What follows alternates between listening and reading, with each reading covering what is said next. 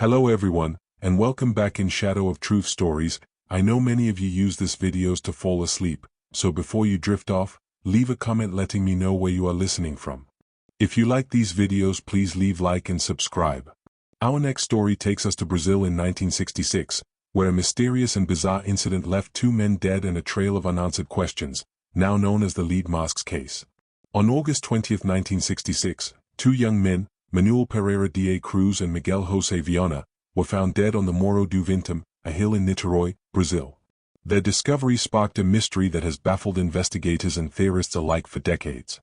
The circumstances surrounding their deaths were strange, eerie, and seemingly unexplainable. Both men were dressed in matching suits and waterproof coats. Beside their bodies were two lead masks, typically used to shield against radiation, and a notebook containing cryptic instructions. The note, written in Portuguese, read, 1630 at the specified location. 1830 ingest capsules, after effect protect metals, wait for signal. The meaning of this message has never been deciphered. Adding to the enigma, there were no signs of struggle, trauma, or violence on the bodies. The men appeared to have died peacefully, lying side by side. Their belongings included an empty water bottle, suggesting they had consumed something, and a small amount of cash. However, toxicology reports were inconclusive due to the advanced state of decomposition when their bodies were found. The investigation revealed that Manuel and Miguel were electronic technicians from Campos dos Goitacazes, a small town several hours away. Friends and family described them as intelligent and ambitious but noted their growing interest in spiritualism and the occult. They had become particularly fascinated with the idea of contacting extraterrestrial beings, leading some to speculate that their deaths were linked to an attempt at alien communication. Witnesses reported seeing the two men on the hill in the hours before their deaths. A young man living nearby recalled seeing a bright orange light hovering over the area that night, a detail that fueled theories of UFO involvement. Others suggested the lead masks were intended to shield their eyes during an expected encounter with a blinding light. Another theory points to a spiritualist group the men were involved with, which reportedly experimented with hallucinogenic drugs and rituals. Some speculate that Manuel and Miguel ingested a psychedelic substance as part of a ritual, leading to their deaths. However, the precise nature of the capsules mentioned in the note remains unknown. Critics of the extraterrestrial and occult theories argue that the case may simply involve a failed scientific experiment. As electronic technicians, the men may have been testing a device or experiment involving radiation or electrical energy, using the lead masks for protection. If something went wrong, they might have succumbed to poisoning or other unforeseen effects. Despite extensive investigations, the lead masks case remains unsolved. The peculiar combination of circumstances, the cryptic note, the lead masks, and the apparent lack of foul play, has left even the most experienced investigators puzzled. Over the years, the story has inspired countless theories, from alien abduction and secret government experiments to botched rituals and accidental poisoning. The lack of definitive answers has only deepened the intrigue, making the lead masks case one of Brazil's most enduring mysteries. Whether the men were victims of their own curiosity, an experiment gone awry, or something far stranger, the case of Manuel Pereira da Cruz and Miguel José Viana serves as a haunting reminder of how little we understand about the world, and perhaps the universe, around us. In this story, we explore the haunting disappearance of Jennifer Kess, a young woman who vanished without a trace in 2006, leaving behind a trail of puzzling clues that continue to confound investigators. Jennifer Kess was a 24-year-old financial analyst living in Orlando, Florida. She had just returned from a vacation in the Virgin Islands with her boyfriend and was settling back into her routine. Described as responsible, outgoing, and deeply loved by her family and friends, Jennifer seemed to have everything going for her. On the morning of January 24, 2006, Jennifer failed to show up for work. This was entirely out of character, and her employer contacted her family when they couldn't reach her. Jennifer's parents, Drew and Joyce Kess, immediately drove to her condo. Inside, they found no signs of a struggle. Her bed was made, her towel was still damp from a recent shower, and her phone, purse, and keys were missing. It appeared that Jennifer had left for work as usual but never made it there. 2 days later, a break in the case seemed to come when Jennifer's black Chevy Malibu was discovered abandoned at an apartment complex about a mile from her home. Investigators found the car parked in a visitor's spot, and upon inspection, they found nothing out of the ordinary, no fingerprints, no signs of a struggle, and no trace of Jennifer. Security footage from the complex revealed a grainy, black-and-white video of a person parking Jennifer's car and walking away. Frustratingly, the footage was obscured by a fence post, and the person's face was never captured. The individual has since been dubbed the person of interest. The video was one of the only concrete pieces of evidence in Jennifer's case, but it raised more questions than answers. Was this person her abductor, someone trying to cover up a crime, or an unrelated individual who stumbled upon the car? The lack of clarity left investigators grasping at straws. Attention soon turned to the mosaic at Millennia, the upscale condo complex where Jennifer lived. The area had been under heavy construction at the time, and Jennifer had mentioned feeling uneasy about the construction workers who loitered around the property. Some of the workers were undocumented immigrants, making it difficult to track their identities or verify their whereabouts. A theory emerged that Jennifer may have been abducted while walking to her car in the early morning hours. However, no witnesses came forward to corroborate this. Another theory suggested that someone might have been lying in wait for her, but there was no physical evidence to support this. Jennifer's family tirelessly pursued every lead. They distributed thousands of flyers, appeared on national news programs, and hired private investigators to comb through the evidence.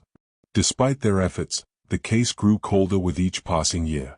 In 2018, the Orlando Police Department turned over Jennifer's case files to her family, a rare move that highlighted the lack of progress.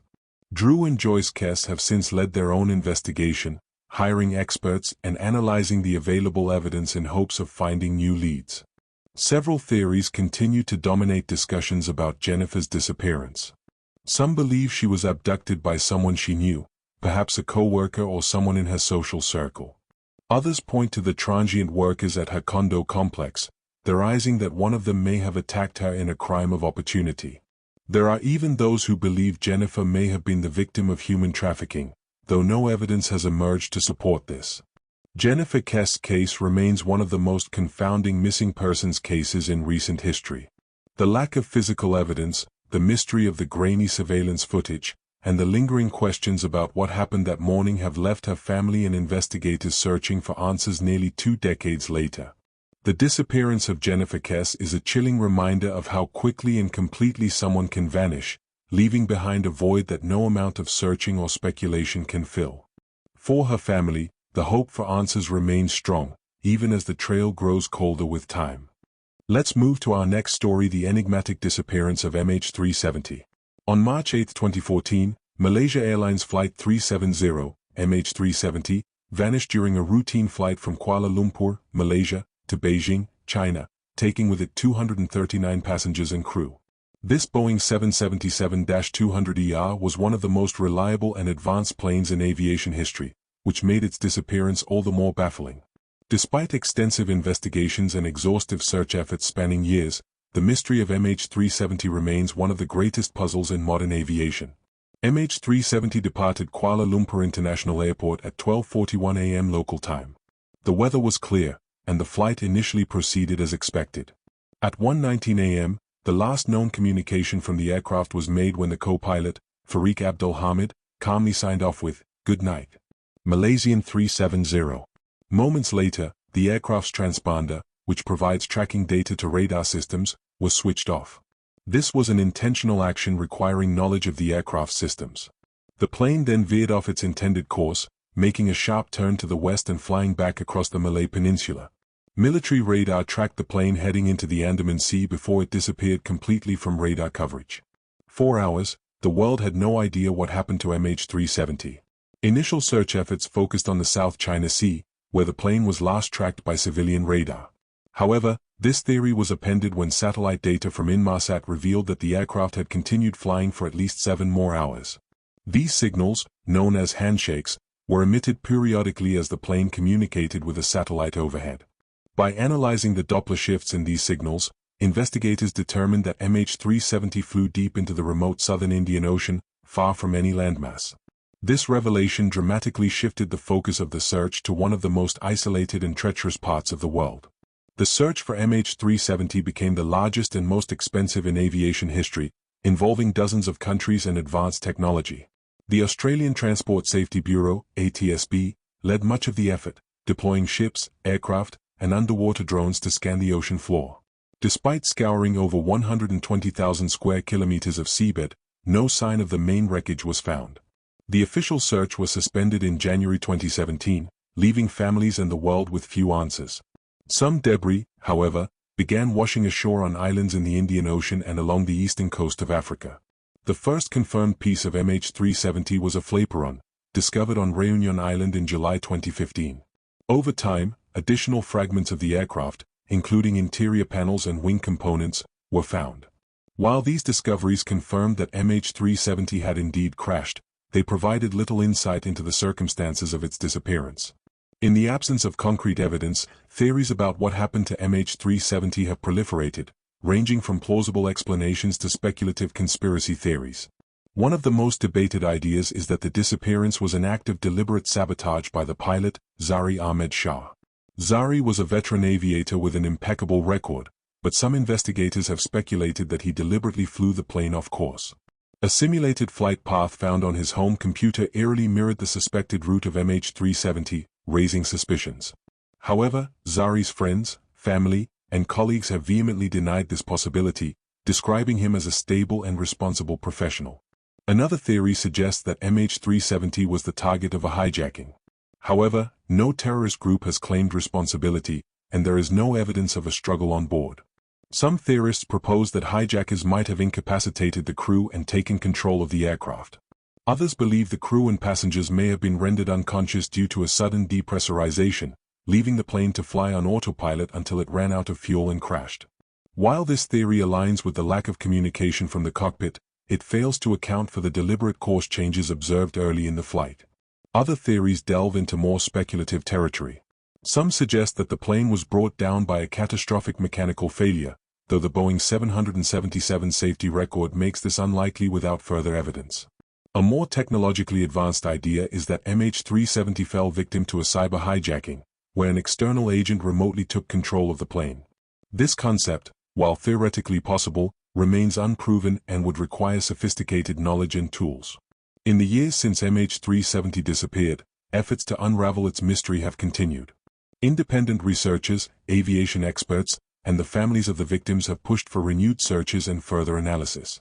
In 2018, a private company, Ocean Infinity, conducted another extensive search using cutting-edge underwater technology, but it too ended without success.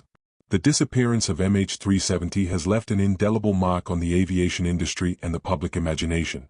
It has raised questions about aviation security, technology, and humanity's ability to track aircraft in real time.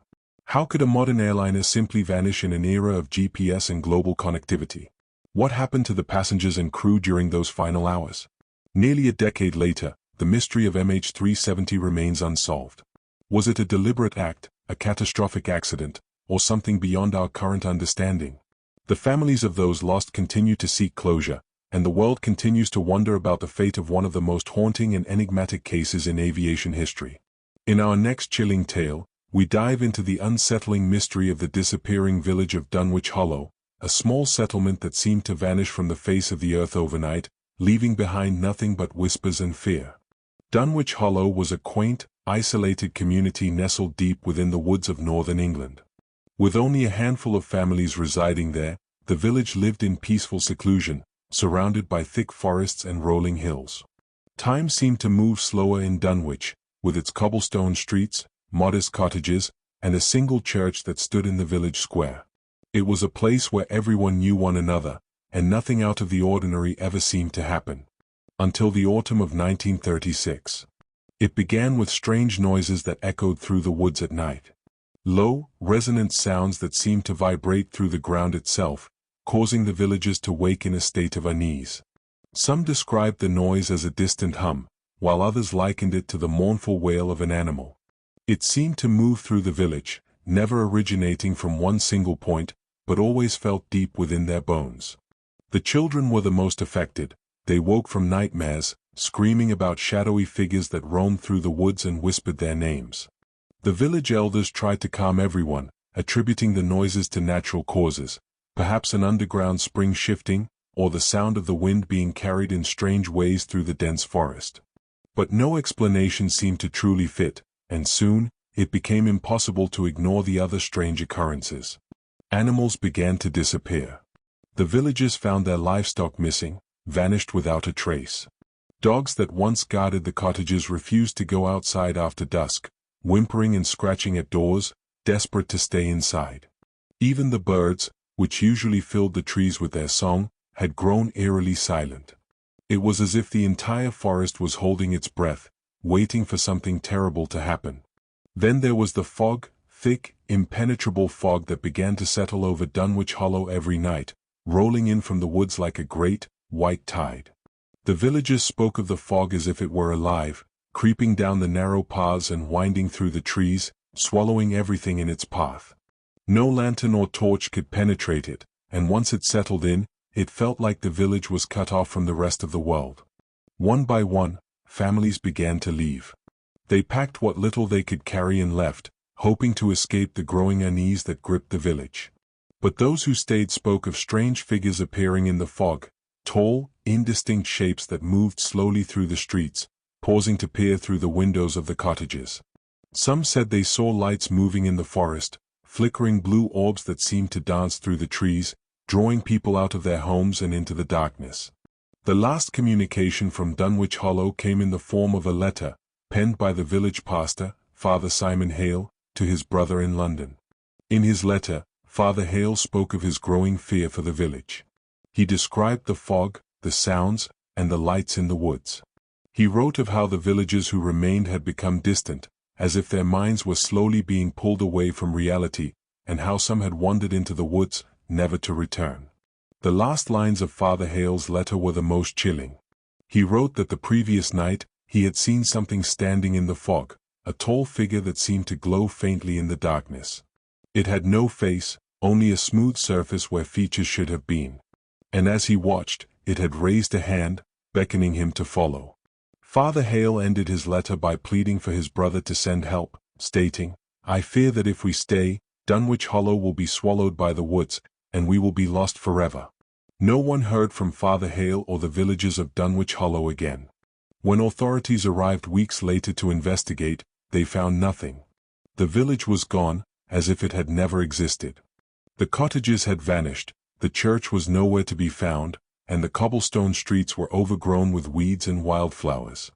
There were no signs of struggle, no remnants of human habitation, only the forest, silent and unyielding. The only trace of Dunwich Hollow was a single stone cross, half buried in the earth where the village square once stood.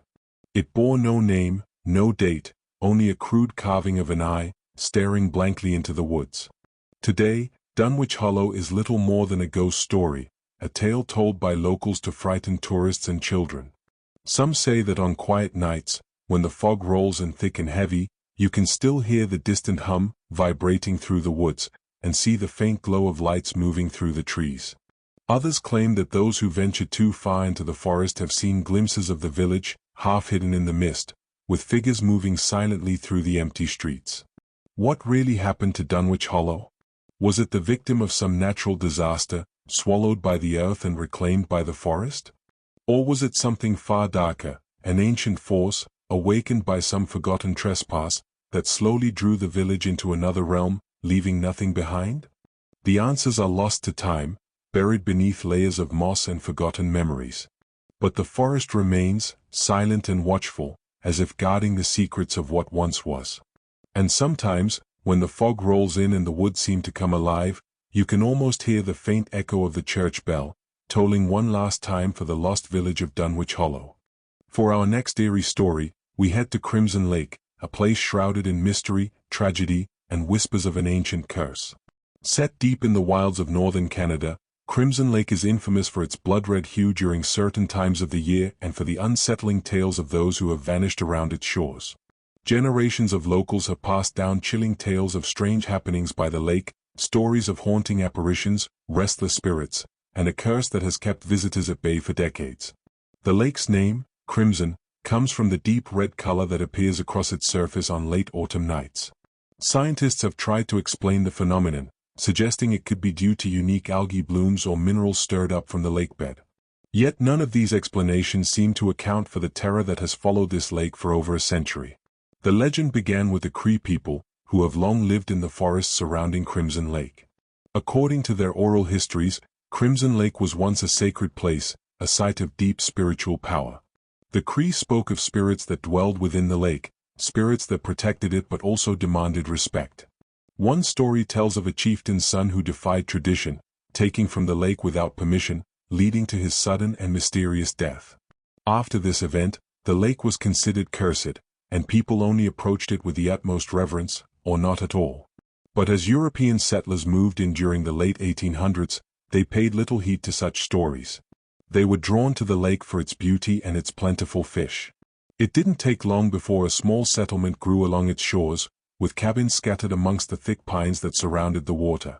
For a time, it seemed as though the curse was little more than superstition. The settlers lived off the land, and life, though hard, was peaceful. Everything changed in 1893, during a particularly harsh autumn. The lake turned red earlier than usual, staining the water in a deep crimson hue that seemed darker and more vivid than before. One night, a young woman named Eliza Garrett disappeared. She had gone to fetch water from the lake, lantern in hand, and never returned. Her fiancé found her bucket at the water's edge, the lantern still flickering beside it, but there was no trace of Eliza. The lake's surface was eerily calm, as if it held its breath, and when he looked into the depths, he swore he saw something moving beneath the water, something pale, reaching upwards. The settlers searched for days, dragging the lake and scouring the surrounding woods, but Eliza was gone. A week later, another villager vanished, a fisherman who had taken his boat out onto the lake at dawn. His boat was found drifting near the center of the lake, empty, his fishing line cast but untouched. Panic began to spread through the settlement. People spoke of strange sounds at night, of wailing cries carried on the wind, of whispers rising from the lake's edge that seemed to call them by name. One night, the entire settlement gathered at the small chapel that had been built on the hill overlooking the lake. As they debated what to do, a heavy fog rolled in, blanketing the lake and the settlement in a thick, unnatural mist. From within the fog came the unmistakable sound of splashing, footsteps in the shallow water, slowly approaching the shore. The villagers rushed to the windows, peering into the fog, and saw figures emerging from the lake, tall, pale shapes, their eyes dark and empty, water streaming from their clothes. Eliza was among them, her face expressionless, her eyes hollow. The settlers watched in horror as the figures moved silently through the fog, walking up towards the cabins, their feet leaving no marks on the ground. The villagers barricaded themselves in the chapel, the walls echoing with their prayers and cries. Through the windows, they saw the apparitions move between the cabins, their heads turning as if searching for someone, their mouths opening as if to speak, though no sound came out. By morning, the fog had lifted, and the figures were gone. The village, however, was no longer the same. The people were gripped by fear, too terrified to approach the lake, too scared to remain in a place where spirits seemed to walk freely. Within a few days, the entire settlement packed their belongings and left, abandoning their cabins and the lake to the wilderness. 4 years, the abandoned village stood empty, slowly decaying, the forest reclaiming what had once been cleared. Hunters and trappers passing through the area spoke of strange sights, of lights moving through the fog above the lake, of voices whispering in the stillness of the forest, of figures standing at the water's edge, their faces obscured by mist. They warned others to avoid the lake, to stay away from the crimson-stained waters, especially in autumn when the lake turned red. The legend of Crimson Lake grew, and those who dared to visit it were few. In the 1950s, a group of teenagers, dismissive of the old stories, decided to camp along its shores. They laughed off the warnings of the locals, setting up their tents near the water. On the second night, as they sat around the campfire, the lake began to glow, a deep, unnatural red that seemed to pulse beneath the surface. One of the boys claimed he saw someone standing on the far shore, a figure in a white dress, her hair hanging loose, her face turned towards them. Despite his friend's disbelief, he stood up and began walking towards the water, as if in a trance. The others watched, calling after him, but he ignored their cries, stepping into the shallow water, moving deeper and deeper until he disappeared beneath the crimson surface. Panicked, his friends ran, abandoning their camp, fleeing into the night. When they returned with help the next morning, there was no sign of the boy, only the ripples on the lake, slowly fading into stillness. Today, Crimson Lake remains a place of fear and superstition. Few dare to go near it, and those who do never stay long. The cabins have long since collapsed, their remnants hidden beneath moss and vines, but the lake itself remains unchanged, a dark, foreboding presence at the heart of the forest. The Cree people still speak of the spirits that dwell within the lake, spirits that demand respect and claim those who are foolish enough to ignore the warnings. When the lake turns red in autumn, it is said that the spirits are closest, that the barrier between the living and the dead grows thin. Those who hear the whispers, who see the figures moving through the mist, know better than to follow, for Crimson Lake does not give up its dead. It keeps them, forever bound to its crimson waters, forever calling out to the living, urging them to join the lost souls beneath the surface. On September 8, 2017, 19-year-old Kanika Jenkins attended a party with friends at the Crown Plaza Hotel in Rosemont, Illinois, a suburb of Chicago. The night was meant to be a celebration, but it ended in tragedy when Kanika's body was discovered in a hotel freezer the following day.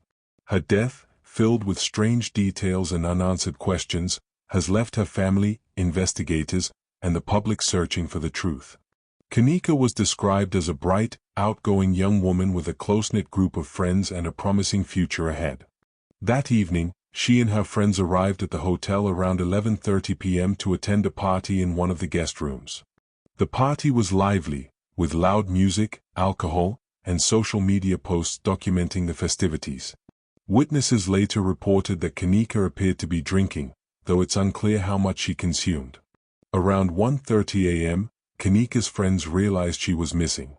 They initially thought she had wandered off and began searching for her in the hotel. At some point, her phone and keys were discovered in the room, but Kanika herself was nowhere to be found. Her friends eventually called her mother, Teresa Martin, who arrived at the hotel around 5 a.m. to help look for her daughter. Teresa immediately demanded that hotel staff review surveillance footage, but her request was denied.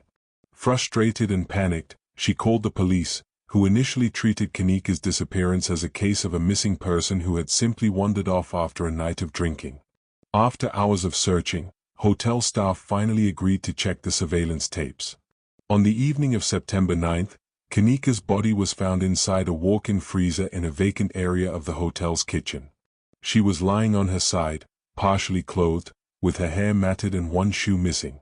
The freezer door was closed, and the temperature inside was sub-zero. The discovery shocked her family and friends, raising immediate questions about how Kanika had ended up there. The autopsy revealed that Kanika had died from hypothermia. Her blood alcohol level was 0.112, above the legal limit for driving, and she had a small amount of a prescription drug in her system, commonly used for migraines and known to enhance the effects of alcohol. While the medical examiner ruled her death accidental, the circumstances surrounding her final moments were far from clear.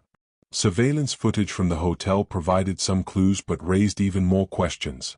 In the videos, Kanika can be seen stumbling through the hallways and kitchen areas of the hotel in the early hours of September 9th. She appears disoriented, bumping into walls and struggling to maintain her balance.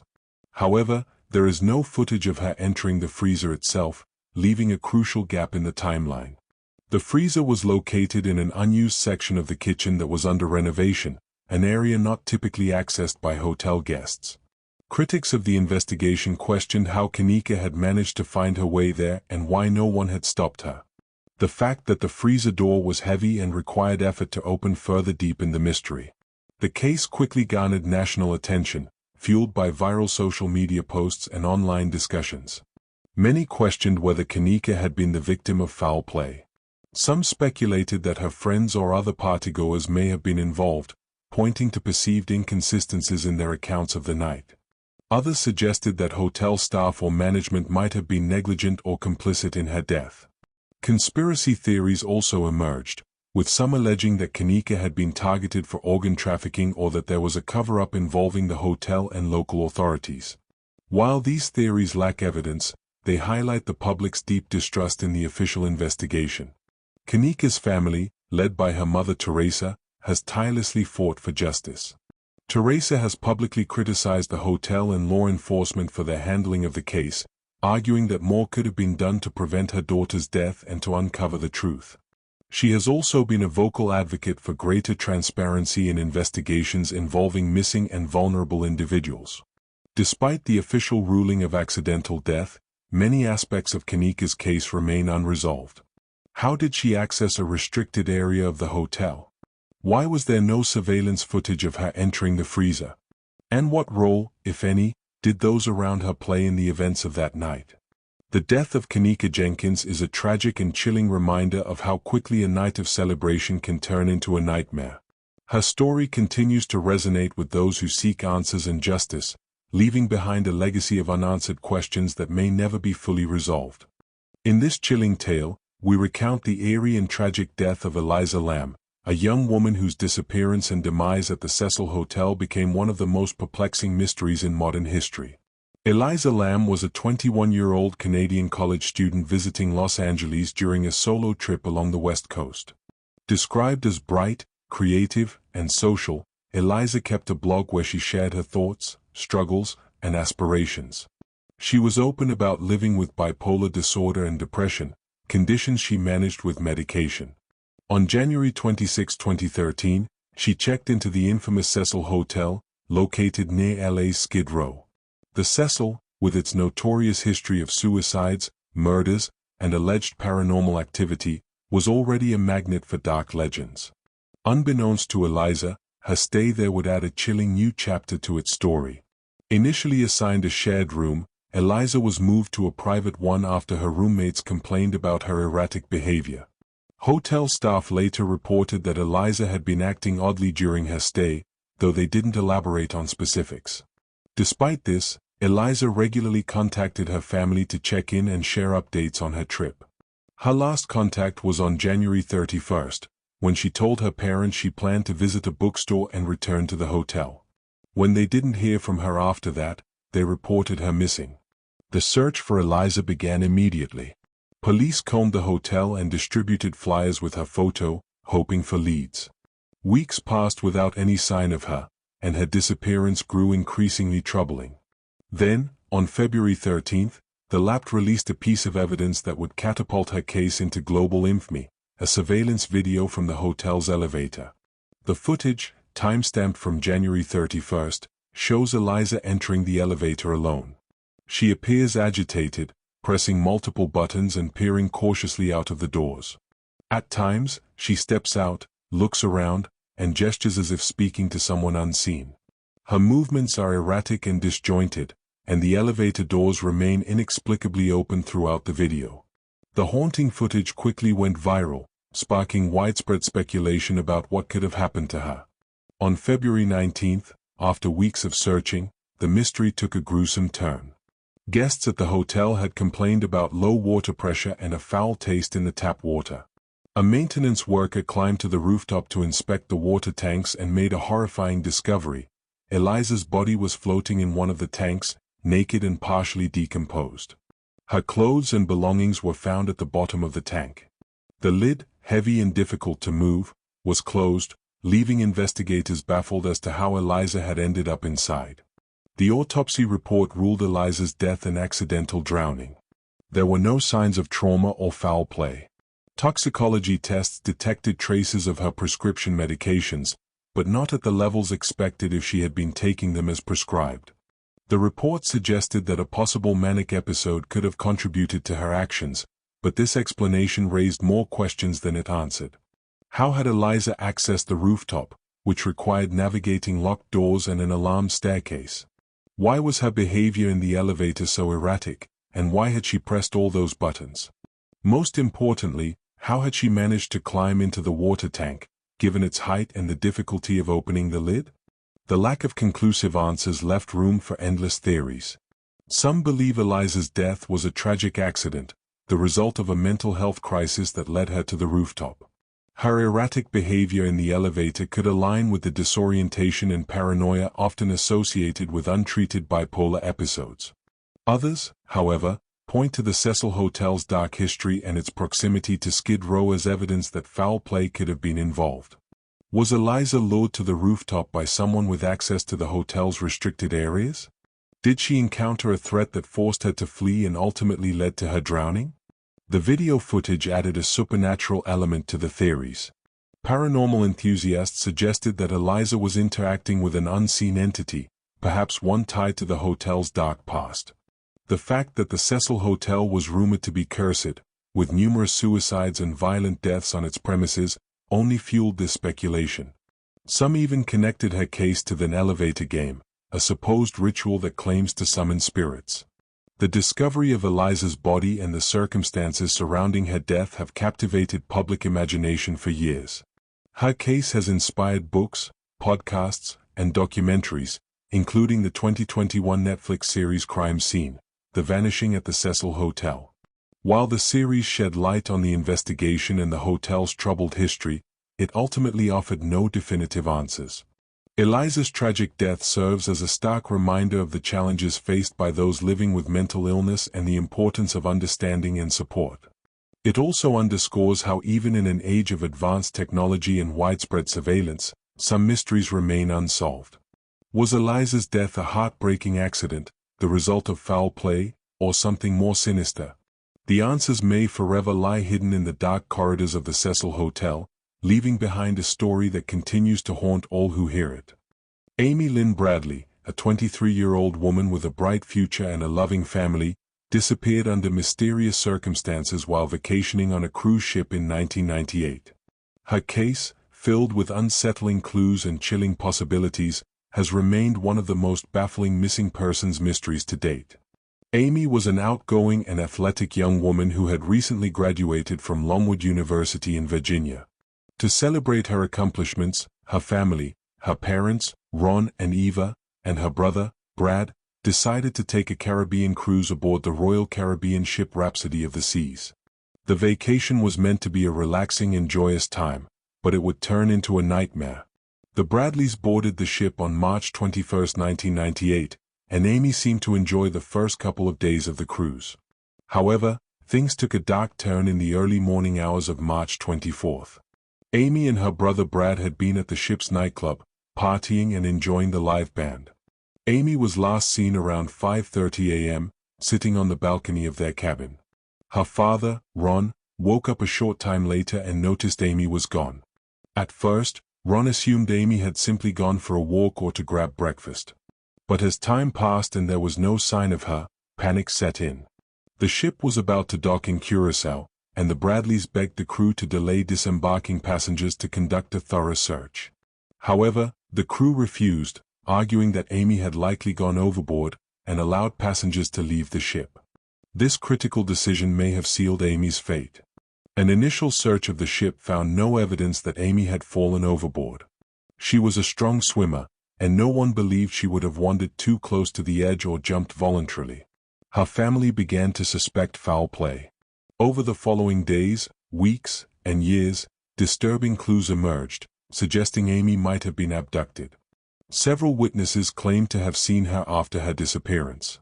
In 1999, a Canadian tourist reported seeing a woman resembling Amy on a beach in Curaçao. The woman allegedly approached him, looking frightened and begging for help, before being whisked away by two men. Another sighting came from a U.S. Navy officer who said he saw Amy in a brothel in Curaçao, where she told him she was being held against her will. Adding to the mystery, photographs of a woman resembling Amy appeared on a website advertising escorts. The family hired private investigators and even enlisted the help of organizations specializing in human trafficking cases. Despite these efforts, none of the leads ever resulted in concrete answers. The cruise ship staff and passengers also came under scrutiny. Amy had been approached by members of the ship's band, who had been seen talking to her the night before her disappearance. One band member, in particular, expressed unusual interest in Amy, and her brother later recalled seeing him acting suspiciously. However, no evidence was ever found linking the band or any other staff to her disappearance. The Bradley family has never stopped searching for Amy. They have worked tirelessly to keep her case in the public eye, appearing on national television shows and offering a substantial reward for information leading to her safe return. Despite their efforts, Amy's fate remains a haunting mystery. To this day, the disappearance of Amy Lynn Bradley is a chilling reminder of how quickly and completely someone can vanish, even in the seemingly safe environment of a family vacation. Was Amy abducted and forced into human trafficking? Or did something else entirely happen aboard the Rhapsody of the Seas that morning? The answers remain elusive, leaving behind a trail of questions that continues to disturb and captivate those who hear her story. In tonight's story, we journey into the heart of Widow's Hollow, a place of mystery and tragedy that has captured the fear and fascination of many over the years. Nestled deep in the Appalachian Mountains, Widow's Hollow earned its eerie name long ago, when the unfortunate fate of its inhabitants became more than just coincidence. It became a legend that haunted the entire region. The story begins in the late 1800s, when a small community settled in the hollow, drawn by the promise of fertile land and plentiful game. The community thrived for several years, with settlers building cabins, tending to their livestock, and growing their families. At the center of this community lived Mary Walker, known to everyone as Widow Walker. She was a striking figure, with long silver hair and piercing blue eyes.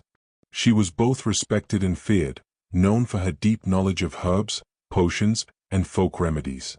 Mary's husband had died under mysterious circumstances, disappearing into the woods one winter night only to be found weeks later, his body frozen, his face twisted in an expression of sheer terror. After that, the villagers began to whisper about Mary, wondering if there was something unnatural about her, something that had driven her husband to such a gruesome fate. Despite their fears, they still came to her for help when their children fell ill or when they needed guidance through the harsh winters. But everything changed in the winter of 1883. A terrible sickness swept through the hollow. It began with a fever, then chills, and finally, hallucinations that left the afflicted screaming and clawing at invisible specters. Mary worked tirelessly to save the villagers, administering her herbal remedies and caring for the sick as best as she could. Despite her efforts, many succumbed to the illness, including nearly all the men of the hollow. Those who survived spoke of dark visions in their fevered states, of shadowy figures standing at their bedsides, of whispers that seemed to come from nowhere. The villagers, desperate for someone to blame, turned their fear and grief on Mary. They accused her of witchcraft, of bringing the sickness upon them as punishment for the distrust they had shown her after her husband's death. They claimed she had called upon dark forces, that she had summoned spirits to take revenge on the hollow. In their rage, they dragged her from her cabin to the center of the village, and there, beneath the old oak tree, they hanged her. As she stood on the makeshift gallows, her face bruised and her hands bound, Mary uttered her final words, a curse upon those who had wronged her. She swore that they, and their descendants, would never know peace, that the hollow would forever be haunted by the spirits they had accused her of summoning. Her voice, they said, carried on the wind, echoing through the trees as the rope tightened around her neck. The villagers buried her body at the edge of the hollow, far from consecrated ground, hoping that it would be enough to end the curse. But it wasn't. Over the years, Widow's Hollow fell into decay. The sickness returned each winter, and each time it took more lives. The men who had condemned Mary were the first to fall, followed by their wives and children. By the turn of the century, the hollow was almost entirely abandoned. Those who remained spoke of strange occurrences, of lights moving through the woods at night, of shadows that seemed to have a life of their own, and of a figure in a flowing black dress wandering the hollow, her face hidden beneath a veil. It was said that if you ventured into Widow's Hollow after dark, you could hear Mary Walker's voice on the wind, whispering her curse, calling out the names of those who had wronged her. Some claimed that her spirit was not alone, that the spirits of the men who had accused her also haunted the hollow, their twisted forms seen lurking in the woods, forever bound to the place by the curse they had brought upon themselves. In 1921, a group of loggers, unaware of the hollow's dark past, set up camp there, hoping to clear the woods for timber. On their first night, they were awoken by the sound of crying, a woman's voice, mournful and filled with pain. They searched the camp, but found nothing. The next night, the crying returned, louder this time, echoing through the hollow. One of the men claimed he saw a figure standing at the edge of the clearing, a woman in a black dress, her face pale and her eyes hollow. He described how she raised her hand, pointing towards him, and how an overwhelming sense of dread filled him, as if death itself was reaching out to claim him. The loggers left the hollow the next morning, abandoning their tools and supplies. They spoke of a presence in the woods, something that watched them, something that moved silently among the trees, always just out of sight.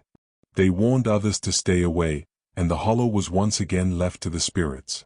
In the decades that followed, Widow's Hollow became a place of legend, a cursed land, haunted by the restless spirit of Mary Walker. Locals avoided it, refusing to enter the hollow even during the day.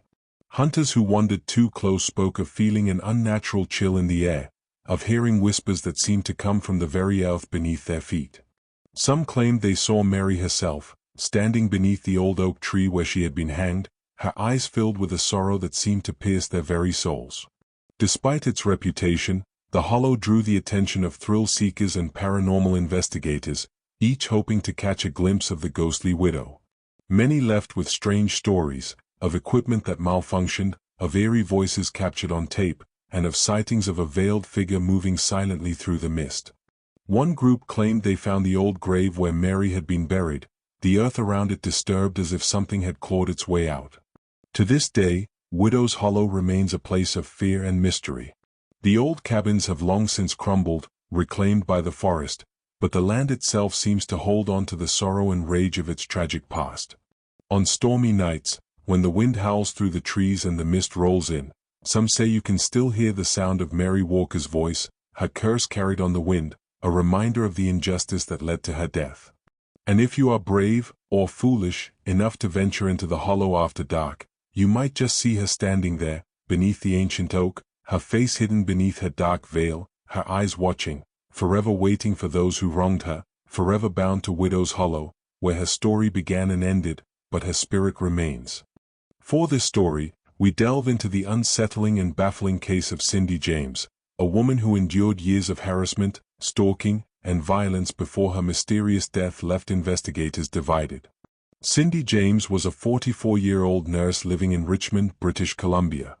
By all accounts, she was kind, intelligent, and well-liked. However, beginning in 1982, her life descended into a nightmare. Cindy reported receiving anonymous threatening phone calls, letters, and visits from an unseen stalker. The harassment ranged from eerie whispers over the phone to explicit threats against her life. Cindy initially sought help from the police, but the stalker's tactics escalated.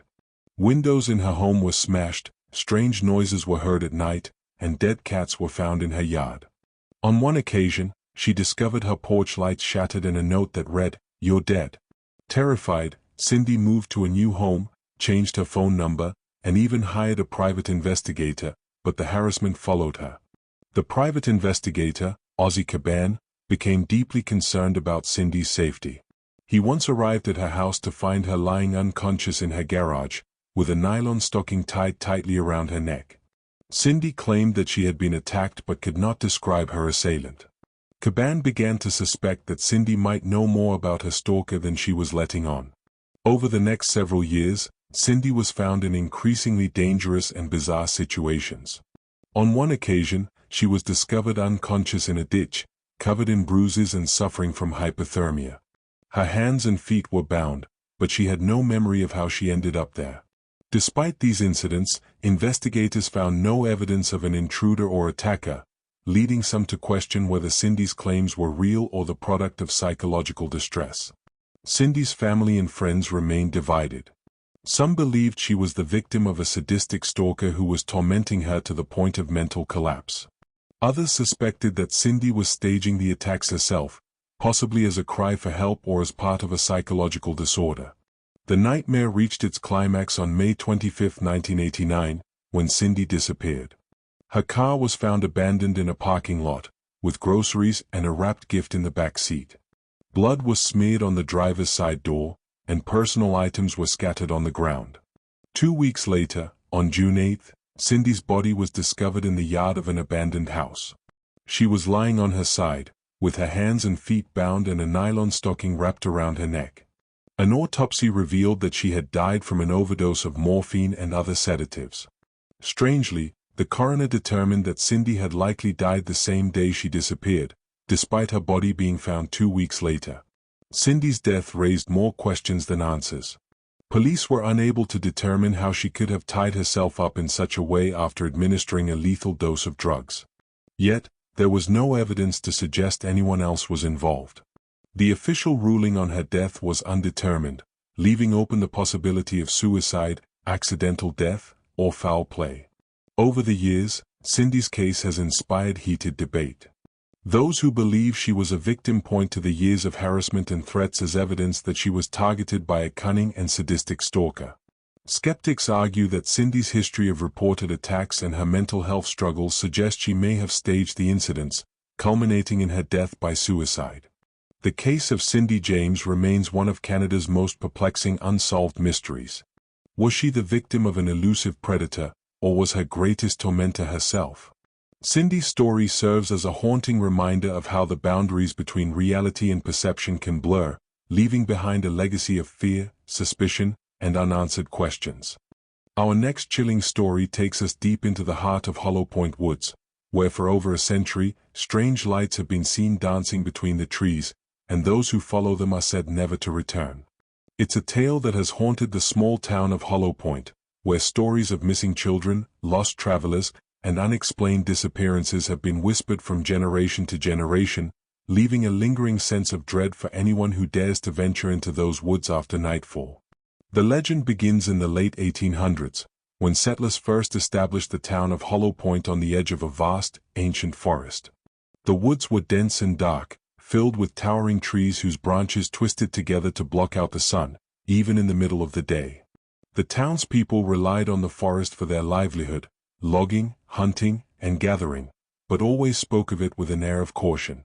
There were stories, even then, of the strange, flickering lights that could be seen deep within the woods on moonless nights, lights that seemed to call out, to lure the unwary off the path.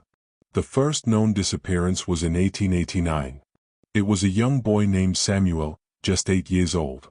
He had been playing near the edge of the woods with his older brother when he claimed to see a pretty light moving between the trees. His brother watched in confusion as Samuel ran towards it, vanishing between the trunks, his laughter echoing for just a moment before being swallowed by the forest. Despite an extensive search that lasted for days, Samuel was never found. The only clue was his small wooden toy, discovered at the base of a twisted old tree, its surface scorched as if it had been burned. After Samuel's disappearance, the townspeople became wary of the woods. They forbade their children from playing near the trees, and adults refused to enter after dark. But the lights continued to appear, flickering between the trees, blue, white, sometimes a deep, eerie green. They would drift just beyond the edge of the woods, visible from the town, like lanterns carried by invisible hands. Some claimed they heard whispers on the wind, voices calling their names, urging them to step into the darkness. In 1903, a group of 4 loggers went missing.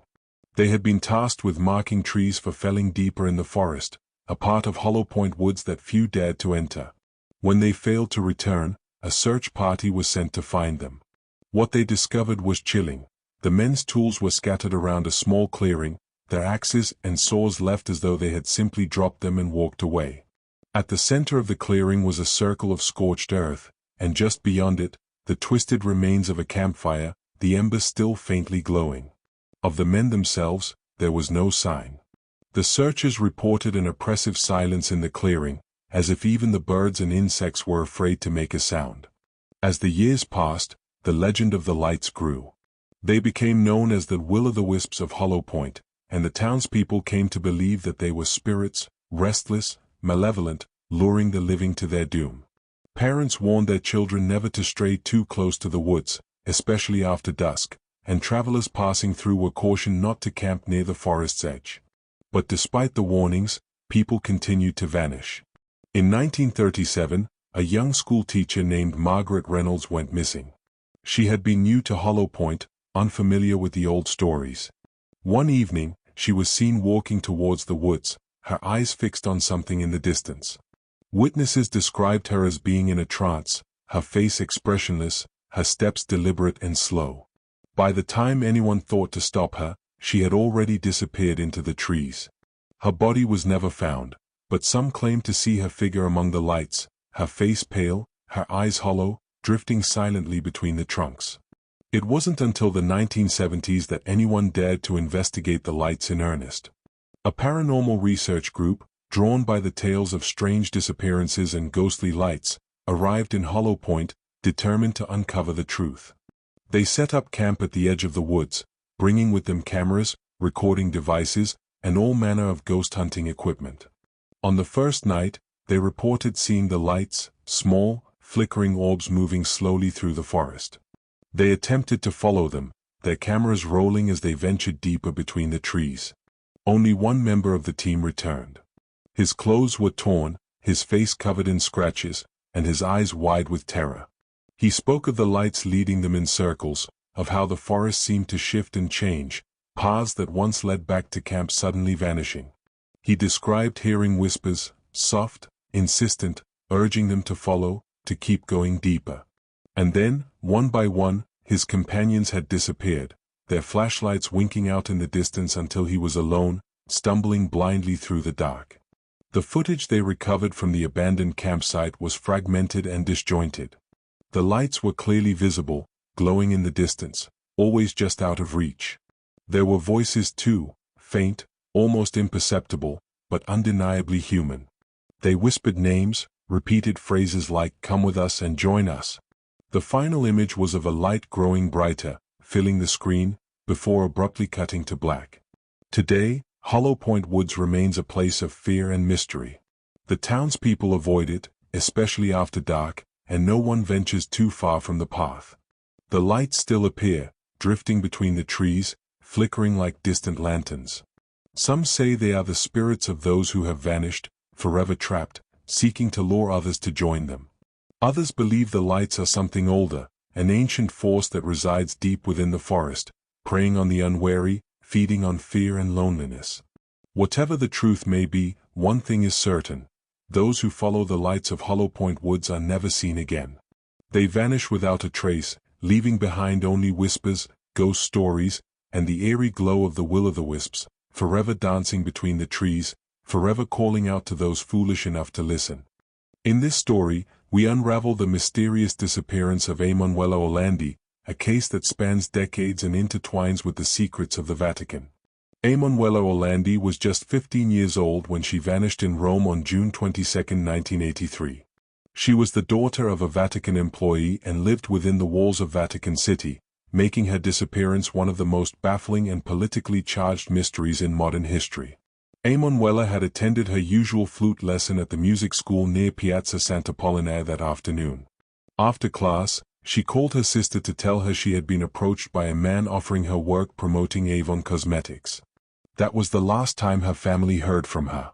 When she failed to return home, panic set in, and the search began. Initially, Emanuela's disappearance seemed like a tragic but straightforward missing persons case. However, it quickly spiraled into a web of conspiracies and intrigue. The investigation revealed little about her whereabouts, but the days following her disappearance brought strange phone calls to the Orlandi family. A man calling himself the American claimed Emanuela had been kidnapped as leverage to secure the release of Mehmet Ali Aka, the man who had attempted to assassinate Pope John Paul II in 1981. This tied her disappearance to global politics and the Cold War tension between the Vatican, the Eastern Bloc, and Western powers. As months turned into years, the theories about Emanuela's fate grew increasingly bizarre. Some believed she had been abducted as part of a plot involving the Italian mafia, who allegedly had ties to the Vatican Bank and used her as a pawn to pressure the church into repaying debts. Others suggested she had been trafficked into slavery by shadowy figures operating within the Vatican itself. In 2005, a chilling new lead emerged. During a televised interview, an exorcist, Father Gabriel Amorth, claimed that Emanuela had been kidnapped for a sex ring involving high-ranking members of the church and foreign diplomats. This statement was never corroborated, but it fueled public outrage and distrust in Vatican transparency.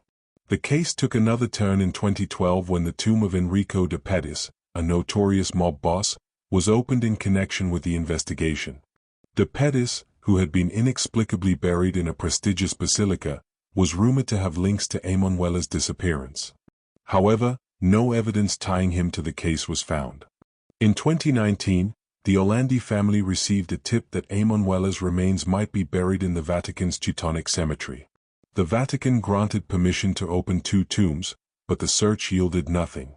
Instead, investigators discovered bones in an ossuary nearby, but testing revealed they predated Emanuela's disappearance.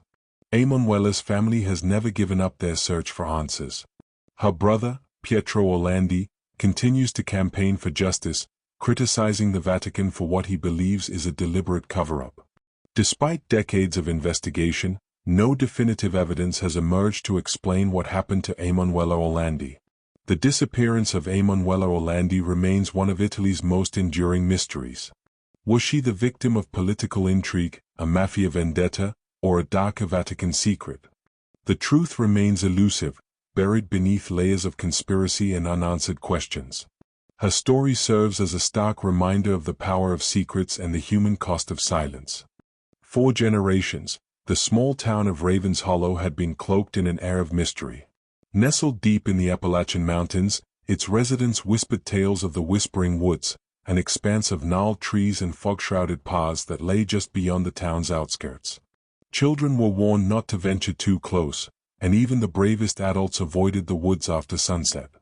Over the years, more than a dozen people had disappeared within its shadowy confines, their bodies never found. The forest, they said, was cursed. In the fall of 1993, journalist Amy Calloway arrived in Ravens Hollow with a simple assignment: investigate the string of missing persons cases linked to the Whispering Woods. It was meant to be a piece for the small but respected True Crime Digest. Amy had built a reputation for her tenacity and sharp instincts, and she relished the opportunity to dig into the town's dark lore. What she didn't know was that this story would be her last. Amy's first few days in Ravens Hollow were uneventful. The locals, while polite, were reluctant to talk about the woods. "Some things are better left alone," the town librarian muttered when Amy asked about the disappearances. Even the town's sheriff, a grizzled man named Hank Torrance, was tight-lipped. "People get lost, accidents happen," he said, though his eyes betrayed unease. "I'd advise you to stay away from those woods." Despite the warnings, Amy pressed on. She pored over old newspaper clippings and police reports, piecing together the timeline of disappearances. The cases spanned decades: a hiker in 1967, a teenage couple in 1974, a local farmer in 1980. All vanished without a trace. A common thread began to emerge. Each disappearance occurred during the fall, and witnesses often reported hearing strange sounds, whispers, some claimed, coming from the woods before the victims vanished. Intrigued, Amy decided to explore the forest herself. Armed with a flashlight, a tape recorder, and her notepad, she ventured into the Whispering Woods on a crisp October afternoon. The air was heavy with the scent of damp earth and decaying leaves. As she walked, the trees seemed to close in around her, their twisted branches forming a canopy that blocked out the sun. She felt a chill that wasn't just from the autumn breeze. At first, the woods were silent except for the crunch of her boots on the forest floor. But as she ventured deeper, she began to hear faint noises, a low rustling, like someone, or something, moving just out of sight. Then came the whispers. They were faint, barely audible, but unmistakable. Amy stopped in her tracks, straining to hear. The whispers grew louder, more insistent, though she couldn't make out the words. Her pulse quickened. She turned on her tape recorder, aiming to capture the eerie sounds. "This is Amy Calloway," she whispered, her voice trembling. "I'm in the Whispering Woods, and I'm hearing voices. It's coming from ahead. I'm going to investigate." As she moved toward the source of the whispers, she stumbled upon something that made her blood run cold. A small clearing littered with objects, a rusted pocket knife, a broken compass, a torn piece of fabric. She recognized some of the items from photos in the missing persons files. A sense of dread settled over her. This was no ordinary forest. Suddenly, the whispers ceased, replaced by an oppressive silence. The air grew thick, making it hard to breathe. Amy's flashlight flickered and went out, plunging her into darkness. Panic set in. She fumbled to turn the light back on, but it was no use. She was engulfed in shadow. Then came the laughter. Low, guttural, and inhuman. It echoed through the trees, sending a jolt of terror through her. She turned to run, but the ground seemed to shift beneath her feet. She stumbled and fell, her knees scraping against the rough terrain. Desperately, she crawled toward the direction she thought she had come from, but the forest seemed to stretch endlessly in every direction. "Amy?" Her name, spoken in a rasping voice, froze her in place. She whipped around, her flashlight miraculously sputtering back to life. In its weak beam, she saw a figure standing at the edge of the clearing. It was tall and gaunt, its face obscured by shadow. Its eyes, or what passed for eyes, glowed faintly, like embers in the dark. Amy screamed and scrambled to her feet, running as fast as her legs would carry her. The whispers returned, louder and more chaotic, as if the forest itself was alive and mocking her. Branches clawed at her clothes and skin, but she didn't stop. She ran until her lungs burned and her legs gave out beneath her. Days later, a search party was organized when Amy failed to return to her motel. Sheriff Torrance led the effort, but no trace of her was found. Her tape recorder was discovered near the clearing, its cassette still intact. When the sheriff played the tape, he heard her terrified voice narrating her journey into the woods. Then came the whispers, followed by the laughter, and finally, her blood-curdling scream. The tape ended abruptly. Amy Calloway became another name on the growing list of Ravens Hollow's missing. Her disappearance reignited fear and speculation in the town. Some claimed she had been taken by the same malevolent force that haunted the woods. Others believed the forest was a portal to another realm, a place where the lost could never return. Years later, hikers discovered a small makeshift memorial deep within the Whispering Woods. It consisted of a rusted flashlight, a torn notepad, and a cassette tape, carefully arranged around a weathered plaque that read, "For those who ventured too far." For this story, we journey into one of the most infamous and controversial cases of paranormal activity, the Enfield poltergeist, which terrified a family and captivated investigators in the late 1970s. In 1977, Peggy Hodgson, a single mother of 4, lived in a modest council house at 284 Green Street in Enfield, England. Her quiet life was turned upside down when her 2 daughters, Janet, 11, and Margaret, 13, began experiencing strange occurrences.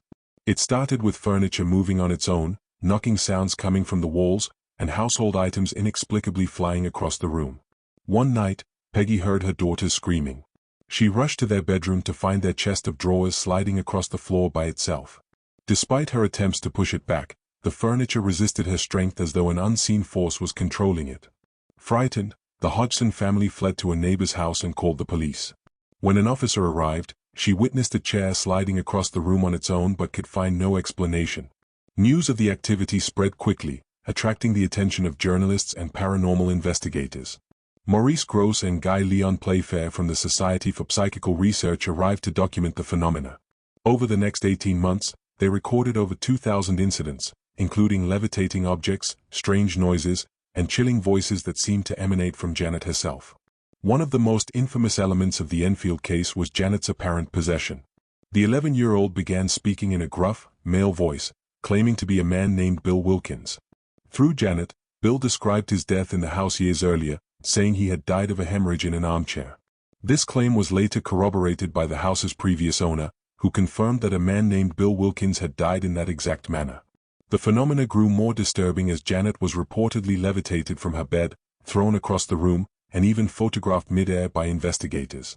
These images, though widely publicized, became a point of contention, with skeptics arguing they looked more like Janet jumping than levitating.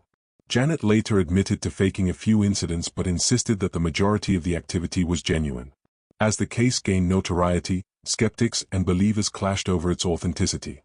Skeptics argued that the events were nothing more than pranks by attention-seeking children or the result of mass hysteria. Believers, however, pointed to the sheer volume of witnesses, including journalists, police officers, and neighbors, as evidence of something truly paranormal. The activity eventually subsided in 1979, leaving behind a legacy of unanswered questions. Janet later admitted that while some events were exaggerated, she and her family experienced things they could not explain. Even Maurice Grosse, who initially approached the case with skepticism, became convinced that the Hodgson family had been the victims of genuine poltergeist activity. The Enfield poltergeist remains one of the most famous cases of paranormal investigation. It has inspired countless books, documentaries, and even films, including The Conjuring 2. Whether it was the work of mischievous children, a disturbed spirit, or something else entirely, the case continues to intrigue and terrify those who hear it. Was the Enfield haunting a glimpse into the supernatural or a cleverly orchestrated hoax? The truth may never be known, but the story serves as a chilling reminder of how thin the veil between the ordinary and the unexplainable can be. Our next story delves into the chilling mystery of the Mary Celeste, a ship found adrift in the Atlantic Ocean in 1872.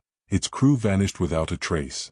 On December 5, 1872, the British brigantine Dei Gratia was sailing through the Atlantic when its crew spotted a ship drifting aimlessly. It was the Mary Celeste, a merchant vessel that had left New York City bound for Genoa, Italy, with a cargo of denatured alcohol. At first glance, the Mary Celeste seemed intact, but there were no signs of life on board. The Dei Gratia crew boarded the Mary Celeste to investigate. The ship's cargo was largely untouched, and there were no signs of damage or foul play. However, the lifeboat was missing, and the ship's logbook contained its last entry from 9 days earlier, noting the Mary Celeste's position near the Azores. There were no clues to explain what had happened to the captain, Benjamin Briggs, his wife, their 2-year-old daughter, or the 7 crew members. Theories about the fate of the Mary Celeste's crew began to swell almost immediately. Some speculated that the crew had abandoned ship after fearing an explosion. The ship was carrying denatured alcohol, and leaks or fumes from the cargo might have caused panic. However, the ship itself was seaworthy, with no evidence of an imminent threat. Another theory suggested that the Mary Celeste was the victim of piracy. However, there were no signs of violence, and the cargo and crew's valuables were untouched. This left investigators puzzled. Supernatural explanations also emerged. Some claimed the crew had been abducted by aliens, while others suggested they had fallen victim to the Bermuda Triangle, despite the ship being far from its boundaries. Tales of ghostly apparitions and cursed voyages became part of the ship's lore, turning it into a legend. In the years following its discovery, the Mary Celeste's story continued to captivate and mystify. No definitive evidence ever surfaced to explain the fate of its crew, leaving behind one of the greatest maritime mysteries of all time. Was it fear, foul play, or something beyond our understanding that led to their vanishing? The truth remains as elusive as the silent ship adrift in the Atlantic. In this next tale of maritime mystery, we uncover the chilling story of the Mary Celeste, a ship discovered adrift in the Atlantic Ocean with no crew aboard and no clear explanation for their disappearance. The Mary Celeste was a brigantine merchant ship that set sail from New York on November 7, 1872, bound for Genoa, Italy. On board were Captain Benjamin Briggs, his wife Sarah, their 2-year-old daughter Sophia, and 7 experienced crew members. The ship carried a cargo of denatured alcohol, a hazardous but valuable substance. Captain Briggs was a well-respected sailor, known for his meticulous nature and steady temperament. A month into the voyage, on December 5, 1872, the British ship Dei Gratia spotted the Mary Celeste drifting aimlessly in the Atlantic, about 400 miles off the Azores. The crew of the Dei Gratia noted that the Mary Celeste seemed intact but was sailing erratically. They approached and boarded the vessel, only to discover a scene that would spark over a century of speculation. The Mary Celeste was completely deserted. The lifeboat was missing, but the ship itself was in good condition, with no signs of violence or struggle. The cargo of alcohol was undisturbed, and the crew's personal belongings, including valuables, were still aboard. Even more puzzling, 6 months' worth of food and water remained untouched. The ship's logbook was intact, but its entries offered no clues as to why the crew had abandoned ship. What could have driven the crew to leave the Mary Celeste in such haste? Over the years, numerous theories have been proposed, each as tantalizing as the last. One of the most plausible explanations involves the ship's cargo. Denatured alcohol is highly flammable, and a leak or fumes could have caused the crew to fear an imminent explosion. In their panic, they may have boarded the lifeboat, planning to trail the ship until the danger subsided. However, if they became separated from the Mary Celeste, they would have been lost at sea, leaving the ship to drift without them. Another theory suggests that the Mary Celeste encountered a rogue wave, a sudden and massive wall of water that can strike with little warning. Such a wave might have swept the crew overboard or damaged the lifeboat, leaving no survivors. However, the ship's condition did not indicate such an event. More fantastical explanations involve piracy or foul play. Some theorize that another vessel intercepted the Mary Celeste, forcing the crew to abandon ship. Yet, the lack of damage and the untouched cargo contradict this idea. Paranormal enthusiasts, meanwhile, have speculated about sea monsters, ghostly apparitions, or even alien abductions. The story of the Mary Celeste took an unexpected twist in 1884, when Sir Arthur Conan Doyle, the creator of Sherlock Holmes, published a fictionalized account of the mystery titled J. Habakkuk Jeffson's Statement. His tale embellished the facts and introduced the idea of a cursed ship, capturing the public imagination and adding to the mythos surrounding the Mary Celeste. The ship itself met an ignominious end. After being salvaged and returned to service, it was deliberately wrecked in 1885 as part of an insurance fraud scheme. Its mysterious legacy, however, endures. The case of the Mary Celeste remains one of the most enduring maritime mysteries. What truly happened to its crew may never be known, but the ship's lonely voyage across the Atlantic continues to intrigue and unsettle, a haunting reminder of the perils and enigmas of the open sea. In our next story, we delve into the mysterious and chilling story of the SS Awang Medan, a ghost ship whose crew met an eerie and unexplained fate in the waters of Southeast Asia. The tale begins in June 1947, when multiple ships in the Strait of Malacca received a distress call from a Dutch freighter, the SS Awang Medan. The message was as brief as it was alarming. All officers, including the captain, are dead. Lying in chart room and bridge. Possibly whole crew dead. After this came a burst of indecipherable Morse code, followed by a final chilling statement, "I die." Then, silence. The distress call prompted an immediate search. A nearby American merchant vessel, the Silver Star, responded and altered course to locate the Awang Medan. When the Silver Star arrived, they found the Awang Medan adrift with no signs of life on deck. The ship's exterior was undamaged, but an unsettling silence hung over it. The crew of the Silver Star boarded the vessel, and what they discovered remains one of the most disturbing mysteries in maritime history. The entire crew of the Awang Medan was dead. Their bodies were strewn across the decks, many with their arms outstretched as if they had been fending off something unseen. Their faces were frozen in expressions of sheer terror, with wide, bulging eyes and twisted mouths. Even the ship's dog was found deceased, snarling at an invisible enemy. Most chillingly, there was no visible sign of injury on any of the bodies. It was as if death had come to them suddenly and without explanation. The Silver Star's crew made their way to the engine room and found that the ship's machinery was in good condition, ruling out a mechanical failure as the cause. The cargo hold was examined and revealed no hazardous materials, though some reports claimed that the ship was carrying a secret load of chemicals or weaponry. Before further investigation could be conducted, a fire broke out in the lower deck of the Awang Medan. The Silver Star crew evacuated and barely managed to escape before the ship exploded and sank, taking its grim secrets to the depths of the sea. Theories about what happened to the crew of the Awang Medan have persisted for decades.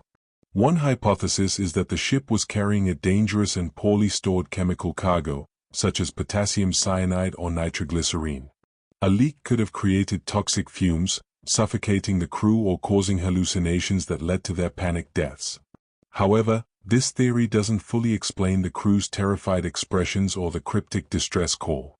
Another possibility is that the ship encountered a phenomenon known as a sonic attack. Infrasound waves, caused by certain natural or man-made occurrences, can induce feelings of panic, disorientation, and even death. Some theorists believe the Awang Medan may have passed through such an event, incapacitating the crew and leading to their eerie demise. The story has also inspired supernatural explanations. Some claim the Awang Medan was cursed or that the crew fell victim to paranormal forces. These theories are fueled by the ship's mysterious disappearance from maritime records. There is no definitive documentation proving its existence beyond eyewitness accounts and anecdotal reports. Others suggest the ship was part of a clandestine operation, possibly involving secret military or intelligence cargo. This would explain the lack of official records and the ship's suspicious explosion, which conveniently destroyed any remaining evidence. Skeptics argue that the story of the Awang Medan is nothing more than a maritime legend, exaggerated over time. However, the consistent details across various accounts make it difficult to dismiss entirely. Additionally, similar cases of ghost ships, vessels found adrift with no living crew, lend credence to the idea that something unexplained may have occurred. The Awang Medan remains one of the most chilling and enigmatic ghost ship tales. Its tragic and mysterious end serves as a haunting reminder of the dangers and unknowns lurking on the high seas. What truly happened on that doomed voyage may never be known, but the legend of the SS Awang Medan continues to capture imaginations and send shivers down spines. In this chilling tale, we uncover the mysterious case of Dorothy Jane Scott, a young mother whose disappearance and murder were accompanied by terrifying phone calls and cryptic clues. Dorothy Jane Scott was a 32-year-old single mother living in Stanton, California, in 1980. She worked as a secretary at a local shop that sold psychedelic and spiritual items. By all accounts, Dorothy was a devoted mother to her 4-year-old son, Sean, and led a quiet, unassuming life. She had no known enemies, no risky habits, and no involvement in anything that might put her in danger. Yet, someone had been watching her, and making it known. In the months leading up to her disappearance, Dorothy began receiving disturbing phone calls at her home. The caller was a man who alternated between professing his love for her and making violent threats. He claimed to be watching her every move, even describing her outfits and daily activities in unnerving detail. Dorothy was so frightened that she considered purchasing a handgun but ultimately decided against it. On May 28, 1980, Dorothy attended a meeting at her workplace. During the meeting, she noticed that a co-worker, Conrad Bostron, looked ill. Concerned for his health, Dorothy and another colleague, Pam Head, took Conrad to the emergency room. While waiting at the hospital, Dorothy decided to retrieve her car from the parking lot so they could leave as soon as Conrad was discharged. Pam later reported that Dorothy never returned. Hospital staff later confirmed that Conrad had been discharged, but Dorothy was nowhere to be found. Hours later, her white Toyota station wagon was discovered about 10 miles away, in an alleyway in Santa Ana. The car was on fire, and there was no sign of Dorothy. The investigation into Dorothy's disappearance yielded few leads. Friends and family were unable to identify anyone who might have wished her harm. Police began to suspect that the mysterious caller might be involved, but they had no way to trace him or confirm his identity. The case took an even darker turn after Dorothy vanished. Her parents, Jacob and Vera Scott, began receiving harassing phone calls from an unknown man. The caller would ask, "Is Dorothy home?" before hanging up or saying chilling things like, "I've got her." These calls came regularly, often while Vera was home alone. The man never stayed on the line long enough for the police to trace the calls, and his identity remained a mystery. 4 years after Dorothy's disappearance, on August 6, 1984, a construction worker discovered human remains in the brush along a remote road in Anaheim. The skeletal remains were identified as Dorothy's through dental records. Nearby, investigators found a turquoise ring and a wristwatch, which her parents confirmed belonged to her. The condition of the remains made it impossible to determine a cause of death, leaving more questions than answers. Even after Dorothy's remains were discovered, the harassing calls continued. The man taunted her family with cryptic messages, suggesting he had been responsible for her death. Despite their efforts, police were never able to identify the caller or connect him to Dorothy's murder. Over the years, several theories have emerged about Dorothy's fate. Some speculate that the caller was an obsessed stalker who fixated on Dorothy and eventually acted on his violent fantasies. Others believe the perpetrator might have been someone Dorothy knew but whose connection to her was never uncovered. To this day, the murder of Dorothy Jane Scott remains unsolved.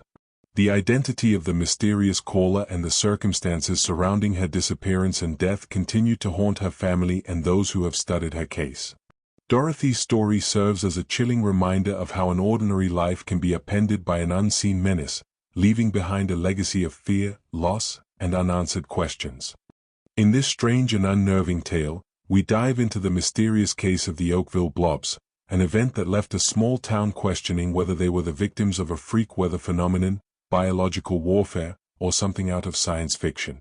On August 7, 1994, in Oakville, Washington, a bizarre event unfolded that defied explanation. Around 3 a.m., a strange, jelly-like substance began raining down over a 20-square-mile area. The translucent blobs were about the size of grains of rice and had the consistency of gelatin. Unlike normal rain, this substance stuck to surfaces, coating rooftops, vehicles, and the ground in a slimy film. At first, residents were baffled but not overly alarmed. However, within hours, people began experiencing severe symptoms. Many fell ill with flu-like conditions, including dizziness, nausea, difficulty breathing, and fatigue. Even animals in the area, such as cats and dogs, became lethargic and sick. Local resident Dottie Hearn was one of the first to report symptoms, describing a sudden wave of dizziness and blurred vision. She was taken to the hospital, where doctors were unable to determine the cause of her condition. The phenomenon recurred 6 times over the next 3 weeks, each time bringing more of the mysterious blobs and worsening symptoms. Concerned residents began to speculate about the source of the substance, and samples were sent to a lab for testing. What scientists found only deepened the mystery. Analysis revealed that the blobs contained human white blood cells but no discernible nucleus, a finding that puzzled biologists. The substance also appeared to host 2 types of bacteria, one of which is typically found in the human digestive system. These anomalies led to wild theories about the blob's origin. One of the most popular theories suggests that the blobs were the result of military testing or biological warfare. Oakville is located near several military installations, and some residents recalled seeing unmarked aircraft flying in the area before the rain began. They speculated that the military might have been testing a biological agent, intentionally or otherwise. However, the U.S. military denied any involvement, leaving the theory unconfirmed. Another theory proposed that the blobs were the result of jellyfish debris scattered into the atmosphere during military bombing exercises over the Pacific Ocean. According to this hypothesis, the explosions may have vaporized jellyfish, which then mixed with rain clouds and fell over Oakville. While imaginative, this theory lacks scientific support. Others have suggested a more mundane but equally puzzling explanation. The blobs might have been the byproduct of industrial waste or environmental pollution. However, no factories or facilities in the area reported any incidents that could explain the phenomenon. For some, the event took on a more supernatural tone. The combination of unexplained illness, strange weather, and eerie blobs led conspiracy theorists to suggest extraterrestrial involvement or even divine punishment. These theories, while popular among UFO enthusiasts, have no basis in evidence. Despite extensive investigation, the Oakville blobs phenomenon remains unsolved. The substance has not been definitively identified, and the cause of the widespread illnesses has never been determined. Some residents believe the government knows more than it's letting on, while others have accepted the mystery as an unsolvable anomaly. The Oakville blobs case is a fascinating reminder of how even in a world dominated by science and technology, some events defy explanation. Were the blobs the result of a secret experiment, a freak natural occurrence, or something beyond human understanding? The truth remains as elusive as the gelatinous rain that fell on that strange August night. In this next unsettling tale, we explore the haunting case of the Isdal woman, whose death in the icy wilderness of Norway has remained one of the most enigmatic unsolved mysteries in modern history. On November 29, 1970, a professor and his 2 daughters were hiking through Isdalen, a remote and rugged valley near Bergen, Norway, known locally as Death Valley due to its history of suicides and hiking accidents. During their trek, they stumbled upon the charred remains of a woman lying among the rocks. She was partially burned, and the scene was both gruesome and bizarre. The woman's body was found surrounded by an array of strange items, a packed lunch, a few empty bottles, and traces of a sleeping pill known as phenobarbital. Most perplexing were the lack of identification documents and the labels meticulously removed from her clothing. A pair of rubber boots, a broken umbrella, and some jewelry lay nearby, placed almost ritualistically. The autopsy revealed even more disturbing details. The woman had consumed 50 to 70 sleeping pills, and soot was found in her lungs, indicating she was alive when set on fire. Her death was officially ruled a probable suicide, but the evidence pointed to a far more complex and sinister story. Investigators discovered 2 suitcases belonging to the woman at a train station in Bergen. Inside were wigs, cosmetics, and more clothing with the labels removed, as well as a notepad with indecipherable codes. These codes were later determined to be travel logs, detailing her movements across several European cities. Witnesses reported seeing her check into multiple hotels under various aliases, including Genevieve Lancia and Claudia Tielt, often speaking multiple languages fluently. The investigation revealed that the Isdal woman had been traveling under at least 9 false identities. She frequently changed her appearance, using wigs and makeup to disguise herself. Hotel staff recalled her behavior as cautious and secretive, avoiding eye contact and keeping to herself. These details sparked numerous theories. Some speculated that the woman was a Cold War spy, working for an intelligence agency and possibly assassinated by rivals. Her travel patterns and multiple aliases seemed consistent with espionage. Others suggested she might have been involved in illegal activities, such as smuggling or forgery, and was killed to silence her. One chilling theory posits that she was lured to her death by someone she trusted. The ritualistic arrangement of her belongings and the circumstances of her death suggest a level of premeditation that goes beyond suicide. The presence of sedatives and the burning of her body could have been an attempt to cover up a murder or obscure her identity. Despite decades of investigation, the Isdal woman's true identity and the circumstances of her death remain unknown. In recent years, advances in forensic science have offered new insights. Isotope analysis of her teeth suggested she grew up in Eastern or Central Europe, possibly near the France-Germany border. However, even this clue has failed to lead to definitive answers. The Isdal woman has captured the imagination of true crime enthusiasts and conspiracy theorists worldwide. Her story has inspired books, documentaries, and podcasts, all attempting to piece together the fragments of her mysterious life. But for every answer, new questions arise, deepening the enigma. Who was the Isdal woman? Was she a spy, a victim of foul play, or a tragic figure fleeing from a past she couldn't escape? Her case remains a haunting reminder of the secrets people can carry and the mysteries that may never be solved. In our next story we will talk about Black Dahlia murder. On the morning of January 15, 1947, a woman and her young child were walking in a quiet neighborhood of Los Angeles when they stumbled upon a gruesome sight. What initially appeared to be a discarded mannequin was, in fact, the mutilated body of 22-year-old Elizabeth Short. Her murder, soon to be known as the Black Dahlia case, would become one of the most infamous and haunting unsolved crimes in American history. Elizabeth Short, born on July 29, 1924, in Boston, Massachusetts, was a young woman who dreamed of making it big in Hollywood.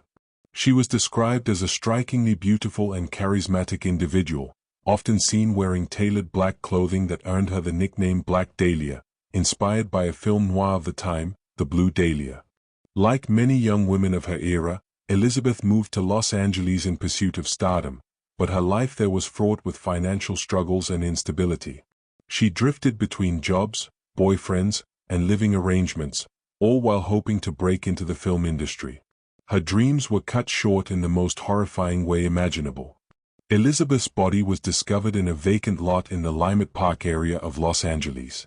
She had been bisected at the waist, a procedure that suggested her killer had surgical knowledge. Her face was grotesquely mutilated with a Glasgow smile, deep slashes that extended from the corners of her mouth to her ears. The killer had drained her body of blood, and there was no evidence of blood at the scene, indicating that she had been murdered elsewhere and her body moved. Her corpse was carefully posed, with her arms above her head and her legs spread apart, as if the killer wanted to create a macabre spectacle. The brutality and precision of the crime shocked both the public and law enforcement. The Los Angeles Police Department, LAPD, launched a massive investigation, involving hundreds of officers and dozens of suspects. The case quickly became a media sensation, with newspapers publishing lurid details and speculating wildly about the victim's life and the identity of her killer. Elizabeth's dark, enigmatic persona and tragic end made her a figure of public fascination, while the crime itself exposed the underbelly of post-war Los Angeles. In the days following the murder, the LAPD received a chilling package addressed to the Los Angeles Examiner and other Los Angeles papers. Inside were Elizabeth's birth certificate, photographs, and personal belongings, along with a letter cut and pasted from newspaper clippings that read, "Here is Dahlia's belongings. Letter to follow." The handwriting was smudged with gasoline, an apparent attempt to obscure fingerprints. The package was traced back to a mailbox in downtown Los Angeles, but no further leads emerged.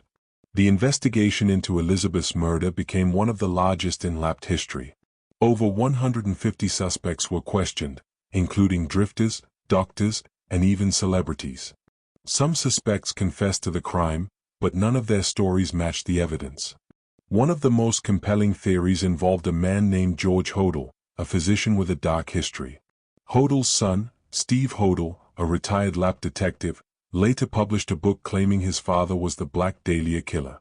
Steve pointed to George's medical knowledge, his connections to the Los Angeles art scene, and his possession of a photo album containing images of a woman resembling Elizabeth Short. While the theory gained traction, it was never definitively proven. Other theories about Elizabeth's murder ranged from plausible to bizarre.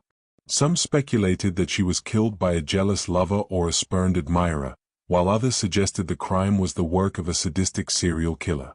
The gruesome nature of the murder and the precise dissection of her body led some to believe the killer had medical training or a fascination with human anatomy.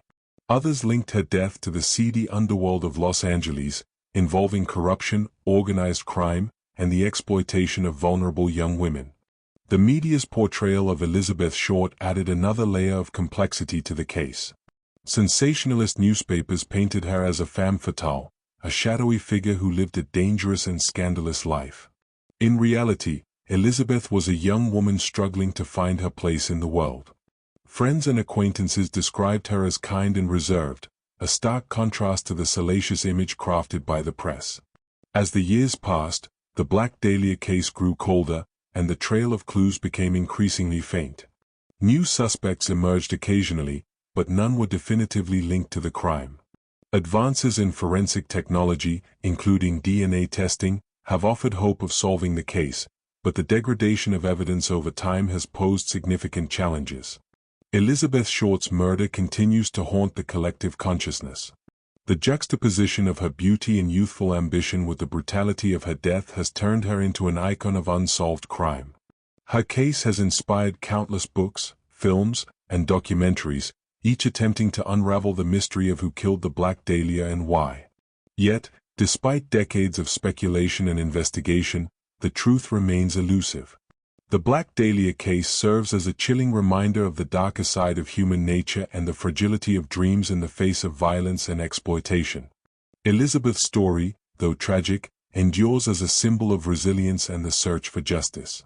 As long as her case remains unsolved, the question of who killed the Black Dahlia will continue to cast a shadow over Los Angeles, drawing in those who seek to piece together the puzzle of her life and death. In this harrowing tale, we revisit the baffling disappearance of Madeleine McCann, a case that has captivated global attention and sparked endless speculation for over a decade. On May 3, 2007, 3-year-old Madeleine McCann vanished from her family's holiday apartment in Praia da Luz, a resort town in Portugal. The McCann family, parents Kate and Jerry, and their 3 children, Madeleine and her younger twin siblings, had been enjoying a week-long vacation at the Ocean Club. What began as a peaceful family trip turned into a nightmare that has yet to be resolved. The evening of Madeleine's disappearance started like any other. Around 8:30 p.m., Kate and Jerry left their children asleep in their apartment while they joined friends for dinner at a tapas restaurant within the resort complex, approximately 50 meters away. The parents took turns checking on the children every 20 to 30 minutes. At 10 p.m., when Kate went to check on the children, she found Madeleine's bed empty and the window of the bedroom open. Panic ensued. Kate alerted Jerry and their friends, screaming, "They've taken her."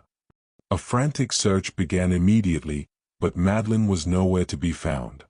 The local police, the Guardia Nazionale Repubblicana, were called, but their response was criticized as slow and disorganized. The apartment and surrounding area were not sealed off, allowing contamination of potential evidence. Volunteers and resort staff joined the search, but no trace of Madeleine was found. As the hours turned into days, the case garnered international attention. Images of Madeleine, a cherubic blonde-haired, green-eyed child, were circulated worldwide. Her parents made heartfelt public appeals, and the British government offered support in the investigation. Despite the massive publicity and resources poured into the case, leads were scarce. Early on, police focused on the theory of an abduction. Witnesses reported seeing a suspicious man carrying a child near the McCann apartment around the time Madeleine disappeared. Sketches of the suspect, based on conflicting descriptions, were released but led to no significant breakthroughs. However, as the investigation dragged on without answers, the spotlight turned to Kate and Jerry McCann themselves. Portuguese authorities began to question inconsistencies in their statements and their decision to leave their children unattended. In September 2007, they were officially named as arguidos, or suspects. The media frenzy escalated, with tabloids accusing the McCanns of accidentally causing Madeleine's death and covering it up. The McCanns vehemently denied any involvement, maintaining that Madeleine had been abducted. They hired private investigators and launched a campaign to keep public attention on the case. In 2008, Portuguese authorities closed the investigation, citing a lack of evidence. The McCanns were cleared of any wrongdoing, but the damage to their reputation lingered. Over the years, numerous theories about Madeleine's fate have emerged. Some believe she was abducted by a child trafficking ring, while others suggest she was taken by a lone predator. Reports surfaced of potential sightings in various countries, but none were substantiated. The lack of concrete evidence left room for speculation, conspiracy theories, and online sleuthing.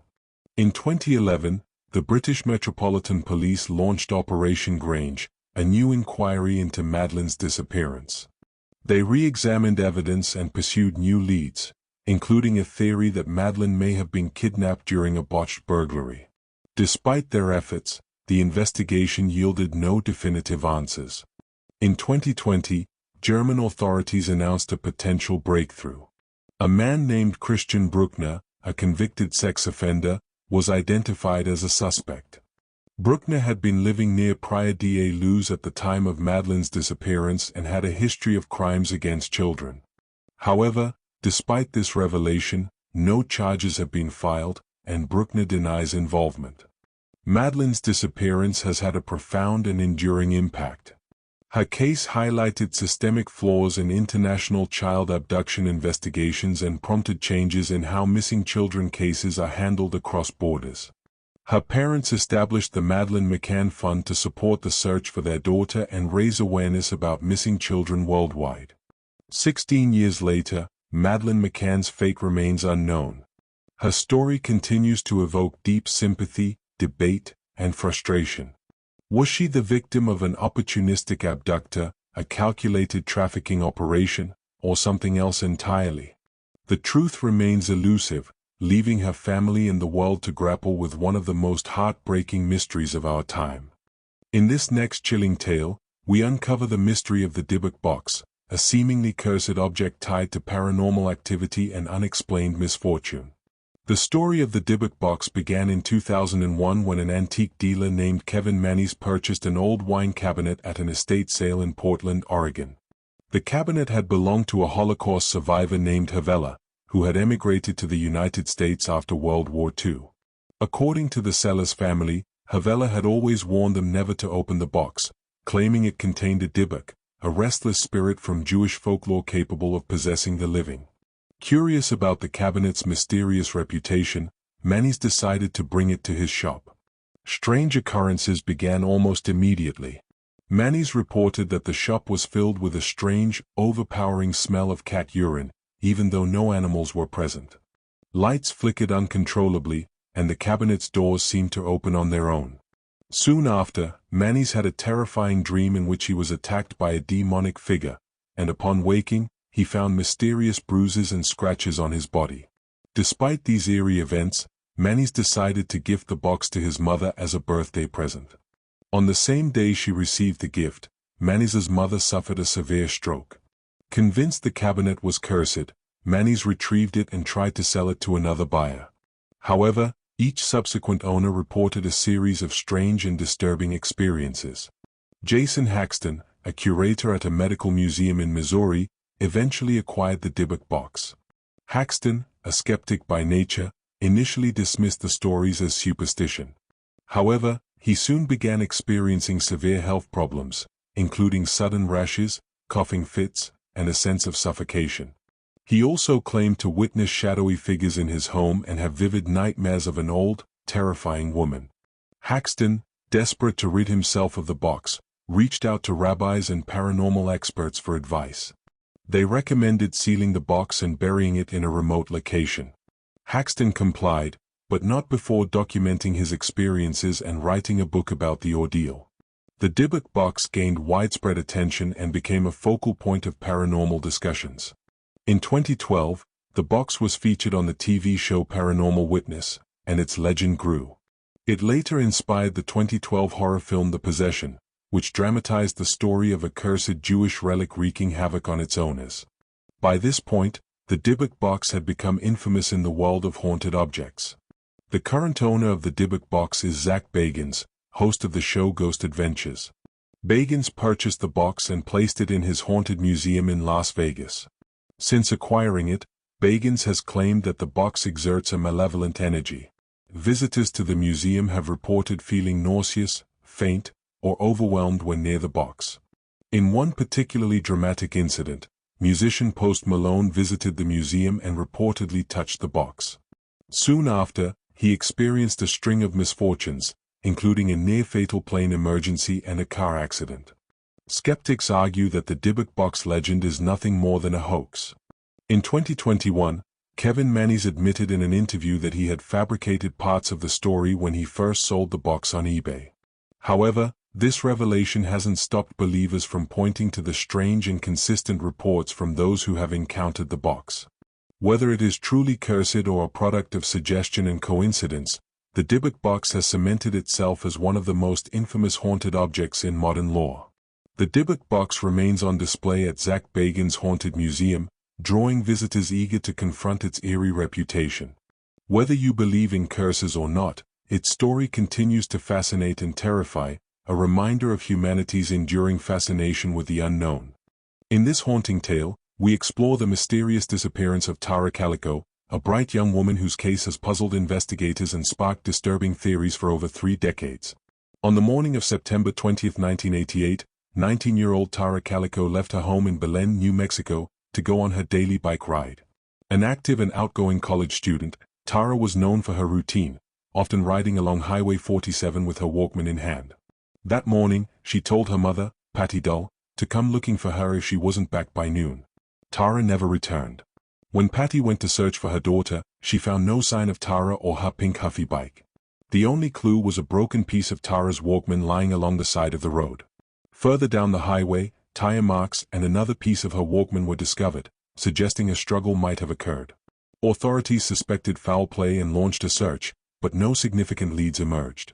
Months turned into years, and Tara's disappearance became a cold case. Then, in June 1989, a chilling photograph was discovered in a convenience store parking lot in Port St. Joe, Florida, nearly 1,500 miles away from where Tara disappeared. The Polaroid showed a young woman and a boy, both bound and gagged, lying in the back of what appeared to be a van. The woman bore a striking resemblance to Tara, and the boy's identity remains unknown to this day. The photograph sparked national attention and renewed interest in Tara's case. Experts analyzed the image and determined that the woman could indeed be Tara based on her physical features and a scar on her leg that matched one Tara had from a previous injury. The boy, however, remained unidentified, and no missing persons reports from the area matched his description. Despite the photo's discovery, investigators were unable to track down the van or confirm the identities of the people in the image. The man who found the photograph claimed he had seen the van in the parking lot, driven by a man with a mustache, but the lead went cold. Over the years, several theories have emerged about Tara's fate. One of the most prominent theories involves local boys who may have accidentally hit Tara with their truck while she was biking. According to this theory, they panicked and decided to cover up the accident, disposing of her body. This explanation is bolstered by rumors that the boys' families had ties to local law enforcement, potentially leading to a cover-up. However, no evidence has ever substantiated these claims. The photograph added a darker dimension to the case, fueling speculation that Tara had been abducted and trafficked. Some believe she was taken across state lines and held captive, possibly for years. Others theorize that the photo was staged and unrelated to Tara, further muddying the waters of an already complex mystery. In 2008, on the 20th anniversary of Tara's disappearance, Sheriff René Rivera of Valencia County made a controversial statement. He claimed he knew what had happened to Tara and that 2 local boys had indeed struck her with their vehicle. According to Rivera, they disposed of her body with the help of their families. However, Rivera refused to release names or evidence, citing a lack of concrete proof to make an arrest. His statement caused outrage among Tara's family and the public, but it brought no closer resolution. Tara's case remains unsolved, and her family continues to seek answers. Over the years, they have advocated for more advanced forensic techniques and public awareness to bring Tara home. In 2020, the FBI announced a $20,000 reward for information leading to her whereabouts, reigniting hope that her case might one day be solved. The disappearance of Tara Calico is a chilling reminder of how someone can vanish without a trace, leaving behind a legacy of unanswered questions and theories. Was she the victim of a tragic accident, a calculated abduction, or something even more sinister? The truth remains elusive, but her story continues to haunt and captivate those who hear it. Let's continue with another story. On a cold February night in 1959, 9 experienced hikers embarked on a journey through the remote Ural Mountains in Soviet Russia. Their trek was intended to be a challenging yet routine adventure. However, what unfolded remains one of the most baffling and terrifying mysteries of the 20th century, the Dyatlov Pass incident. The group, led by 23-year-old Igor Dyatlov, consisted of skilled and seasoned mountaineers, all eager to conquer the treacherous slopes of Kholat Syakhl, a name that ominously translates to Dead Mountain in the local Monsi language. The hikers, including 7 men and 2 women, set out on January 27, 1959, with plans to return by February 12. When no communication was received by February 20, a search party was launched. On February 26, rescuers found the hikers' campsite. The scene was unsettling. Their tent was discovered on a snowy slope, partially buried and inexplicably torn open from the inside. Footprints led away from the tent into the surrounding wilderness, some barefoot or in socks, despite the sub-zero temperatures. It appeared that the hikers had fled the tent in a panic, abandoning their shoes, clothing, and gear. Over the next few weeks, searchers uncovered the bodies. The first 2 victims, Yuri Krivonyshenko and Yuri Doroshenko, were found near the edge of the forest, close to a makeshift fire. Both were barefoot and dressed inadequately for the freezing conditions. Nearby branches had been torn from trees, suggesting a desperate attempt to climb for safety or warmth. 3 more bodies, including Dyatlov's, were discovered between the tent and the fire, as if they were trying to return to the campsite. They, too, were inadequately dressed, and their deaths were attributed to hypothermia.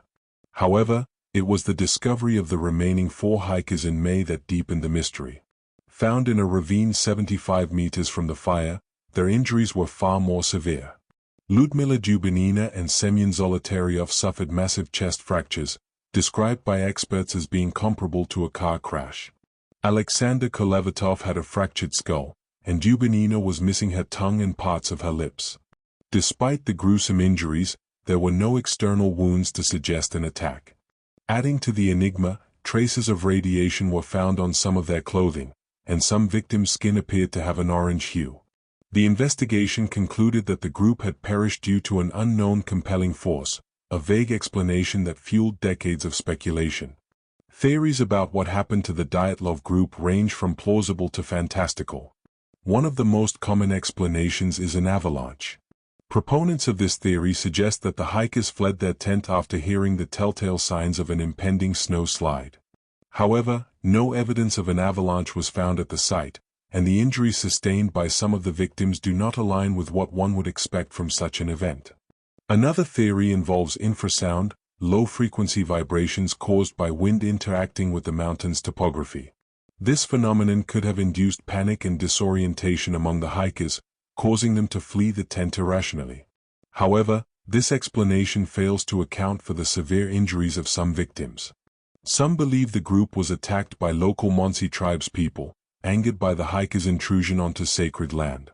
Yet, there was no evidence of a struggle or other footprints near the scene to support this claim.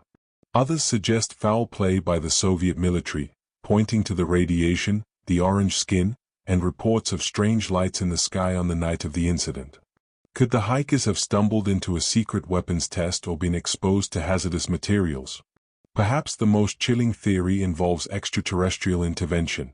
Witnesses reported seeing glowing orbs in the sky above the mountains around the time of the hikers' deaths, leading some to believe that the group encountered something beyond our understanding.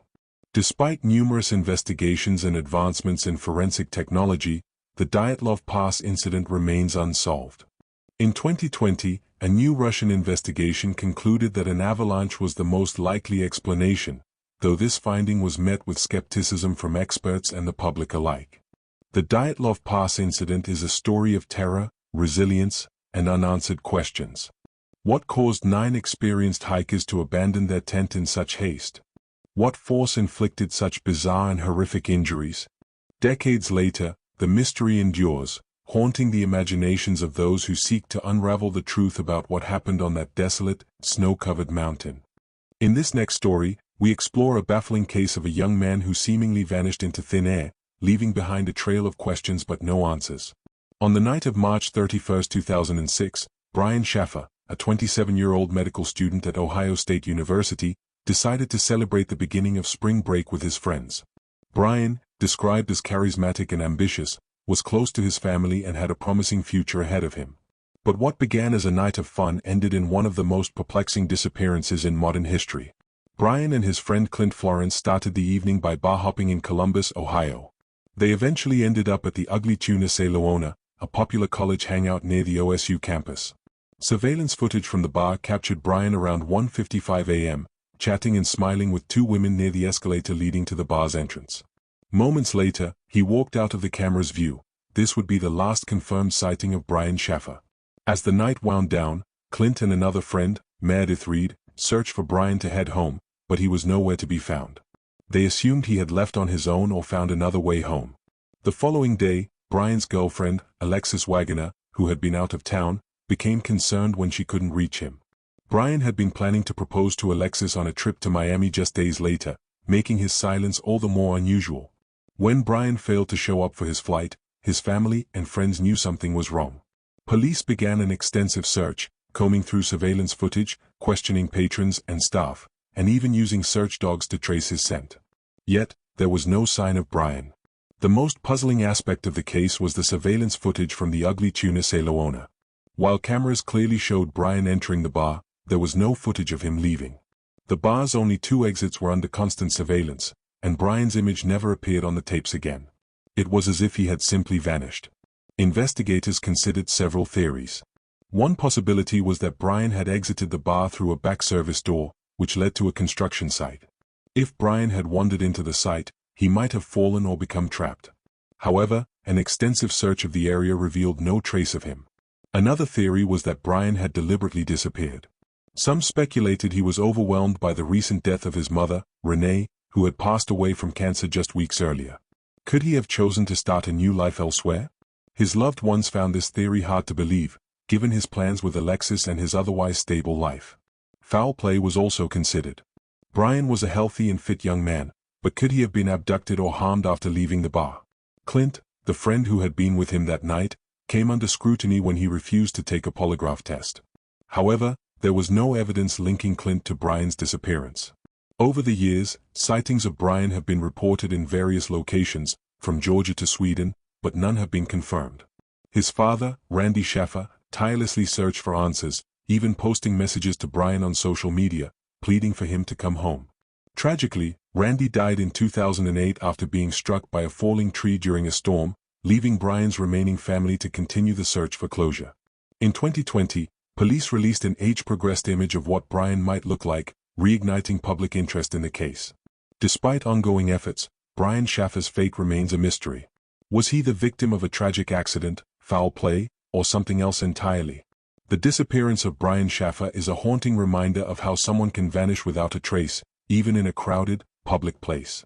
It's a story that leaves behind more questions than answers and continues to perplex investigators, friends, and family to this day. On the morning of December 1, 1948, a body was discovered on Somerton Beach near Adelaide, South Australia. The man, dressed in a neatly pressed suit and polished shoes, lay slumped against a seawall. He appeared to be resting, but closer inspection revealed that he was dead. The discovery would become one of the most perplexing cold cases in history, filled with cryptic clues, unanswered questions, and a trail that seemed to lead nowhere. The man had no identification on him, and all the labels had been carefully removed from his clothing. His pockets contained an array of ordinary items, including a pack of cigarettes, matches, a bus ticket, and a comb. One unusual detail stood out: a small scrap of paper tucked into a hidden pocket in his waistband. The paper bore the words "Tamam shid," meaning finished or ended in Persian. This cryptic phrase would become the case's hallmark. The coroner's report found no clear cause of death. There were no signs of violence, and toxicology tests revealed no obvious poisons. However, investigators noted that the man's internal organs showed signs of acute congestion, suggesting poisoning or asphyxiation, though no trace of toxins was found. The coroner concluded that the man's death was likely not natural, but the exact cause remained a mystery. As police searched for answers, they discovered a suitcase left at the Adelaide railway station, believed to belong to the man. Inside were items such as a pair of scissors, a sewing kit, and stenciling tools, but nothing that could identify him. A tie and a coat were found with labels matching his clothes, but like the rest of his attire, their tags had been removed. The most tantalizing clue came when police traced the phrase "Tamam shid" to a rare book of poetry, the Rubaiyat of Omar Khayyam. A man came forward claiming to have found a copy of the book in the backseat of his car near Somerton Beach around the time of the death. In this particular copy, the final page containing the words "Tamam shid" had been torn out. Even more intriguingly, the book contained a series of scribbled letters resembling a code, along with a phone number. The phone number belonged to a local nurse named Jessica Thompson. When questioned, Jessica denied knowing the man or having any connection to the case. However, her behavior struck investigators as unusual. She seemed visibly shaken when shown a cast of the man's face. She later insisted she had no further information. The supposed code in the book only deepened the mystery. Cryptographers analyzed it extensively, but no one could definitively decode its meaning. Some believed it was a cipher used in espionage, while others thought it might be a random series of letters with no significance. Over the years, theories about the Somerton man's identity and death have ranged from the mundane to the extraordinary. One of the most popular ideas is that he was a spy during the early days of the Cold War. The strange code, the missing labels on his clothing, and the cryptic connection to the Rubaiyat all suggest a clandestine life, though no solid evidence of espionage has ever been found. Other theories propose that the man was involved in a failed romantic relationship with Jessica Thompson. Some speculate he had traveled to Adelaide to see her and may have taken his own life after being rejected. However, no direct link between them has ever been proven. In recent years, DNA analysis has offered new insights into the case. Researchers have extracted DNA from the man's hair, preserved in a plaster death mask made after his body was discovered. Early results suggest that he had European ancestry, with connections to the United States and Australia. While this information narrows the possibilities, it has yet to yield a definitive identity. The Somerton man's case remains one of Australia's greatest mysteries. Was he a spy, a scorned lover, or an ordinary man caught up in extraordinary circumstances? The cryptic clues and eerie details continue to captivate true crime enthusiasts and investigators alike, leaving behind a legacy of intrigue that refuses to fade. Over 7 decades later, the enigma of the Somerton man endures, a haunting reminder of how some secrets can remain untold. In this chilling tale, we revisit the infamous case of Eliza Lamb, a young woman whose eerie disappearance and tragic death in 2013 sparked global fascination and countless theories. Eliza Lamb, a 21-year-old Canadian college student, arrived in Los Angeles in January 2013 as part of a solo trip along the West Coast. Described by friends and family as bright and outgoing, Eliza also struggled with bipolar disorder and depression, which she openly discussed on her Tumblr blog.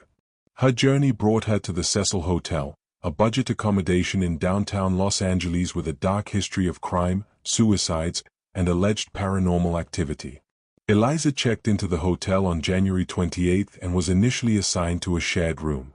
However, after complaints from her roommates about her erratic behavior, she was moved to a private room.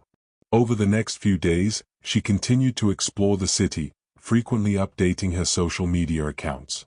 On January 31, Eliza was scheduled to check out of the hotel and travel to Santa Cruz. When her parents didn't hear from her, they grew concerned and reported her missing. Police searched the hotel but found no trace of Eliza. Her disappearance baffled investigators, and the case took a darker turn when hotel staff and guests reported strange occurrences, including water pressure issues and foul-tasting water. 2 weeks later, on February 19, Eliza's body was discovered in one of the hotel's rooftop water tanks. A maintenance worker, investigating complaints about water pressure, found her floating lifeless in the tank, naked and partially decomposed. Her clothes and personal items were found at the bottom of the tank, but the circumstances of her death raised more questions than answers. The hotel's security footage added an eerie dimension to the case. The last known video of Eliza, taken on January 31st, shows her in the hotel elevator behaving erratically. She presses multiple buttons, peers cautiously out of the elevator, steps back in, and gestures as if speaking to someone unseen. Her movements are disjointed and unsettling, sparking widespread speculation about what might have been happening. The autopsy report ruled Eliza's death as accidental, citing drowning as the cause. The report also noted that her bipolar disorder may have contributed to her behavior. However, toxicology tests showed no signs of illegal drugs or alcohol, though traces of her prescribed medications were present, suggesting she may not have been taking them as directed. The rooftop itself posed another mystery. Access to the water tanks required navigating through locked doors and an alarmed stairway, which would have alerted hotel staff if Eliza had attempted to enter. The tanks were also difficult to climb into, making it unclear how Eliza managed to access them alone. Theories about Eliza's death range from tragic accident to foul play to paranormal intervention. Some believe she may have been experiencing a manic episode, leading her to climb into the tank in a state of confusion. Others suspect that she was the victim of foul play, pointing to the hotel's history of violence and its reputation as a haven for transient residents. Paranormal enthusiasts suggest Eliza may have been influenced by malevolent forces within the hotel, drawing parallels to its dark history and its alleged connection to serial killer Richard Ramirez, who had stayed there in the 1980s. The release of the Netflix documentary Crime Scene, The Vanishing at the Cecil Hotel in 2021 reignited public interest in the case. The documentary explored the hotel's history, Eliza's mental health, and the viral nature of the elevator footage, offering a deeper but still inconclusive look at the mystery. Eliza Lamb's death continues to captivate and unsettle, a tragic story that raises as many questions as it answers. Was she a victim of her own mind, or was there something more sinister at play? The case serves as a haunting reminder of the thin line between reality and the unknown, leaving behind a legacy that continues to spark debate and fascination. Let's continue with another story. On February 9, 2004, 21-year-old Maura Murray, a nursing student at the University of Massachusetts Amherst, vanished after a car crash on a rural road in Haverhill, New Hampshire. Her disappearance has since become one of the most perplexing and widely debated missing persons cases in modern history, spawning countless theories but no definitive answers. Maura was a bright and athletic young woman with a promising future. However, her life in the weeks leading up to her disappearance was fraught with personal struggles. She had recently been involved in a car accident that caused significant damage to her father's vehicle, and there were hints of trouble in her relationship with her boyfriend, Billy Roche. Despite this, no one in Maura's life could have predicted the events that unfolded. On the morning of February 9th, Maura emailed her professors and employer, informing them of a fabricated family emergency that would require her to leave campus for a few days. She packed her belongings, including personal items and schoolbooks, and withdrew $280 from an ATM. Maura also purchased alcohol, including a box of wine and several bottles of liquor. She then set off in her black satin sedan, heading north into New Hampshire. At around 7:30 p.m., Maura's car skidded off Route 112 and crashed into a snowbank near the small town of Haverhill. A nearby resident, a school bus driver named Butch Atwood, noticed the crash and offered to help. Maura declined, saying she had already called for roadside assistance, though phone records later revealed she had made no such call. Atwood, concerned for her safety, returned home and contacted the police. By the time authorities arrived about 10 minutes later, Maura was gone. The scene left behind was puzzling. Mora's car was locked, and the windshield was cracked. Inside, police found her packed belongings, the alcohol she had purchased, and an empty soda bottle that smelled of alcohol. Her cell phone and credit cards were missing, but there had been no activity on them since the crash. Strangely, there were no footprints leading away from the vehicle, and sniffer dogs lost her scent about 100 yards down the road, suggesting she may have been picked up by another vehicle. The initial search for Mora focused on the surrounding woods and nearby towns, but no trace of her was found. As days turned into weeks, her disappearance became a national story, drawing the attention of amateur sleuths, true crime enthusiasts, and media outlets. Yet, despite the widespread interest, the case remained stagnant. Theories about Mora's disappearance range from the plausible to the bizarre. One of the most commonly proposed scenarios is that Mora, overwhelmed by her personal problems, intentionally vanished to start a new life. However, her family and friends strongly dispute this, arguing that Mora would never have abandoned her loved ones without a word. Another theory suggests Mora may have been the victim of foul play. The remote location of the crash, combined with the brief window of time between her disappearance and the arrival of the police, has led some to believe that Mora was abducted. However, no evidence of a struggle or a perpetrator has ever surfaced. Some have speculated that Mora succumbed to the elements after wandering into the woods in a disoriented or intoxicated state.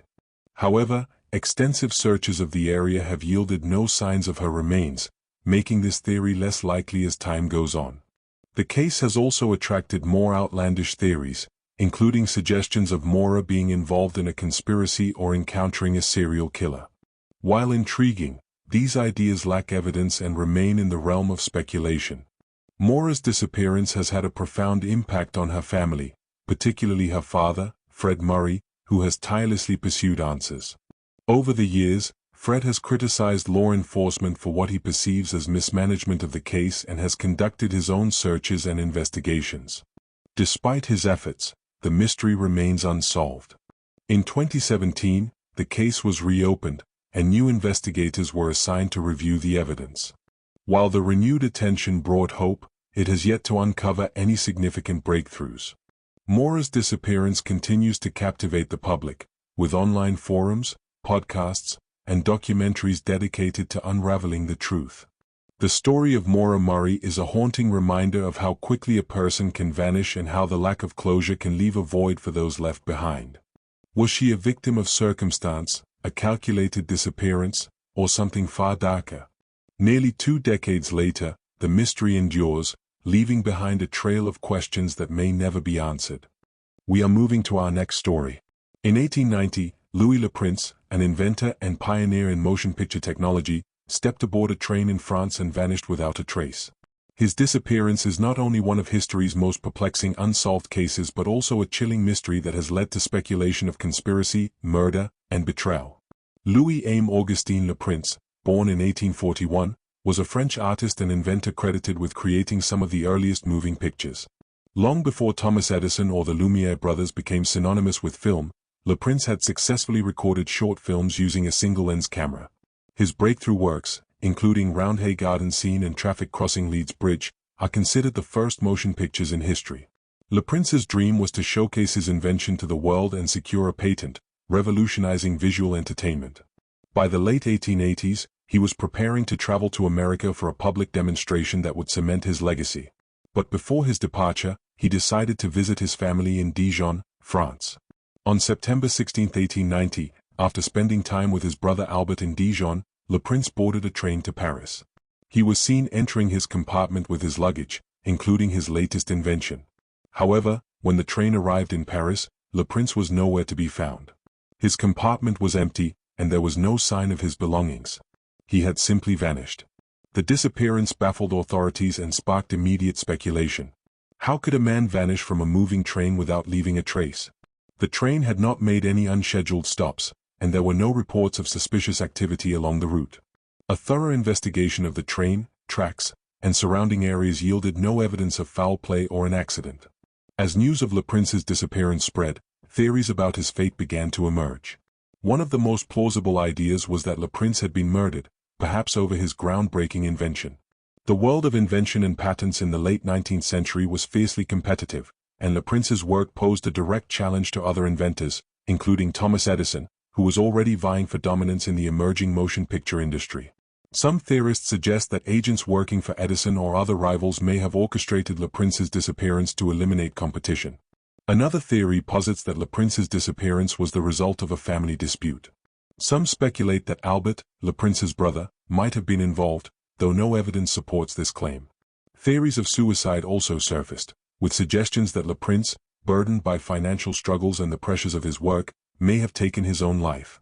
However, his family strongly rejected this notion, pointing to his excitement about the upcoming demonstration in America. A more speculative theory suggests that Leprince was abducted by agents of the French or British governments. Both nations were interested in technological advancements, and Leprince's invention would have been a valuable asset. While intriguing, this idea lacks concrete evidence. In the years following Leprince's disappearance, his family faced ongoing struggles to preserve his legacy. Without Leprince present to demonstrate and patent his invention, Thomas Edison went on to secure his claim as the father of motion pictures. Leprince's son, Adolphe, fought tirelessly to gain recognition for his father's contributions, even testifying in court against Edison in a patent dispute. Tragically, Adolphe himself died under mysterious circumstances in 1902, further deepening the family's sorrow. To this day, the disappearance of Louis Leprince remains one of history's most haunting enigmas. Was he murdered by a rival, silenced by a government, or the victim of a tragic accident? His story stands as a reminder of how ambition, invention, and mystery can intertwine, leaving behind unanswered questions and a legacy that might have changed the course of history. Louis Leprince is remembered as a visionary whose disappearance continues to fascinate and unsettle. The truth of what happened on that train to Paris may never be known, but his work lives on, a testament to his genius and a chilling backdrop to one of history's great unsolved mysteries. In this story, we unravel the haunting mystery of the Soda children, a case of fire, unanswered questions, and a family's decades-long search for truth. On Christmas Eve, 1945, the Soda family of Fayetteville, West Virginia, was celebrating the holiday. George and Jenny Soda lived in a modest two-story home with 9 of their 10 children. That night, the family went to bed, but not all would wake to see Christmas morning. At around 1 a.m., a fire broke out, quickly engulfing the home. George and Jenny managed to escape with 4 of their children. However, 5 of their children, Maurice, Martha, Louis, Jenny, and Betty, were trapped upstairs. George tried desperately to re-enter the house to rescue them. He broke a window, cutting his arm in the process, but was met with flames too intense to penetrate.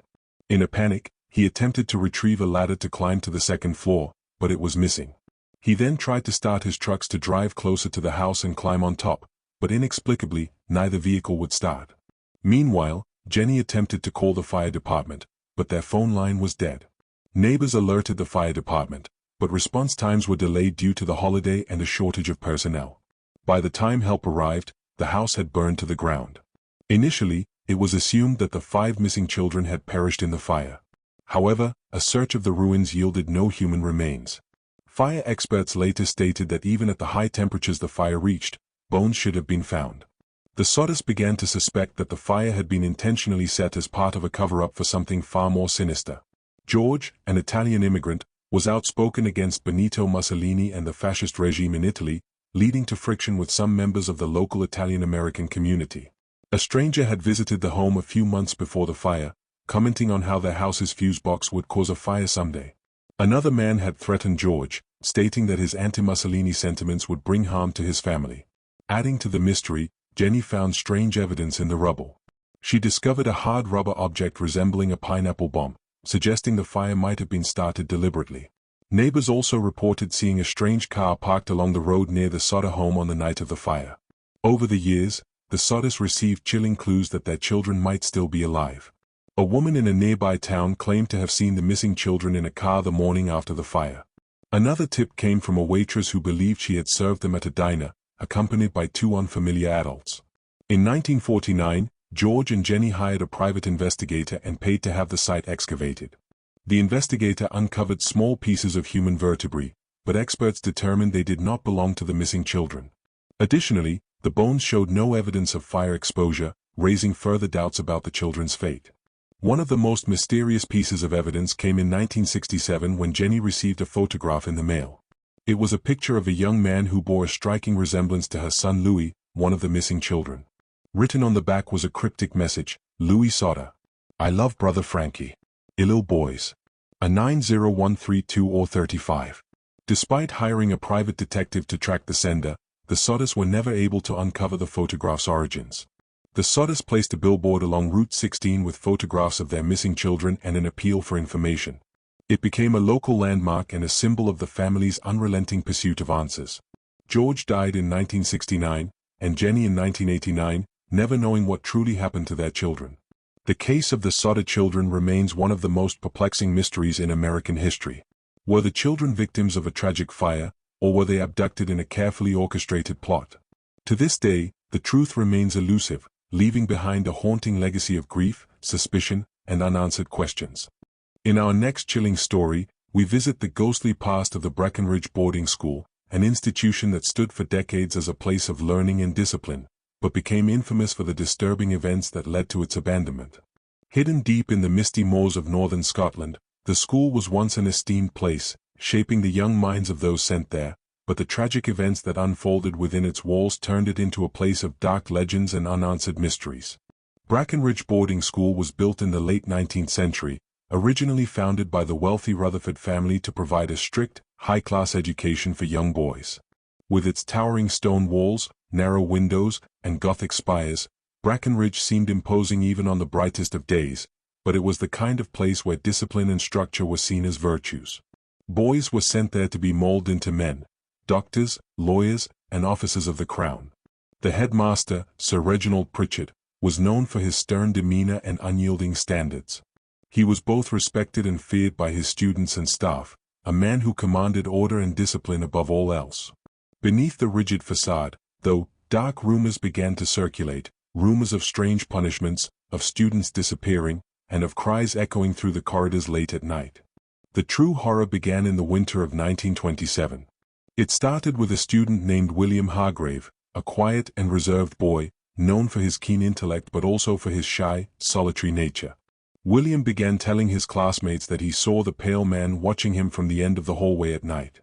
At first, the other boys laughed, teasing him about ghosts and playing pranks to scare him further. But as the weeks went by, William's demeanor changed drastically. He became withdrawn, his eyes hollow, dark circles forming under them as if he hadn't slept in days. He stopped eating, muttering to himself about the man in the shadows who watched him from the corners of the dormitory. When he spoke to the headmaster about it, Pritchard dismissed his claims, attributing them to an overactive imagination or a plea for attention.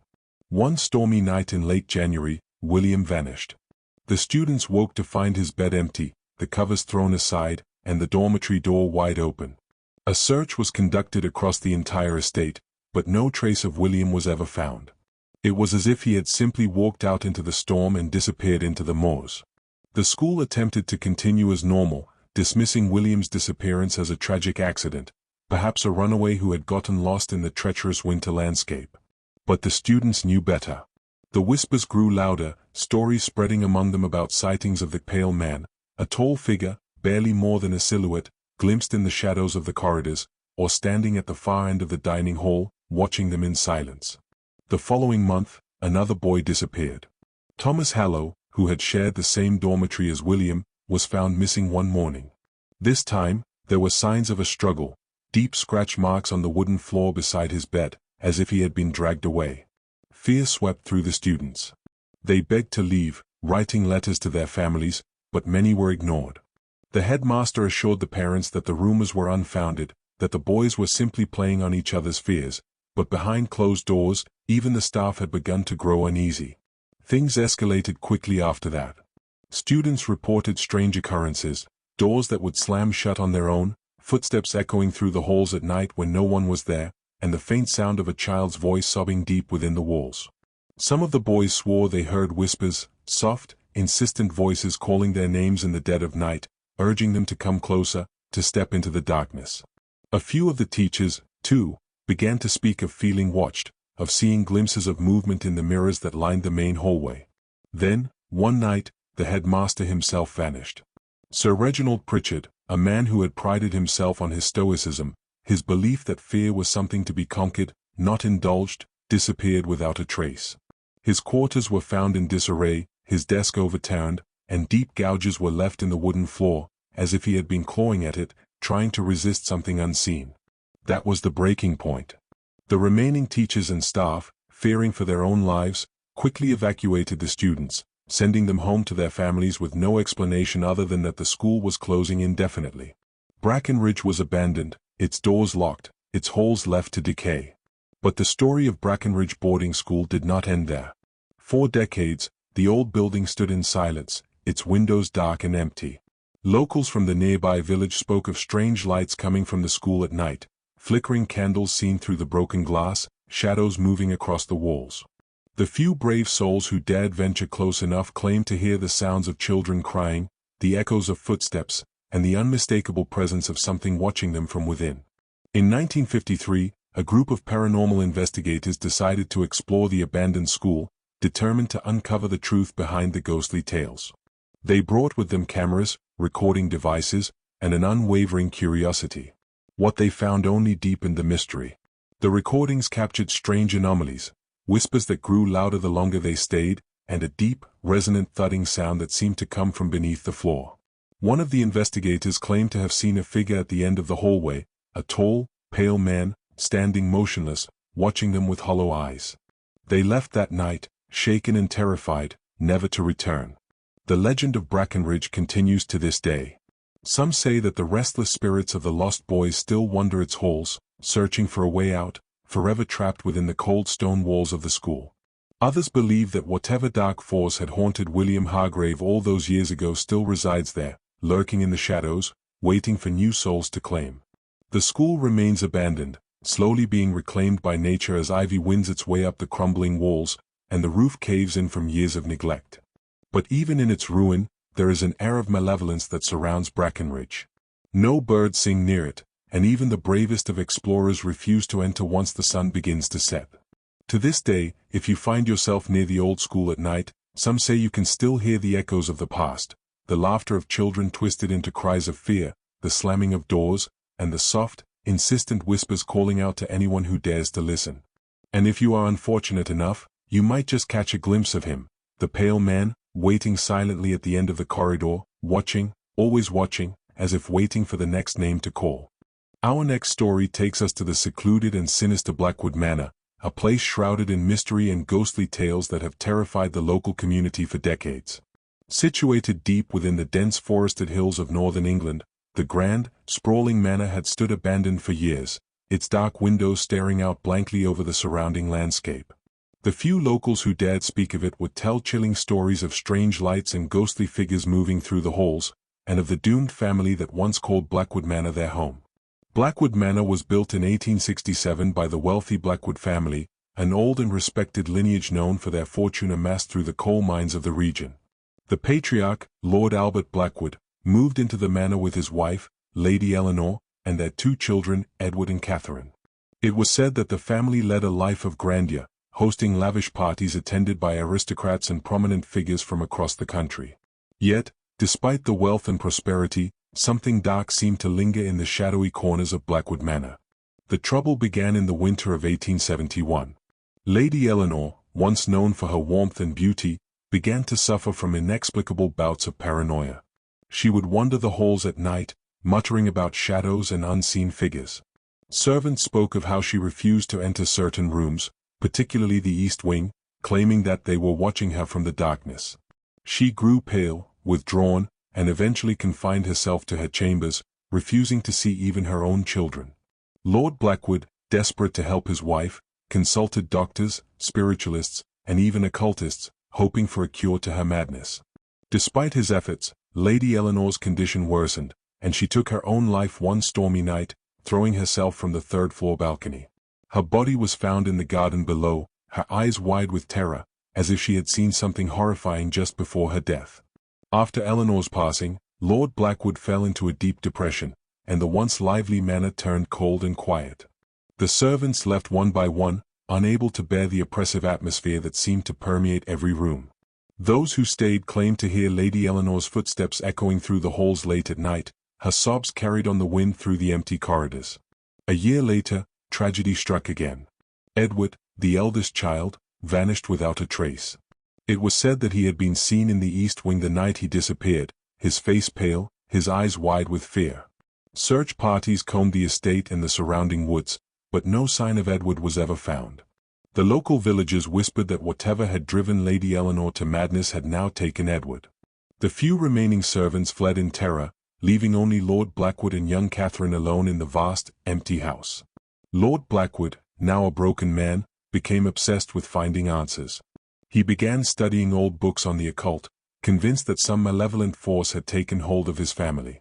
He spent his days in the library, surrounded by dusty tomes, and his nights wandering the halls, searching for any sign of his lost son. Catherine, now just 10 years old, was often left alone, her father too consumed by his grief and obsession to care for her.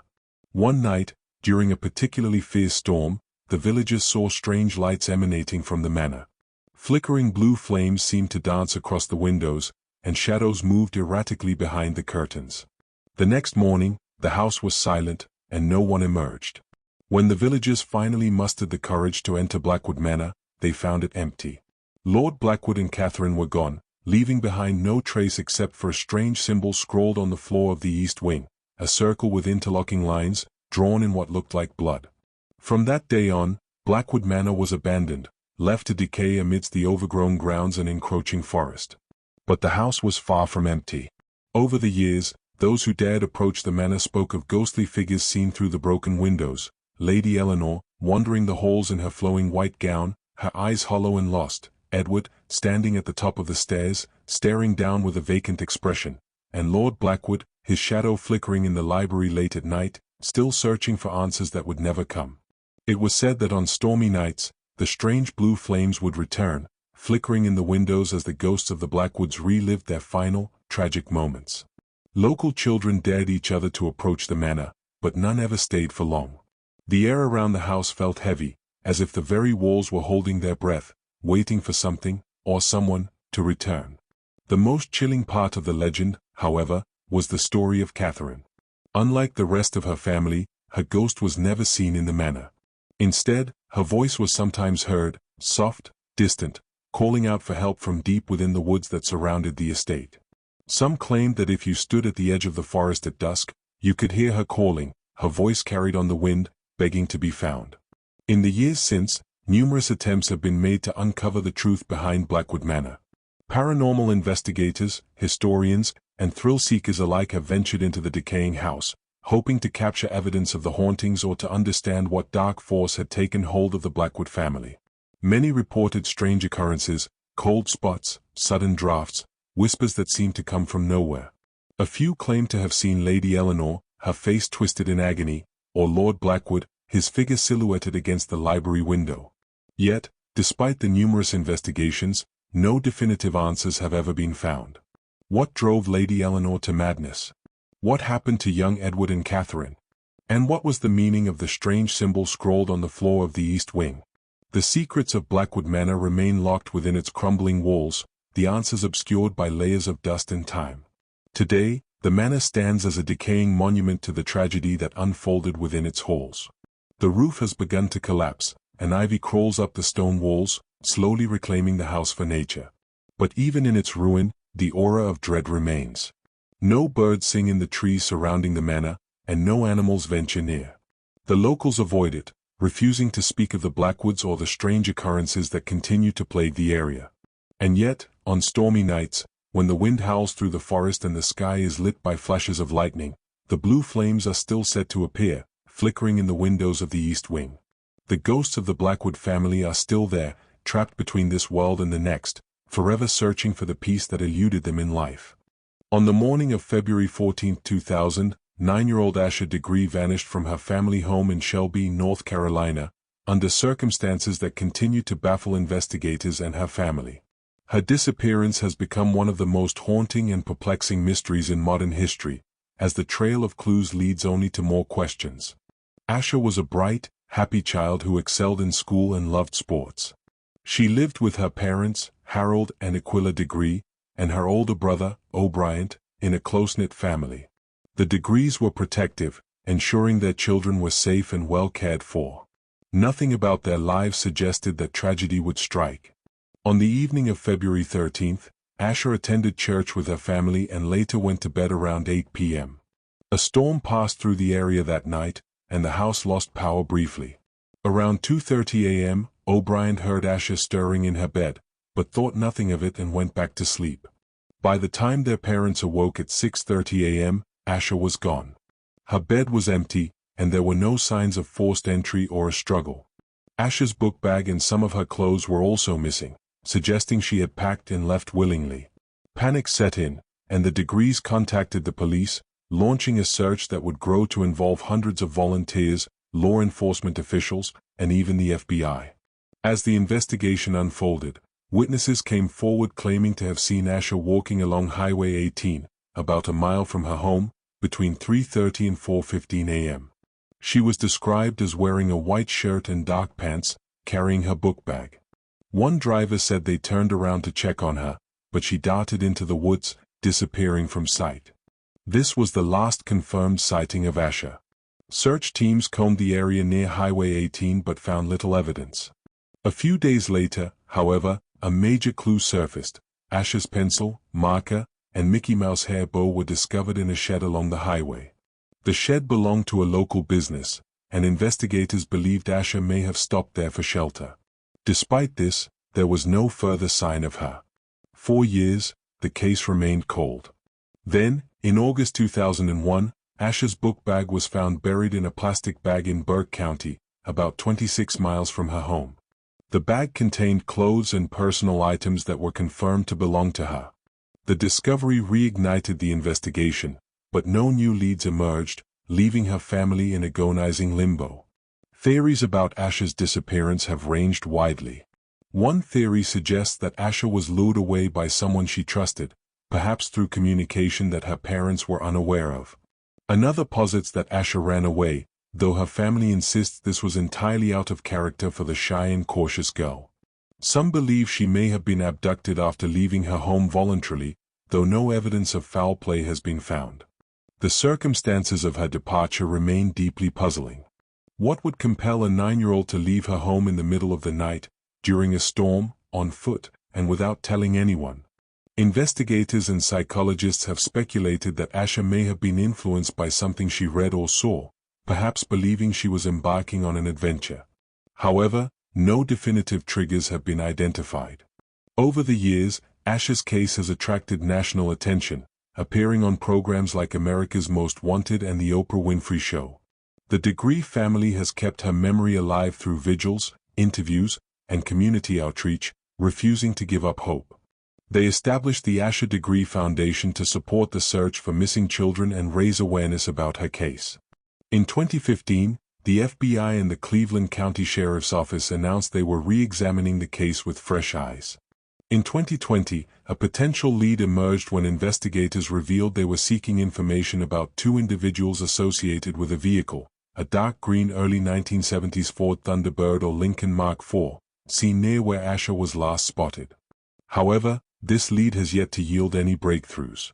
To this day, Asher Degree's disappearance remains one of the most unsettling and mysterious cases in modern history. Her family continues to hold out hope that she is alive and that someone, somewhere, knows the truth. Was Asher the victim of a calculated abduction, a tragic accident, or something even more sinister? Over 2 decades later, her story endures as a chilling reminder of how quickly and inexplicably a life can vanish, leaving behind only fragments of a mystery that may never be solved. In our next story, we uncover the dark legend of the Witch's Lantern of Hollow's End, a ghostly light that appears on foggy nights, leading travelers to their doom. Hollow's End is a small village deep in the countryside of eastern England, surrounded by dense woods and steeped in a history filled with fear and superstition. For centuries, the residents of Hollow's End have shared the chilling tale of the witch whose curse still lingers over the village, warning all who dare to wander at night to beware the flickering light that lures those unfortunate enough to follow it. The legend dates back to the 1600s, during the height of the witch trials. Hollow's End was a quiet farming village, small and self-contained, where everyone knew each other. It was in these times of fear and suspicion that Eleanor Blythe, a reclusive woman who lived on the outskirts of the village, became the target of dark accusations. Eleanor was a healer, known for her herbal remedies and her uncanny ability to cure ailments that had baffled others. But her talents, once appreciated, became a source of mistrust as hysteria spread across the land. It started when the village headman's daughter fell ill with a sickness that seemed to defy all known cures. Eleanor was called upon, and she tried everything within her power, but the girl grew worse. When she died, the townspeople turned on Eleanor. They accused her of witchcraft, blaming her for bringing the illness upon the girl. They claimed that she had cursed her out of spite, that her knowledge of herbs and potions came from a pact with the devil himself. The villagers dragged Eleanor from her small cottage and brought her to the village square, where she was put on trial. There was no defense, no one to speak on her behalf. In their fear and grief, the townspeople condemned her, tying her to a stake and setting the pyre ablaze. As the flames rose around her, Eleanor spoke her final words, a curse upon the village, upon all who had turned against her. With her dying breath, she swore that a lantern would burn in the darkness, and that any who dared follow its light would be lost forever. The villagers, shaken by her words but resolute in their actions, watched as the fire consumed her. They buried her ashes at the crossroads outside the village, hoping that would be enough to keep her spirit at bay. But it wasn't. Not long after Eleanor's death, strange things began to happen.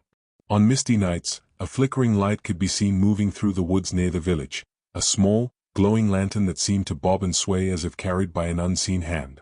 At first, the villagers dismissed it as nothing more than a trick of the light, the reflection of the moon in the mist. But then people began to disappear. The first was a farmer, returning home late one night after visiting a neighboring village. His wife waited by the door, watching the fog roll in as the lantern light flickered in the distance. She saw her husband turn off the road, following the light into the woods, his silhouette swallowed by the mist. He never came home. The villagers searched the woods for days, but there was no trace of him, no footprints, no signs of a struggle. It was as if he had simply vanished. The story spread quickly. People claimed that the light was Eleanor's lantern, her spirit seeking revenge against those who had wronged her. They spoke of how the light would call to those who wandered alone at night, leading them deeper into the woods, into the bogs where the earth was soft and the mist hung thick. Once you saw the light, they said, it was impossible to look away, it would draw you in, step by step, until you were lost forever. Despite the warnings, more villagers went missing. A young boy, drawn by curiosity, strayed too far from home and was never seen again. A peddler, unfamiliar with the local stories, disappeared on his way through Hollow's End, his cart found overturned at the edge of the woods. Each time, the lantern was seen, flickering just beyond reach, moving deeper into the forest, as if it were taunting those who dared to follow. As the years passed, the legend of the witch's lantern became an ingrained part of life in Hollow's End. Parents warned their children never to stray far from home after dark, never to follow strange lights, no matter how tempting. Travelers were cautioned to avoid the woods, especially when the fog rolled in. Those who lived in the village avoided the crossroads where Eleanor's ashes were buried, speaking her name only in whispers, fearful of drawing her attention. But the witch's lantern was not content with staying in the woods. On stormy nights, it was said that the light could be seen wandering through the village itself, passing along the narrow lanes, pausing outside the cottages as if looking for someone. People claimed to hear footsteps outside their windows, slow and deliberate, and see the glow of the lantern through the curtains, its light casting long shadows across the walls. The air would grow cold, and the unmistakable scent of smoke would fill the room, as though the fire that had consumed Eleanor still burned. One particularly chilling account came from the village blacksmith, a man named Thomas Wright. He awoke one night to find the lantern light shining outside his window, its glow faint but unmistakable. Despite his fear, he felt compelled to follow it, his feet moving of their own accord. He walked through the door, out into the fog, the cold air biting at his skin. The light moved ahead of him, always just beyond reach, leading him towards the edge of the woods. It was only the cries of his wife, frantic and desperate, that broke the spell. She had seen him leaving and ran after him, grabbing his arm and pulling him back just as he reached the tree line. Thomas spoke of the overpowering sense of dread that filled him as he looked into the woods, of the whispering voices that seemed to rise from the darkness, urging him to step forward, to join them. He never spoke of it again, and from that day on, he refused to leave his house after dark. Today, Hollow's End is a quiet, almost forgotten place, its population dwindling as younger generations move away, seeking lives beyond the shadow of the woods. But the legend of the witch's lantern endures. On misty nights, when the fog rolls in thick and heavy, the light can still be seen flickering through the trees, moving slowly, deliberately, as if searching for something, or someone. The villagers know better than to follow it, to heed its silent call. They know that Eleanor's curse is still very much alive, that her spirit still wanders the woods, her lantern burning bright, leading the lost to their doom. And if you ever find yourself near Hollow's End, if you see a light flickering in the distance on a foggy night, remember the fate of those who came before. Turn away, close your eyes, and whatever you do, do not follow the witch's lantern, for those who do are never seen again, their souls forever bound to the darkness of Hollow's End, wandering alongside the vengeful spirit of Eleanor Blythe. Our next story delves into the chilling mystery of the Mary Celeste, a ship found adrift in the Atlantic Ocean in 1872, its crew vanished without a trace. On December 5, 1872, the British brigantine Dei Gratia was sailing through the Atlantic when its crew spotted a ship drifting aimlessly. It was the Mary Celeste, a merchant vessel that had left New York City bound for Genoa, Italy, with a cargo of denatured alcohol. At first glance, the Mary Celeste seemed intact, but there were no signs of life on board.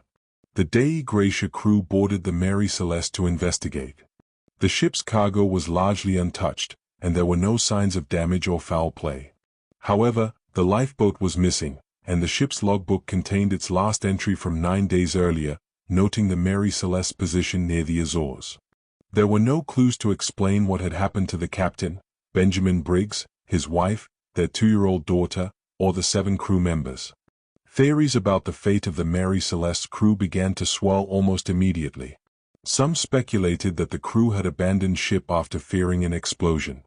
The ship was carrying denatured alcohol, and leaks or fumes from the cargo might have caused panic. However, the ship itself was seaworthy, with no evidence of an imminent threat.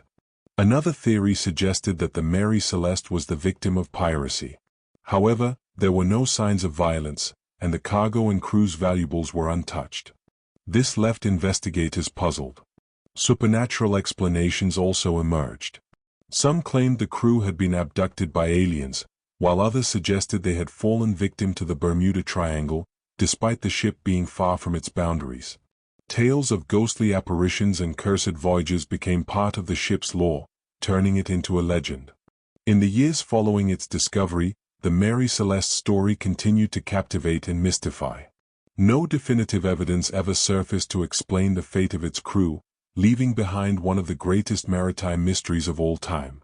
Was it fear, foul play, or something beyond our understanding that led to their vanishing? The truth remains as elusive as the silent ship adrift in the Atlantic. Let's continue to our next story.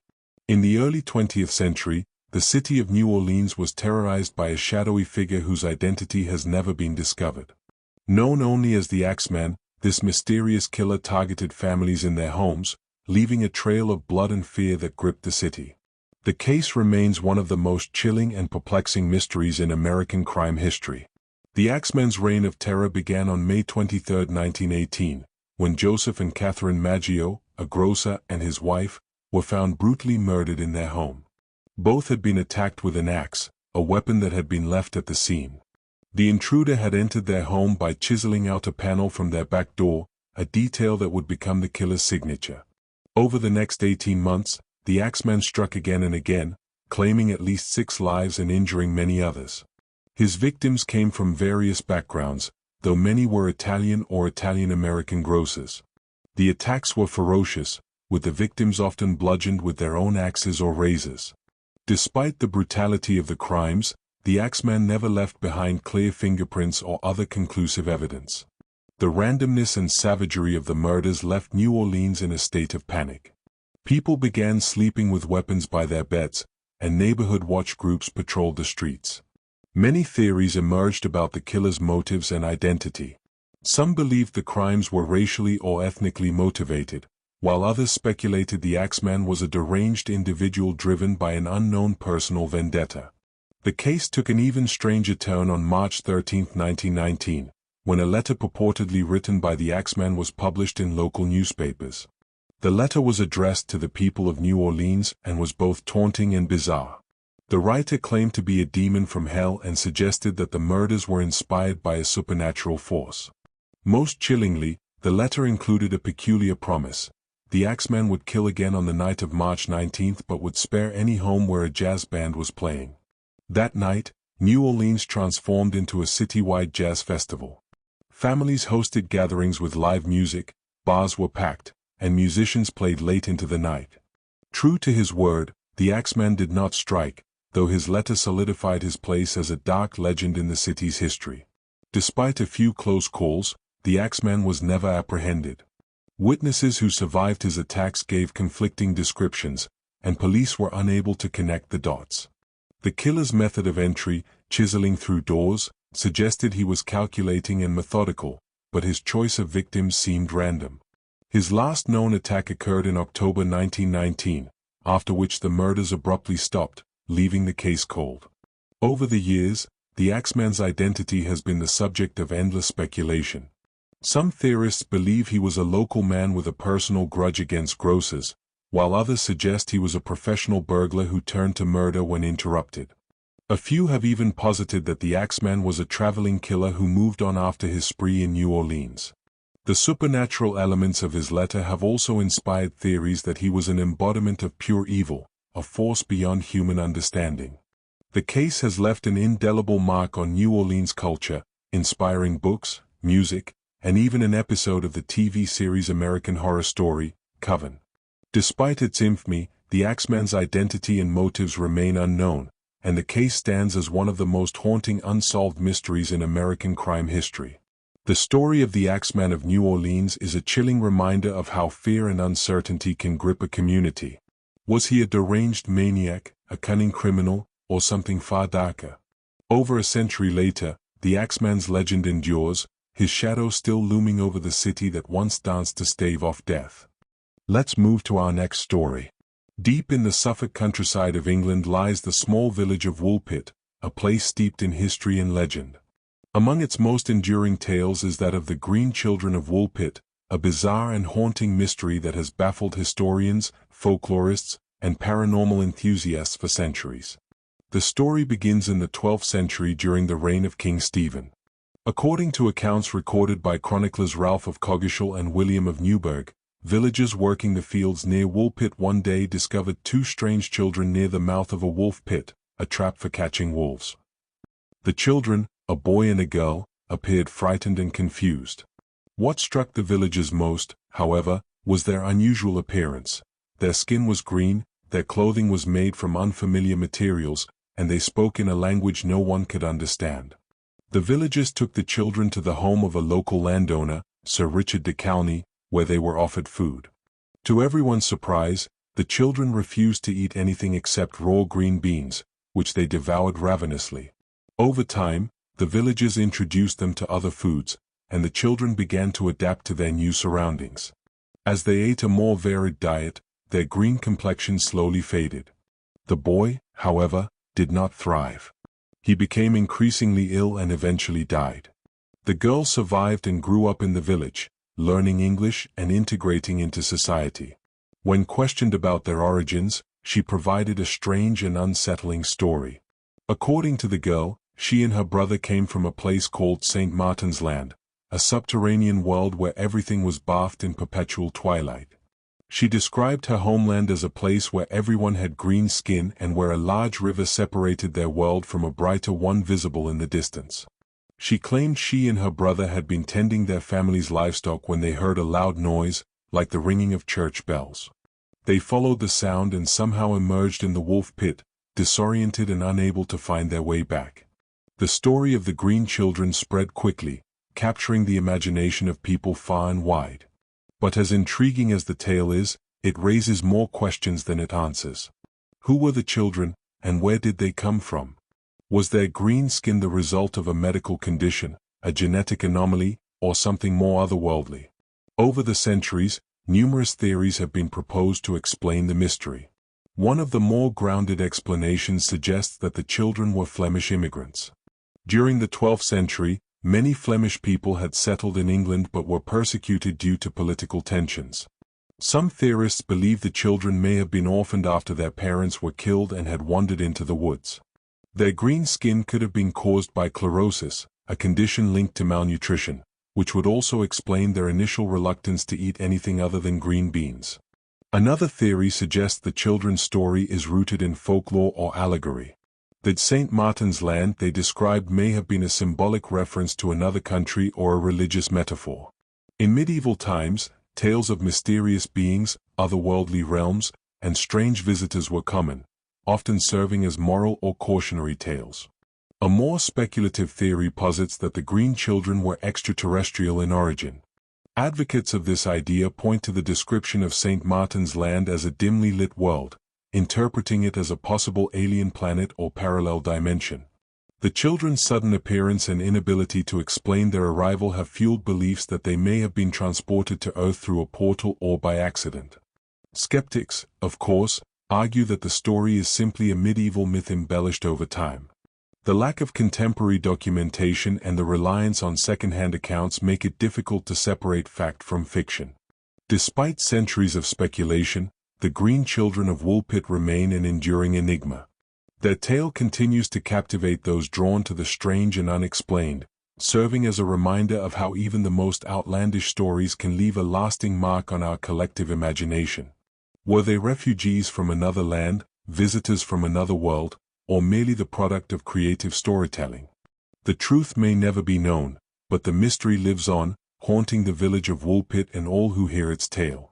For our next unsettling tale, we explore the baffling disappearance of the entire crew of the Fairweather 2, a cargo ship that vanished under circumstances so mysterious that it has left sailors and investigators puzzled for decades. This story takes us into the cold, treacherous waters of the North Atlantic, where the sea has been known to swallow vessels and their crews without a trace, but none so strangely as this. The Fairweather 2 was a modest-sized cargo ship that primarily transported goods between the ports of Newfoundland and Iceland. She was captained by Jacob Marlowe, a seasoned seaman with over 20 years of experience, and crewed by a team of 9 men who were known for their skill and camaraderie. The ship set sail from Reykjavik on a late October evening in 1953, carrying a load of dry goods destined for the port of St. John's in Newfoundland. The journey across the North Atlantic was one fraught with natural dangers, sudden storms, enormous waves, and treacherous ice. Yet for Captain Marlowe and his crew, this was a well-trodden path. The voyage began without incident, and the Fairweather 2 maintained regular radio contact, reporting calm seas and favorable winds as she made her way southwest. On the morning of October 27th, the ship sent its final transmission, a routine weather report. Everything seemed normal. But over the next 2 days, the Fairweather 2 went silent. No further communications were received, and concern began to mount in St. John's as the ship failed to arrive as scheduled. After several days of silence, a search effort was launched, involving both air and sea units. On November 1st, the Fairweather 2 was found drifting, seemingly intact, roughly 150 miles off the coast of Newfoundland. There was no apparent damage to the ship, no signs of a struggle, no distress signals, and no visible reason why she would be floating without her crew. The search vessel approached cautiously, and a boarding party climbed aboard to investigate. What they found was deeply unsettling. The ship was completely abandoned. There were no crew members on board, no bodies, and no indications of where the men had gone. The engine was idling, running in neutral, and the ship's logbook lay open on the navigation table, with the last entry made just hours before they were found. The galley still contained half-eaten meals, coffee cups sat on the table, and in the crew's quarters, personal belongings were neatly stowed, as if the crew had simply stepped away and never returned. The boarding party searched every inch of the vessel. They checked for signs of foul play, bloodstains, weapons, or any evidence of an altercation, but found nothing. The lifeboats were still secured in their cradles, and the ship appeared seaworthy, with no leaks or mechanical failures. The only thing missing was the crew. Further investigation by authorities revealed strange details that only deepened the mystery. In the ship's radio room, the log of transmissions indicated no distress calls were ever made, despite the abandonment. Charts and maps were laid out, seemingly untouched, and the ship's course had not deviated from its intended path. One oddity, however, caught the investigators' attention. The ship's compass had been smashed, as if hit with great force. Next to it, the emergency flare gun was missing, though there was no evidence it had been fired. The disappearance of the Fairweather 2's crew sparked numerous theories. The most immediate assumption was that the crew may have abandoned ship for some reason, perhaps believing the ship to be in imminent danger. However, this theory fell apart upon closer scrutiny. The lifeboats were still present, and there was no indication of flooding or fire, nothing that would explain why experienced sailors would abandon a perfectly functional ship in the middle of the ocean. Another theory suggested foul play, piracy or a mutiny. But the North Atlantic, cold and isolated, was not known for pirate activity, and there was no evidence of a struggle or anything stolen from the ship. Besides, mutiny seemed unlikely, as Captain Marlowe was well liked by his crew, and the ship's logbook made no mention of any internal disputes or unrest. Some began to speculate that the crew had been victims of something more sinister, perhaps even paranormal. The North Atlantic has long been a source of strange tales, ghost ships, monstrous waves, and inexplicable phenomena. Some whispered about the calling of the deep, an old sailor's superstition that spoke of strange voices that could lure men into the sea. These voices, it was said, could drive even the most rational of men to madness, compelling them to walk willingly off their ships and into the cold embrace of the ocean. Adding to the eerie atmosphere, fishermen who sailed near the location where the Fairweather II was found reported seeing strange lights in the sky on the night surrounding the ship's disappearance, flickering orbs of light that hovered silently over the water before vanishing into the darkness. Though these accounts were dismissed by authorities as exaggerations or tricks of the mind, they added an element of the supernatural that could not be easily shaken. Then there was the compass, smashed to pieces. Some investigators believed it might have been a last desperate attempt by one of the crew to sabotage something, though what exactly was unclear. It seemed that, whatever had happened, fear had driven them to destroy their own navigational aid. But what could cause a crew of experienced sailors to lose all rationality? The Fairweather II was eventually towed to St. John's, where it was thoroughly examined, but no further clues emerged. The ship was in near-perfect condition, and there were no hidden compartments, no secret cargo, nothing that would explain why 9 men had vanished without a trace. The official report concluded that the crew had likely been swept overboard during a storm, but there was no supporting evidence, and those who had boarded the ship insisted that the calm seas during the time of disappearance made such an occurrence improbable. The fate of the Fairweather II's crew remains one of the ocean's great unsolved mysteries. Some believe they were victims of a freak accident, while others are convinced something far more mysterious occurred in the cold waters of the North Atlantic. Did they encounter something beyond their understanding, something that drove them to abandon ship without a trace? Or were they simply unlucky victims of the sea's unpredictable and unforgiving nature? Whatever the truth, the Fairweather II continued to sail for a few more years before being decommissioned, but it carried a dark reputation. Sailors whispered of strange happenings aboard, claiming to hear footsteps on the deck at night and voices calling out from the empty halls. The ship became known as the Ghost of the North Atlantic, a vessel forever marked by the mystery of its lost crew. Even today, sailors passing through those waters speak in hushed tones of the Fairweather II. They talk of strange lights, eerie noises, and the chilling thought that, somewhere out there, the spirits of 9 lost men might still be wandering the waves, searching for a way back to the ship they abandoned, or an answer to the fate that led them into the endless, unforgiving sea. On a quiet Christmas Eve in 1945, the Sutter family home in Fayetteville, West Virginia, was alive with holiday cheer. George and Jenny Sutter lived with 9 of their 10 children in a 2-story timber house. While some of the children had gone to bed early, excited for Christmas morning, others stayed up playing with gifts and enjoying the festive atmosphere. What seemed like a peaceful holiday would soon turn into one of the most perplexing mysteries in American history. Around 1 a.m., Jenny Sutter awoke to a strange noise on the roof, like a heavy object hitting it. Minutes later, she realized the house was on fire. She rushed to wake George and the children. George, Jenny, and 4 of the children managed to escape, but 5 of the children, Maurice, 14, Martha, 12, Louis, 9, Jenny, 8, and Betty, 5, were still inside. The parents' frantic attempts to save them were thwarted at every turn. George tried to re-enter the house, but the flames were too intense. He ran to grab the ladder that was always propped against the house to climb to the second-floor window, but it was mysteriously missing. He then attempted to use his trucks to drive closer to the house and climb on top, but neither vehicle would start, even though they had been working perfectly the day before. Meanwhile, Jenny ran to a neighbor's house to call the fire department, only to find the phone line had been cut.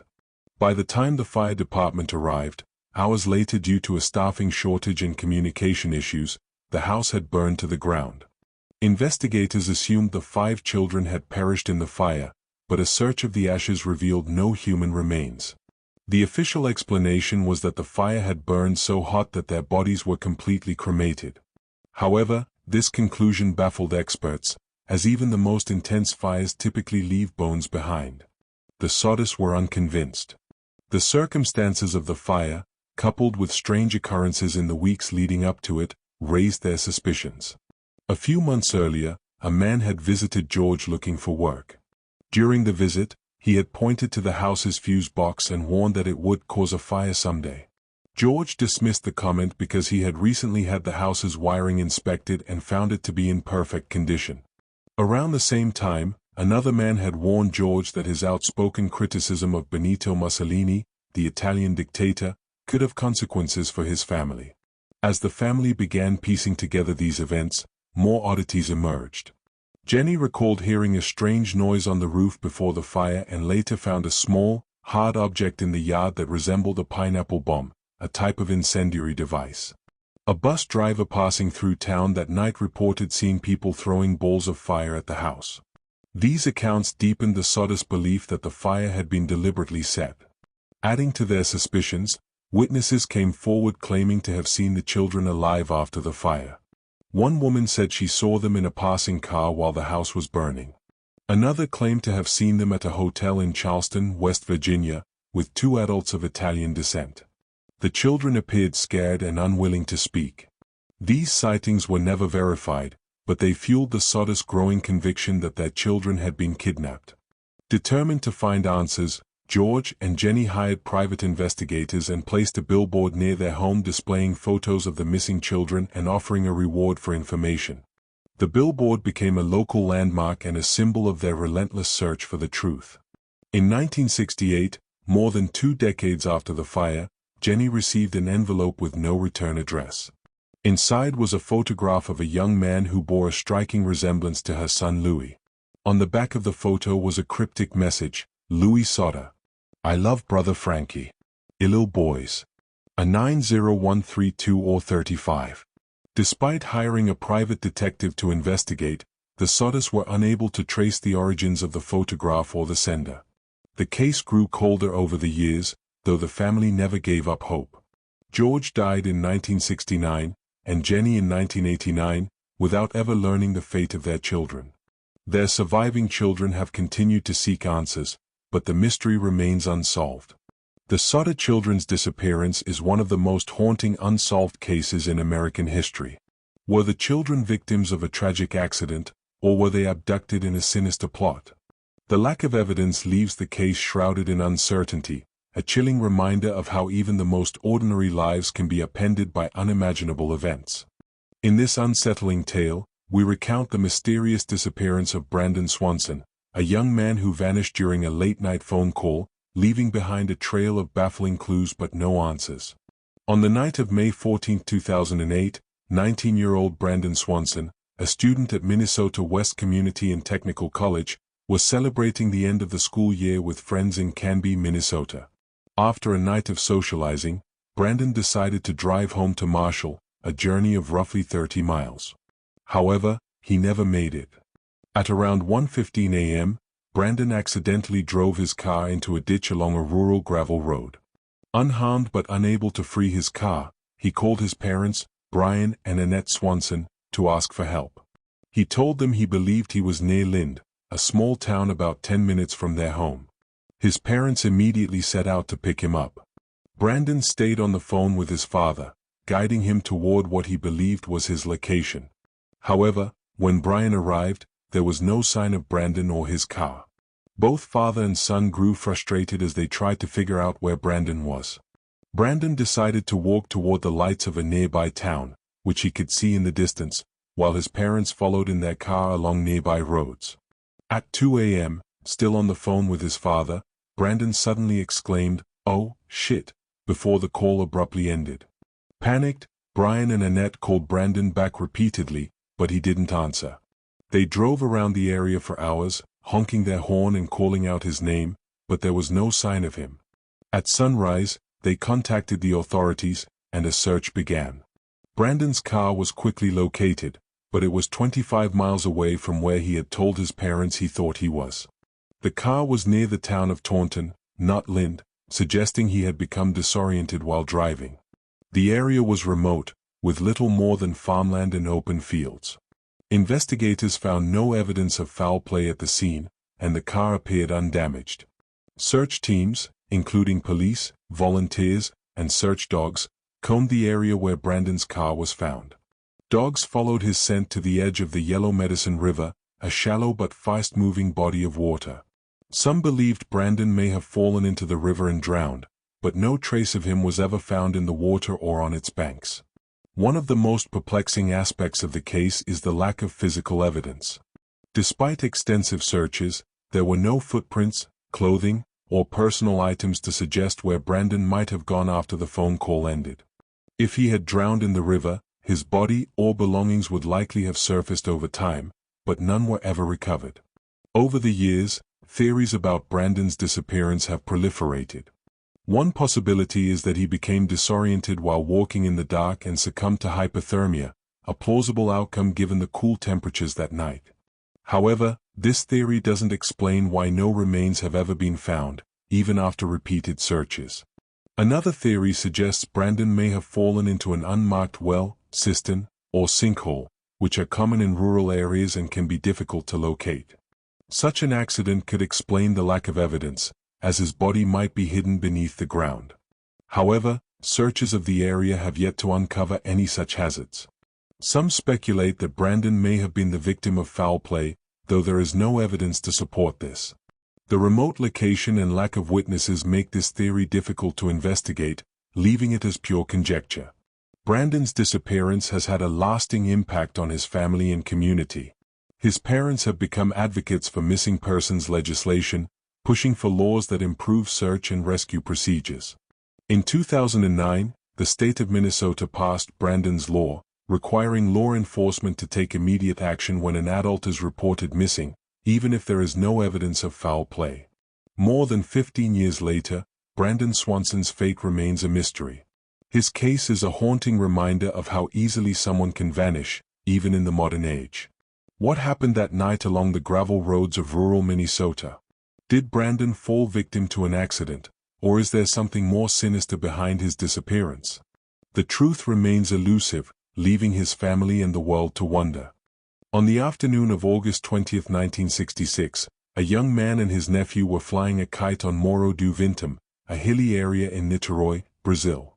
Their carefree day took a dark turn when they stumbled upon two lifeless bodies. The discovery would ignite one of the most bizarre and unsettling mysteries in Brazil's history, now known as the lead masks case. The bodies were those of two men, later identified as Manuel Pereira da Cruz and Miguel José Viana, both electronic technicians from Campos dos Goitacazes, a city hours away. They were found lying side by side, dressed in matching suits and waterproof raincoats. Most curiously, each man wore a homemade lead mask, the kind used to protect against radiation. Beside them lay an empty water bottle, two wet towels, and a notebook containing cryptic instructions: 1630 at the specified location. 1830 ingest capsules, after effect protect metals, wait for signal. There were no signs of trauma or struggle, and the scene puzzled investigators. The immediate question was, what had killed them? An autopsy revealed no clear cause of death. The mystery deepened when toxicology tests failed to determine if the men had ingested poison, drugs, or any other lethal substance, partly because the bodies had decomposed too much during the days they lay in the open. The bizarre nature of the case spurred countless theories, ranging from the rational to the fantastical. Investigators began piecing together the days leading up to Manuel and Miguel's deaths. On August 17, the two men left Campos dos Goitacazes, telling their families they were traveling to purchase materials for work. They carried a large sum of money, though much of it was later found to be spent on a waterproof coat and the lead sheets used to make the masks. Witnesses later recalled seeing the men at a bar near Morro do Vintum on August 20, appearing nervous and agitated. A waitress mentioned that Miguel seemed to be checking his watch repeatedly, as if waiting for something. It was the last time they were seen alive. As investigators delved deeper, they discovered that Manuel and Miguel had a keen interest in spiritualism and were known to conduct experiments involving electromagnetic fields. Some suggested that the pair had been attempting to contact extraterrestrial beings or harness a mysterious energy source. The lead masks, according to this theory, were meant to protect them from harmful radiation during the experiment.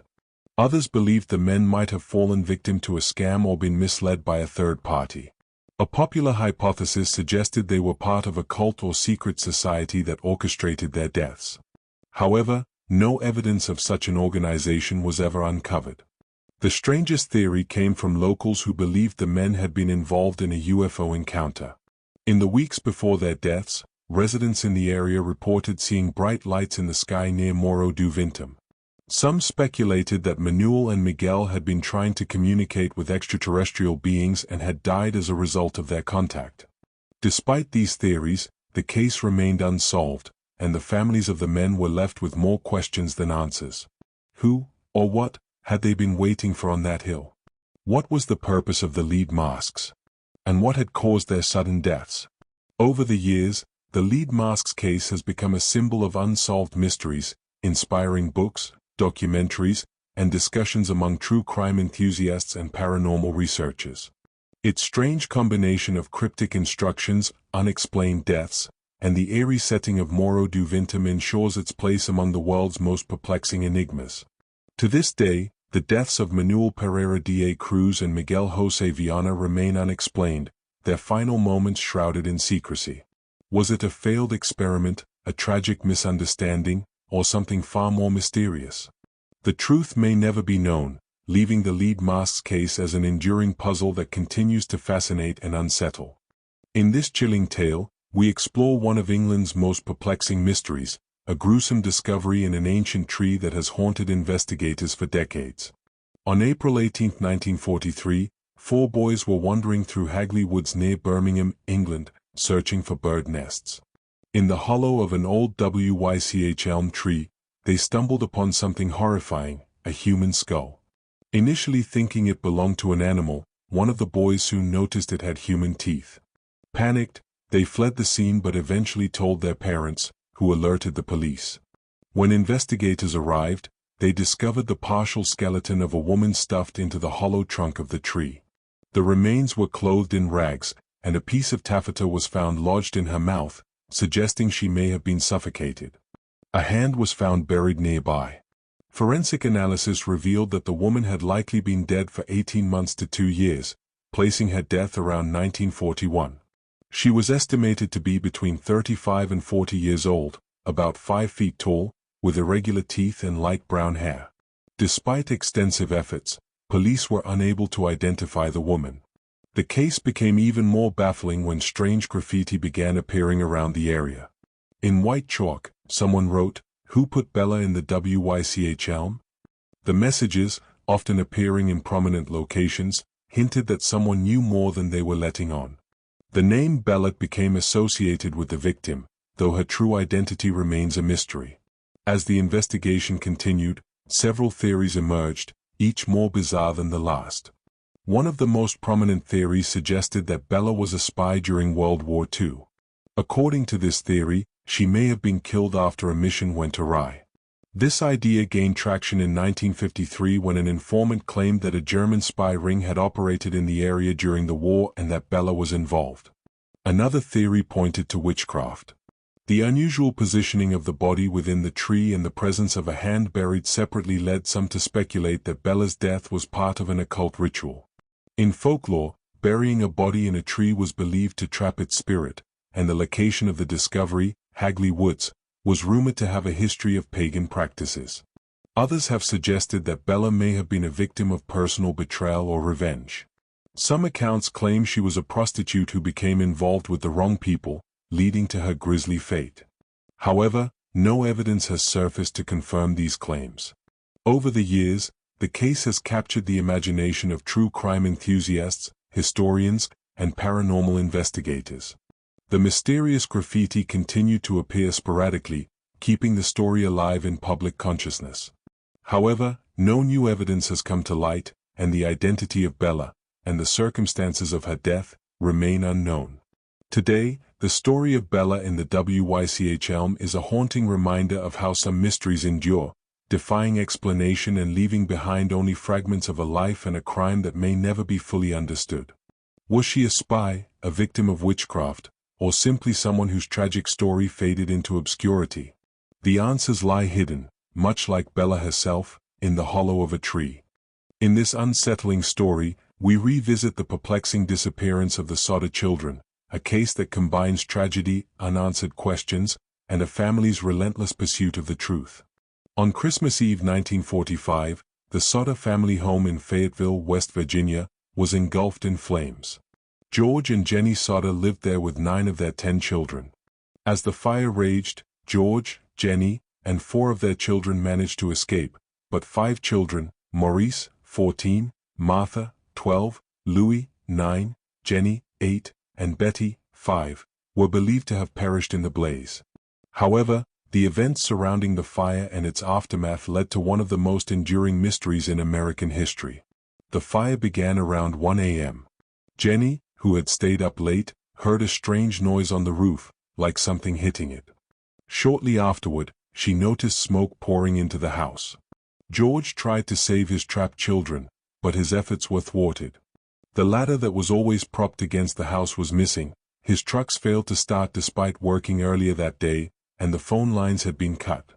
The fire burned the house to the ground in less than an hour. Authorities quickly attributed the tragedy to faulty wiring and declared the 5 children dead. However, a search of the ashes revealed no human remains. The fire chief claimed the blaze had burned so hot that it completely cremated the children's bodies, an assertion that fire experts later disputed.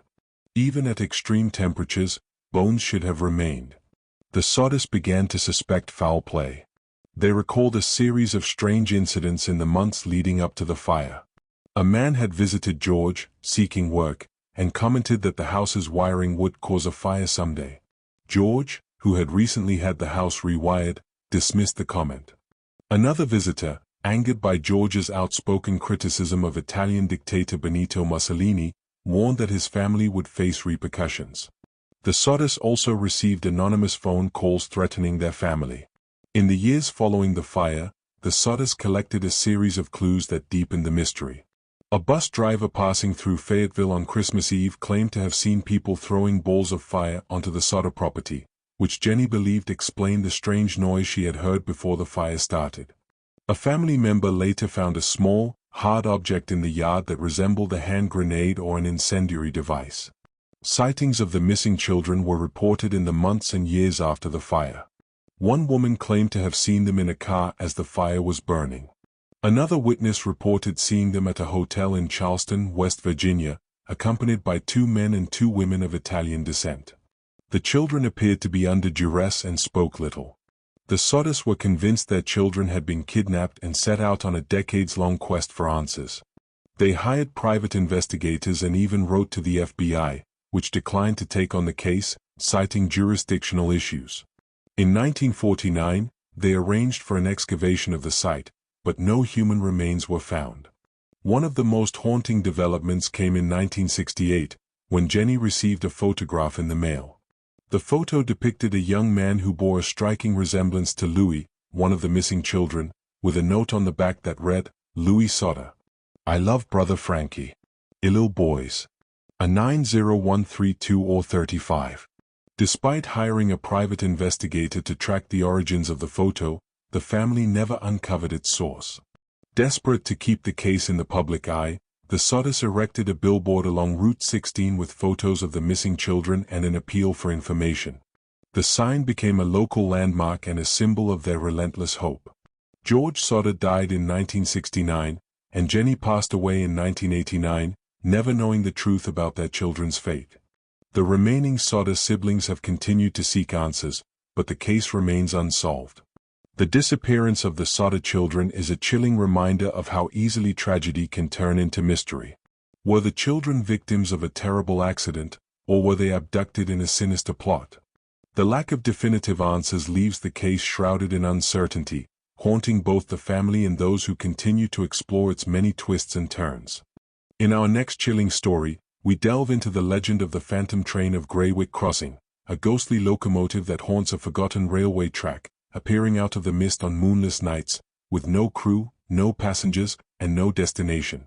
The tale has terrified generations of those living near the old tracks that once connected distant mining towns with the city beyond the hills. The railway that ran through Greywick Crossing was constructed in the late 1800s, during a time when the mining industry in the region was booming. Trains carried coal, iron, and workers between the mines and the factories, fueling the growth of the town. Greywick Crossing was a small, remote station, little more than a platform, a signal box, and a few waiting benches. It served as a rest point for train crews who worked the long, grueling shifts bringing their precious cargo from the hills to the sprawling industrial cities. It was in the winter of 1895 that the story began. A heavy storm had rolled in from the west, blanketing the hills in a thick layer of snow. On that fateful night, Train 451, a heavy freight locomotive hauling coal, left the mining camp with a small crew of 5. They were seasoned railway workers, accustomed to the dangers of winter travel. The train was scheduled to pass through Greywick Crossing at approximately 11:30 p.m. before heading on to the city. That night, as the storm raged on, something went terribly wrong. The signalman stationed at Greywick Crossing, an elderly man named Thomas Willoughby, was the last known person to have seen Train 451. Thomas recalled seeing the lights of the locomotive approaching through the swirling snow, its whistle echoing mournfully through the night air. As the train approached the crossing, Thomas raised his lantern in greeting, but the train did not slow down. Instead, it barreled through the crossing at a speed far too dangerous for the stormy conditions. The cars rattled, sparks flew from the wheels, and the windows of the engine cab were dark. Thomas caught a glimpse of the engineer's face, pale, eyes wide with terror, as though he had lost all control. As the train sped into the darkness, its whistle wailed again, a long, eerie sound that faded slowly into the night. The next day, when the storm had finally subsided, the alarm was raised. Train 451 had never arrived at its destination, and no one could contact the crew. Search teams were sent out, scouring the length of the track. They found no sign of the train, no wreckage, no tracks in the snow, and no evidence that it had ever left the railway. It was as if Train 451 and its entire crew had simply vanished into thin air. The disappearance baffled investigators. How could an entire train vanish without a trace, without leaving behind even a single twisted rail or splintered carriage? Some claimed that the train must have derailed somewhere in the remote hills, buried beneath an avalanche or lost in a hidden valley, but no trace was ever found. The mystery haunted Greywick Crossing, and the railway workers grew fearful of traveling those tracks at night. A month after the disappearance, the first sighting of the phantom train was reported. Thomas Willoughby, the old signalman, claimed that he saw the lights of Train 451 coming through the fog once more. He described standing at the crossing, staring in disbelief as the ghostly locomotive approached, its headlamp glowing dimly, smoke billowing from the stack, and the whistle letting out a long, mournful cry. But the train was silent, its wheels making no sound on the iron rails. As it passed, Thomas swore he saw the faces of the crew, staring out from the windows of the engine cab, expressionless, eyes hollow, their mouths moving as if they were calling out for help. He turned and watched as the train disappeared down the line, vanishing into the mist, leaving behind nothing but an eerie silence and the faint smell of burning coal. The sightings continued over the years. Farmers working the fields near the tracks reported seeing the train at night, a spectral locomotive appearing from nowhere, lights glowing in the darkness, before vanishing as suddenly as it had arrived. Those who dared to approach the tracks described feeling an unnatural chill in the air, and some claimed they could hear the faint clattering of wheels and the distant wail of a whistle echoing through the hills, though the tracks had long since fallen out of use. By the early 20th century, the mines began to close, and the railway fell into disrepair. The station at Greywick Crossing was abandoned, its platform overtaken by weeds, the signal box left to rot. The tracks themselves were eventually removed, the iron rails sold for scrap, leaving nothing but the overgrown railway embankment cutting through the hills. But even without the tracks, the legend of the phantom train persisted. Travelers passing through Greywick Crossing reported strange occurrences, headlights appearing on the old railway bed, the distant sound of a train whistle on foggy nights, and the unmistakable clanking of wheels on iron rails. Locals warned newcomers to stay away from the crossing after dark, to avoid the old railway path that wound its way through the hills. They spoke of the train as if it were a restless spirit, forever doomed to retrace its final journey, its crew trapped between the world of the living and the dead. One particularly chilling encounter was recounted by a young couple traveling through the area in the winter of 1963. They claimed their car had stalled on the old railway crossing, shrouded in a thick fog. As they tried to restart the engine, they heard it, the low, mournful whistle of a train approaching. Panicked, they looked around, expecting to see headlights bearing down on them, but there were no tracks, no sign of any train. Yet the sound grew louder, closer, until they felt a rush of cold air, as if something had passed right through them. When the car finally started, they sped away, vowing never to return to Greywick Crossing. To this day, the legend endures. The phantom train of Greywick Crossing is said to still haunt the old railway bed, appearing on misty, moonless nights, its ghostly form emerging from the darkness, its whistle echoing with a sadness that chills to the bone. Some believe that the crew is trying to complete their final journey, seeking the station that they never reached, forever trapped in an endless loop. Others claim that the train is a warning, a reminder of the dangers of the past, of the lives lost to the unforgiving winter and the greed of those who push too hard for profit. Whatever the truth, the phantom train remains one of the most enduring ghost stories of the region, a spectral echo of a tragic night, a train that never reached its destination, and a crew that vanished without a trace, forever wandering the hills of Greywick Crossing, lost in the mist, searching for a way home. Let's move to our last story. The wind howled through the desolate forest as Clara tightened her coat around her shivering frame. The last golden rays of the sun melted into the horizon, leaving an oppressive, murky twilight. The villagers had warned her about wandering near Blackwood Forest after dark, but Clara had always scoffed at superstition. She was a journalist, bound by facts and logic, not whispers and fear. Still, as she stood at the edge of the forest, staring into its gnarled depths, a shiver prickled her skin that had nothing to do with the cold. The story had been too tempting: children vanishing without a trace, a century-old legend of a malevolent presence haunting the woods, and the chilling coincidence of the disappearances aligning with the blood moon, set to rise that very night. She had come prepared: a flashlight, a digital recorder, and a notebook. What she wasn't prepared for was the suffocating silence that enveloped her the moment she stepped beneath the canopy of twisted trees. No chirping crickets, no rustling leaves, just an oppressive stillness, as though the forest itself were holding its breath. The deeper Clara ventured, the darker it became. Her flashlight beam cut through the gloom, illuminating skeletal branches that reached out like grasping hands. Every so often, she thought she heard faint whispers, but when she paused to listen, the sound disappeared. Just the wind, she muttered, trying to reassure herself. But doubt gnawed at the edges of her mind. After an hour of trudging through the thick undergrowth, Clara stumbled upon a clearing. At its center stood a decrepit cabin, leaning precariously to one side as if the earth itself was trying to swallow it. The windows were jagged voids, the door hung loosely on rusted hinges, and the air reeked of decay. Her instincts screamed at her to turn back, but the rational part of her mind urged her forward. This was the heart of the story, the place where the legend began. According to the villagers, this cabin had belonged to Isolde Blackwood, a reclusive widow accused of witchcraft centuries ago. After her son disappeared, she was said to have cursed the forest before vanishing herself. Clara pushed the door open, the creak echoing like a wail in the empty woods. The interior was worse than she had imagined. Rotting furniture, broken glass, and dark stains on the floorboards.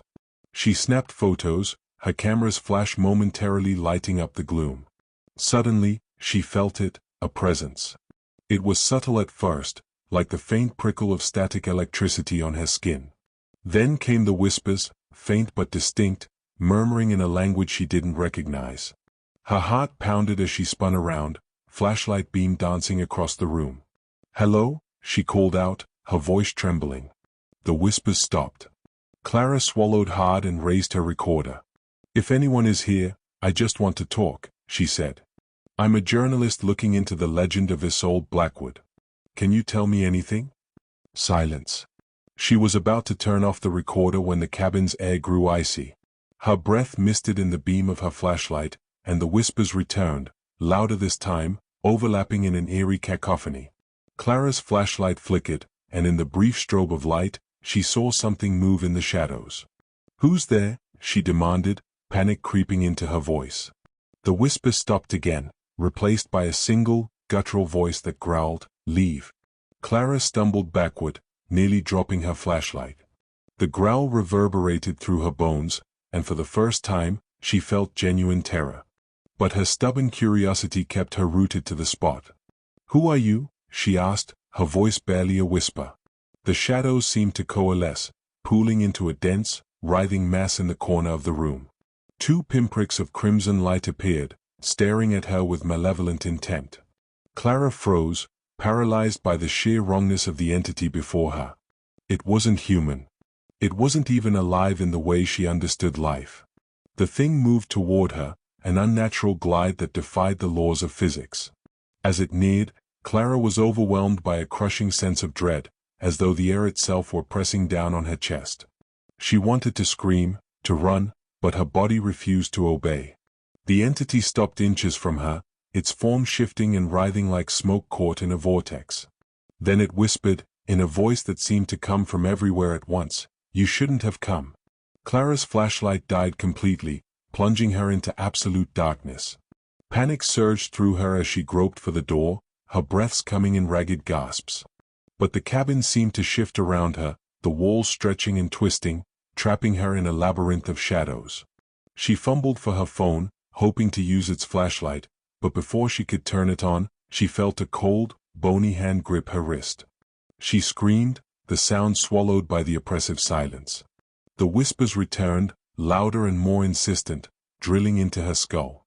Clara's vision blurred, and she felt herself being dragged, pulled toward something in the darkness. Desperation gave her strength, and she lashed out, her fist connecting with empty air. The grip loosened, and she stumbled backward, slamming into the wall. She clawed at the door, finally wrenching it open, and bolted into the forest. The whispers followed her, chasing her through the trees, their voices rising to an ear-splitting crescendo. Branches tore at her clothes and skin, but she didn't stop running until she burst out of the forest and collapsed onto the village road. The villagers found her the next morning, curled into a fetal position and muttering incoherently. She couldn't remember how she'd gotten out, nor could she explain the deep gashes on her arms that looked eerily like claw marks. Clara never wrote the story. She left the village the next day and never spoke of what happened in Blackwood Forest.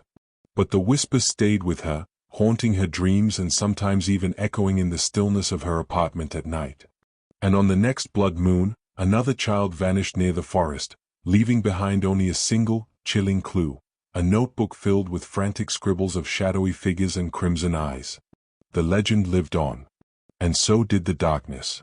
Our next tale takes us to rural Germany in 1922, where a gruesome and perplexing massacre left an entire family dead and a trail of chilling clues that have baffled investigators for over a century. Hinterkaifeck was a small, isolated farmstead located near the Bavarian town of Groben. It was home to Andreas Gruber, his wife Casilia, their widowed daughter Victoria Gabriel, and Victoria's two children, Casilia, 7, and Joseph, 2. The family lived a quiet, uneventful life, until late March 1922, when strange occurrences began to disturb their routine. Andreas Gruber mentioned to neighbors that he had discovered unusual footprints in the snow leading to the house but not away from it. He also heard mysterious noises in the attic and found a strange newspaper on the property, though no one in the household had purchased it. These eerie signs went unexplained, and the family dismissed them as harmless oddities. On the evening of March 31, 1922, the family and their maid, Maria Baumgartner, who had just arrived for her first day of work, were brutally murdered. Each member of the household was bludgeoned to death with a mattock, a tool commonly used on the farm. The bodies of Andreas, Casilia, Victoria, and young Casilia were discovered in the barn, stacked on top of one another and covered with hay. Maria and Joseph were found inside the house, also bludgeoned and concealed under blankets. The scene of the crime was both gruesome and mystifying. There were no signs of a struggle, suggesting the victims were lured to the barn one by one. Disturbingly, investigators determined that the murders had likely occurred late at night, yet the animals on the farm had been fed, and smoke was seen rising from the chimney in the days following the crime. This suggested the killer had remained on the property for several days after the murders, tending to the farm and maintaining a facade of normalcy. The investigation yielded few leads.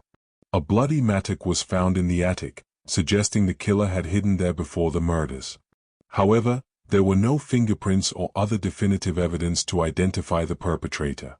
The family had a complicated history, including rumors of an incestuous relationship between Andreas and Victoria, as well as disputes over Victoria's finances. Yet, no motive was ever confirmed. One chilling detail was young Cazilia's condition when she was found. It appeared she had survived the initial attack and had pulled out tufts of her hair in agony before succumbing to her injuries. This discovery deepened the horror of the case and highlighted the calculated brutality of the murderer. Theories about the Hinterkaifeck murders have ranged from plausible to outlandish. Some investigators suspected Lorenz Schlittenbauer, a neighbor with ties to the family. Lorenz was rumored to have had a romantic relationship with Victoria and may have been Joseph's biological father. His behavior during the investigation, including his knowledge of the crime scene details before police arrived, raised suspicion. However, no evidence conclusively linked him to the murders. Others speculated that a vagrant or passing soldier committed the crime, though this theory struggled to explain the apparent familiarity the killer had with the farm. The idea of a family member or close associate turned murderer gained traction, but again, no definitive suspect emerged. In the decades since the murders, the case has remained cold, though it continues to fascinate true crime enthusiasts. The isolated location, bizarre circumstances, and eerie details make it one of the most chilling mysteries in modern history. The Hinterkaifeck farm itself was demolished a year after the murders, erasing the physical site of the crime but not its enduring legacy. The story has inspired books, documentaries, and even films, each attempting to piece together the fragments of evidence into a coherent narrative. Was the killer a jilted lover, a deranged outsider, or someone far closer to the family than anyone suspected? The truth remains buried in the past, leaving the Hinterkaifeck murders as a haunting reminder of the darkness that can lurk even in the most secluded corners of the world. Our next tale takes us to the remote and windswept Flannan Isles in Scotland, where 3 lighthouse keepers vanished in 1900 under circumstances that remain unexplained to this day. The Flannan Isles are a group of small, uninhabited islands located off the western coast of Scotland. Known for their isolation and rugged beauty, the Isles have long been a source of folklore and mystery. In December 1900, they became the setting for one of the most puzzling disappearances in maritime history. The lighthouse on Eilean Moor, the largest of the Flannan Isles, had been completed just the previous year. Its purpose was to guide ships safely through the treacherous waters of the Outer Hebrides. The keepers, James Duckett, Thomas Marshall, and Donald MacArthur, were tasked with ensuring the light remained operational in all conditions. The 3 men were experienced seamen, accustomed to the harshness of the sea and the isolation of their post. On December 15, 1900, the steamer Archtor, en route from Philadelphia to Leith, passed near the Flannan Isles. The captain noted that the lighthouse was dark, which was unusual and concerning. He reported the matter upon reaching port, but due to bad weather, it wasn't until December 26 that a relief vessel, the Hesperus, was able to reach the lighthouse.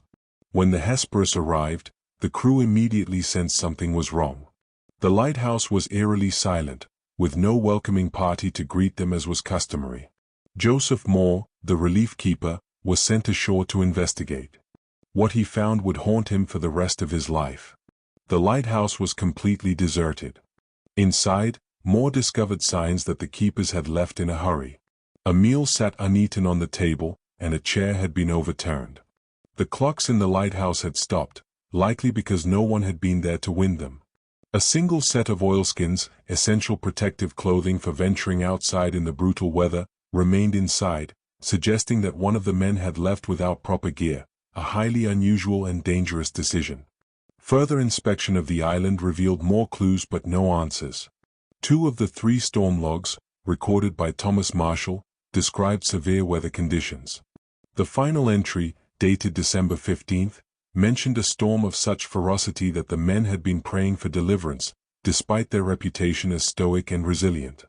The logs also noted that Donald MacArthur, known for his toughness, had been weeping, an uncharacteristic and unsettling detail. However, No storms had been reported in the region on the dates noted in the logbooks, leading to speculation that the keepers had either misrecorded the events or experienced something entirely different. A theory soon emerged based on physical evidence found near the west landing of the island. A large section of turf had been ripped from the ground, and the ropes from a supply box, typically secured high up on a rock, were scattered near the base of the cliff. This suggested that the men might have been swept away by a massive rogue wave while attempting to secure equipment during bad weather. Such waves, while rare, are known to occur in the area and could easily have overwhelmed even the most experienced sailors. However, this theory raised as many questions as it answered. Why had one man left the lighthouse without his oilskins? And why had all three men left their posts at the same time, when protocol dictated that at least one keeper should always remain inside to maintain the light? Other theories ventured into the realm of the supernatural. The Flannan Isles were steeped in folklore, with tales of ghostly apparitions, curses, and fairy activity. Some suggested that the men had been lured away by spirits or fallen victim to a supernatural force. Others believed they had been abducted by aliens or had vanished into another dimension. More grounded theories proposed foul play. Some speculated that a fight had broken out among the keepers, leading to violence and their ultimate deaths. This theory, however, seems unlikely given the lack of evidence for a struggle and the men's professional reputations. The official investigation concluded that the men had likely been swept out to sea by a rogue wave, but this explanation has never satisfied everyone. The strange details, the untouched meal, the incomplete oilskins, the inconsistent storm reports, leave room for endless speculation. The mystery of the Flannan Isles lighthouse keepers has inspired countless books, poems, and films, including the 2019 psychological thriller The Lighthouse, which draws loosely on the story. The barren and windswept island, with its silent lighthouse standing as a sentinel, remains a haunting symbol of the unsolved disappearance. Over a century later, the fates of James Duckett, Thomas Marshall, and Donald MacArthur continue to captivate the imagination. Were they victims of nature's wrath, or did something far stranger occur on that lonely island? Whatever the truth, their story stands as one of the most enduring enigmas of the sea. In our next story, we uncover the deeply unsettling case of Cindy James, a woman who endured years of relentless stalking, harassment, and violence before her mysterious death shocked investigators and left questions that linger to this day. Cindy James was a 44-year-old nurse living in Richmond, British Columbia. By all accounts, she was a compassionate and well-liked individual. However, her life took a dark turn in 1982, when she began receiving threatening phone calls. The anonymous caller would alternate between eerie silence and explicit death threats. This marked the beginning of a 7-year nightmare. The harassment quickly escalated. Cindy's home was vandalized, windows were smashed, and her phone lines were cut. On several occasions, she discovered threatening notes left on her doorstep, often accompanied by disturbing imagery. Despite her growing fear, Cindy reported the incidents to the police, who launched an investigation but found no leads. The attacks became more violent over time. Cindy was physically assaulted on multiple occasions. Once, she was discovered unconscious in her garage, with a nylon stocking tied tightly around her neck. Cindy claimed that she had been attacked from behind but could not identify her assailant. Another time, she was found in a ditch, her hands and feet bound, suffering from severe hypothermia. She told police she had been abducted but could provide few details about her attacker. Frustratingly, the police began to suspect Cindy herself was staging the incidents. Their theory was that she was suffering from a psychological condition and orchestrating the attacks for attention. Cindy's family and friends, however, strongly disagreed, pointing to the severity and complexity of the assaults as evidence that she was genuinely in danger. Cindy's private investigator, Ozzy Caban, also believed she was being targeted. He noted that her phone lines were often cut before an attack and that her injuries were too severe to be self-inflicted. Caban installed surveillance equipment in Cindy's home, but despite numerous incidents, the cameras never captured any conclusive evidence of an intruder. In May 1989, Cindy's torment came to a tragic end. On May 25, she disappeared after visiting a shopping mall. Her car was found abandoned nearby, with groceries and a wrapped gift still inside. Blood was smeared on the driver's side door, and personal items were scattered on the ground. 2 weeks later, Cindy's body was discovered in the yard of an abandoned house. She was lying on her side, her hands and feet bound with a nylon stocking, and another stocking was tied tightly around her neck. The autopsy revealed she had died from an overdose of morphine and other sedatives. Despite the restraints and the apparent violence of the scene, investigators concluded Cindy's death was either a suicide or an accident. They argued that she had taken the drugs herself and somehow tied herself up before succumbing. Cindy's family and supporters found this explanation implausible. How could she have overdosed and restrained herself at the same time? And why would she do so in such a dramatic and painful way? To them, the circumstances of her death suggested foul play, likely at the hands of the same person who had terrorized her for years. The case remains unsolved, leaving behind a trail of disturbing evidence but no definitive answers. Was Cindy James a victim of an elaborate and malevolent stalker, or was she battling demons of her own creation? Her story has divided investigators, criminologists, and true crime enthusiasts for decades. Cindy James's tragic death serves as a haunting reminder of how even the most chilling cases can resist resolution, leaving behind a legacy of fear, doubt, and unanswered questions. On the night of March 31, 2006, 27-year-old Brian Schaffer, a medical student at Ohio State University, went out with friends to celebrate the start of spring break. What began as a carefree evening of drinks and laughter turned into one of the most perplexing missing persons cases in modern history. To this day, Brian's disappearance remains an enigma that has baffled investigators and armchair detectives alike. Brian was described as intelligent, charismatic, and ambitious, with dreams of becoming a doctor. He was close to his family, particularly his father, Randy, who had recently lost his wife, Brian's mother, to cancer. Despite the tragedy, Brian appeared to be handling the loss well and was looking forward to a planned trip to Miami with his girlfriend, Alexis Wagner, just days after his disappearance. On that fateful Friday night, Brian joined his friend Clint Florence for a night out in Columbus, Ohio.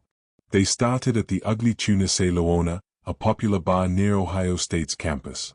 Over the course of the evening, they visited several other bars in the area, drinking and socializing before returning to the Ugly Tuna around 1:15 a.m. Surveillance footage captured Brian, Clint, and another friend, Meredith Reed, riding the escalator up to the bar's entrance. The footage also showed Brian chatting briefly with two women near the top of the escalator. He appeared to say goodbye before walking back toward the bar. This was the last confirmed sighting of Brian. When the bar closed at 2 a.m., patrons began filtering out. Clint and Meredith waited outside for Brian, but he never appeared. Assuming he had gone home or left with someone else, they didn't think much of it at the time. However, when Brian failed to show up for his flight to Miami 2 days later, his family became alarmed. They reported him missing, and an investigation was launched. The initial search focused on the Ugly Tuna Se Leona and its surrounding areas. Investigators reviewed the bar's security footage and were stunned to find no evidence of Brian leaving. Every exit from the bar was covered by cameras, yet Brian seemed to have vanished without a trace. This led to the chilling question: how could someone disappear from a crowded bar without being seen? Police expanded their search, checking nearby dumpsters, alleyways, and construction sites. Divers scoured the Olentangy River, and flyers with Brian's photo were distributed throughout Columbus. Despite these efforts, no trace of him was found. Brian's phone, credit cards, and bank accounts showed no activity, and no witnesses came forward with information about his whereabouts. As the investigation progressed, theories about Brian's disappearance began to emerge. One of the most plausible scenarios was that he had left the bar through an exit not covered by cameras, possibly one leading to a construction site nearby.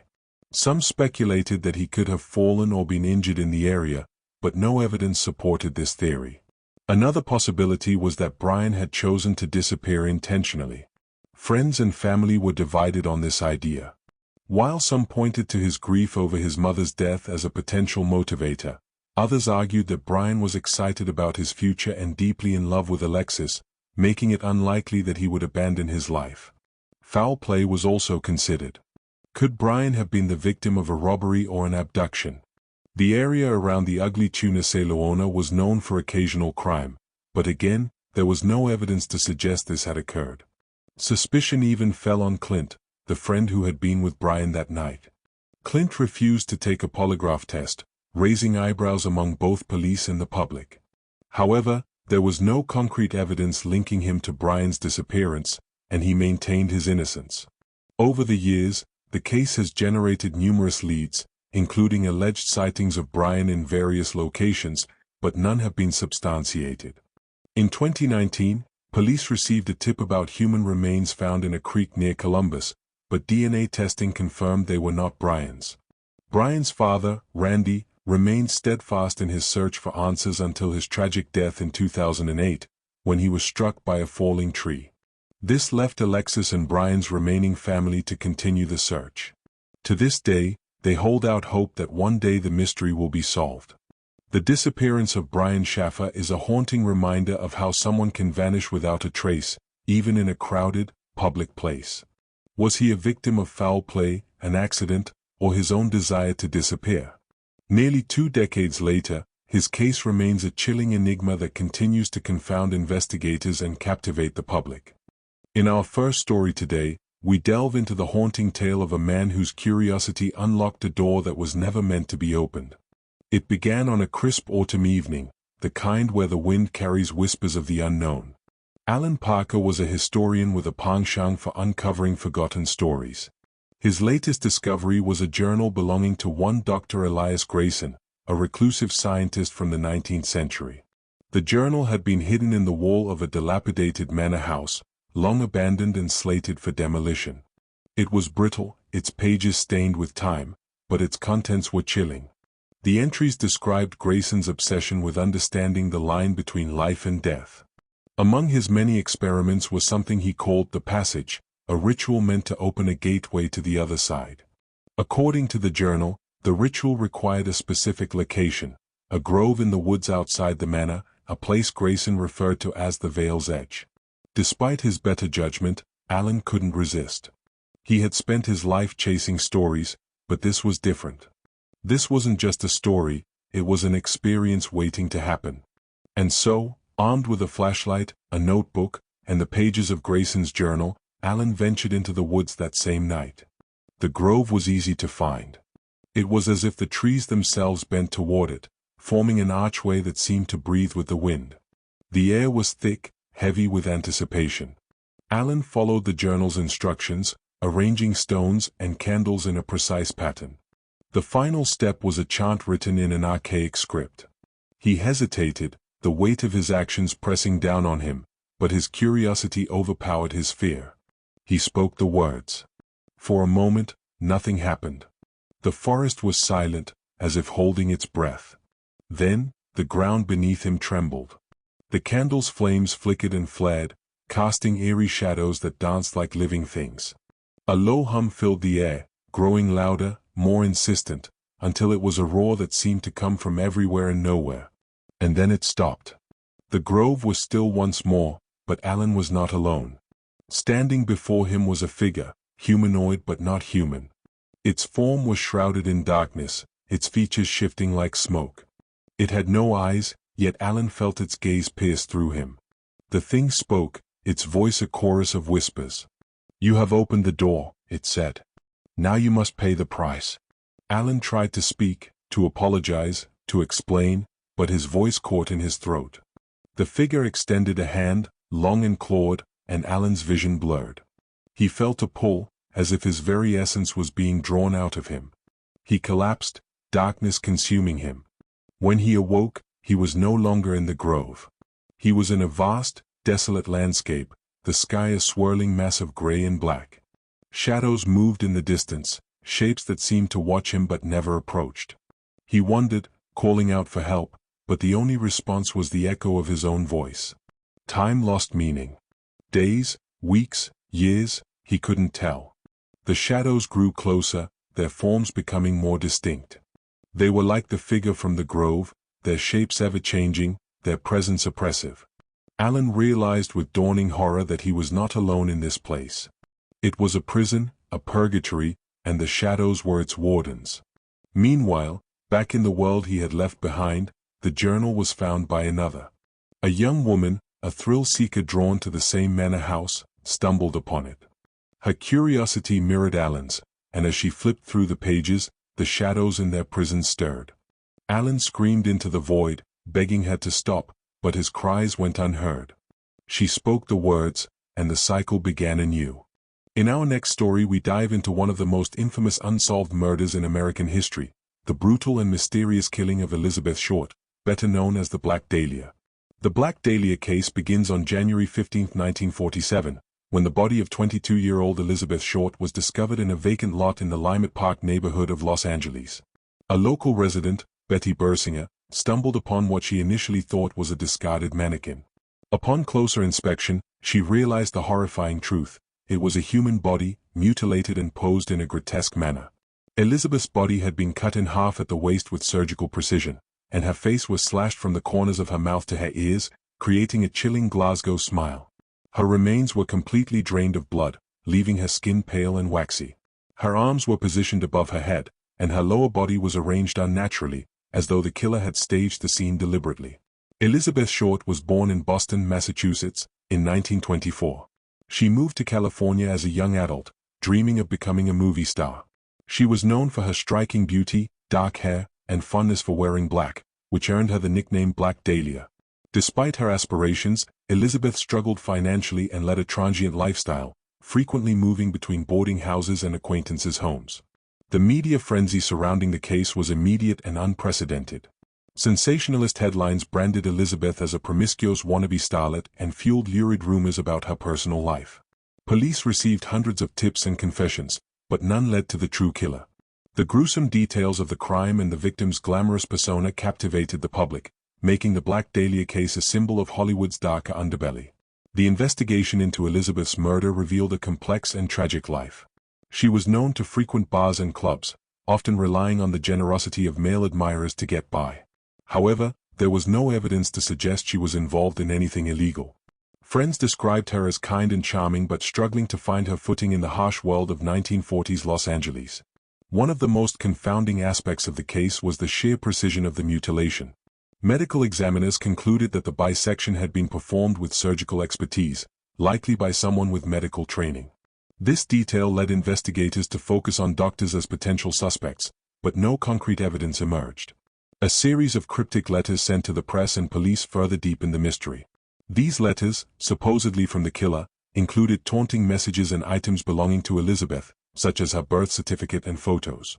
The killer signed off as the Black Dahlia Avenger, but investigators could not verify the sender's identity. Over the years, numerous suspects have been proposed, but none have been definitively linked to the crime.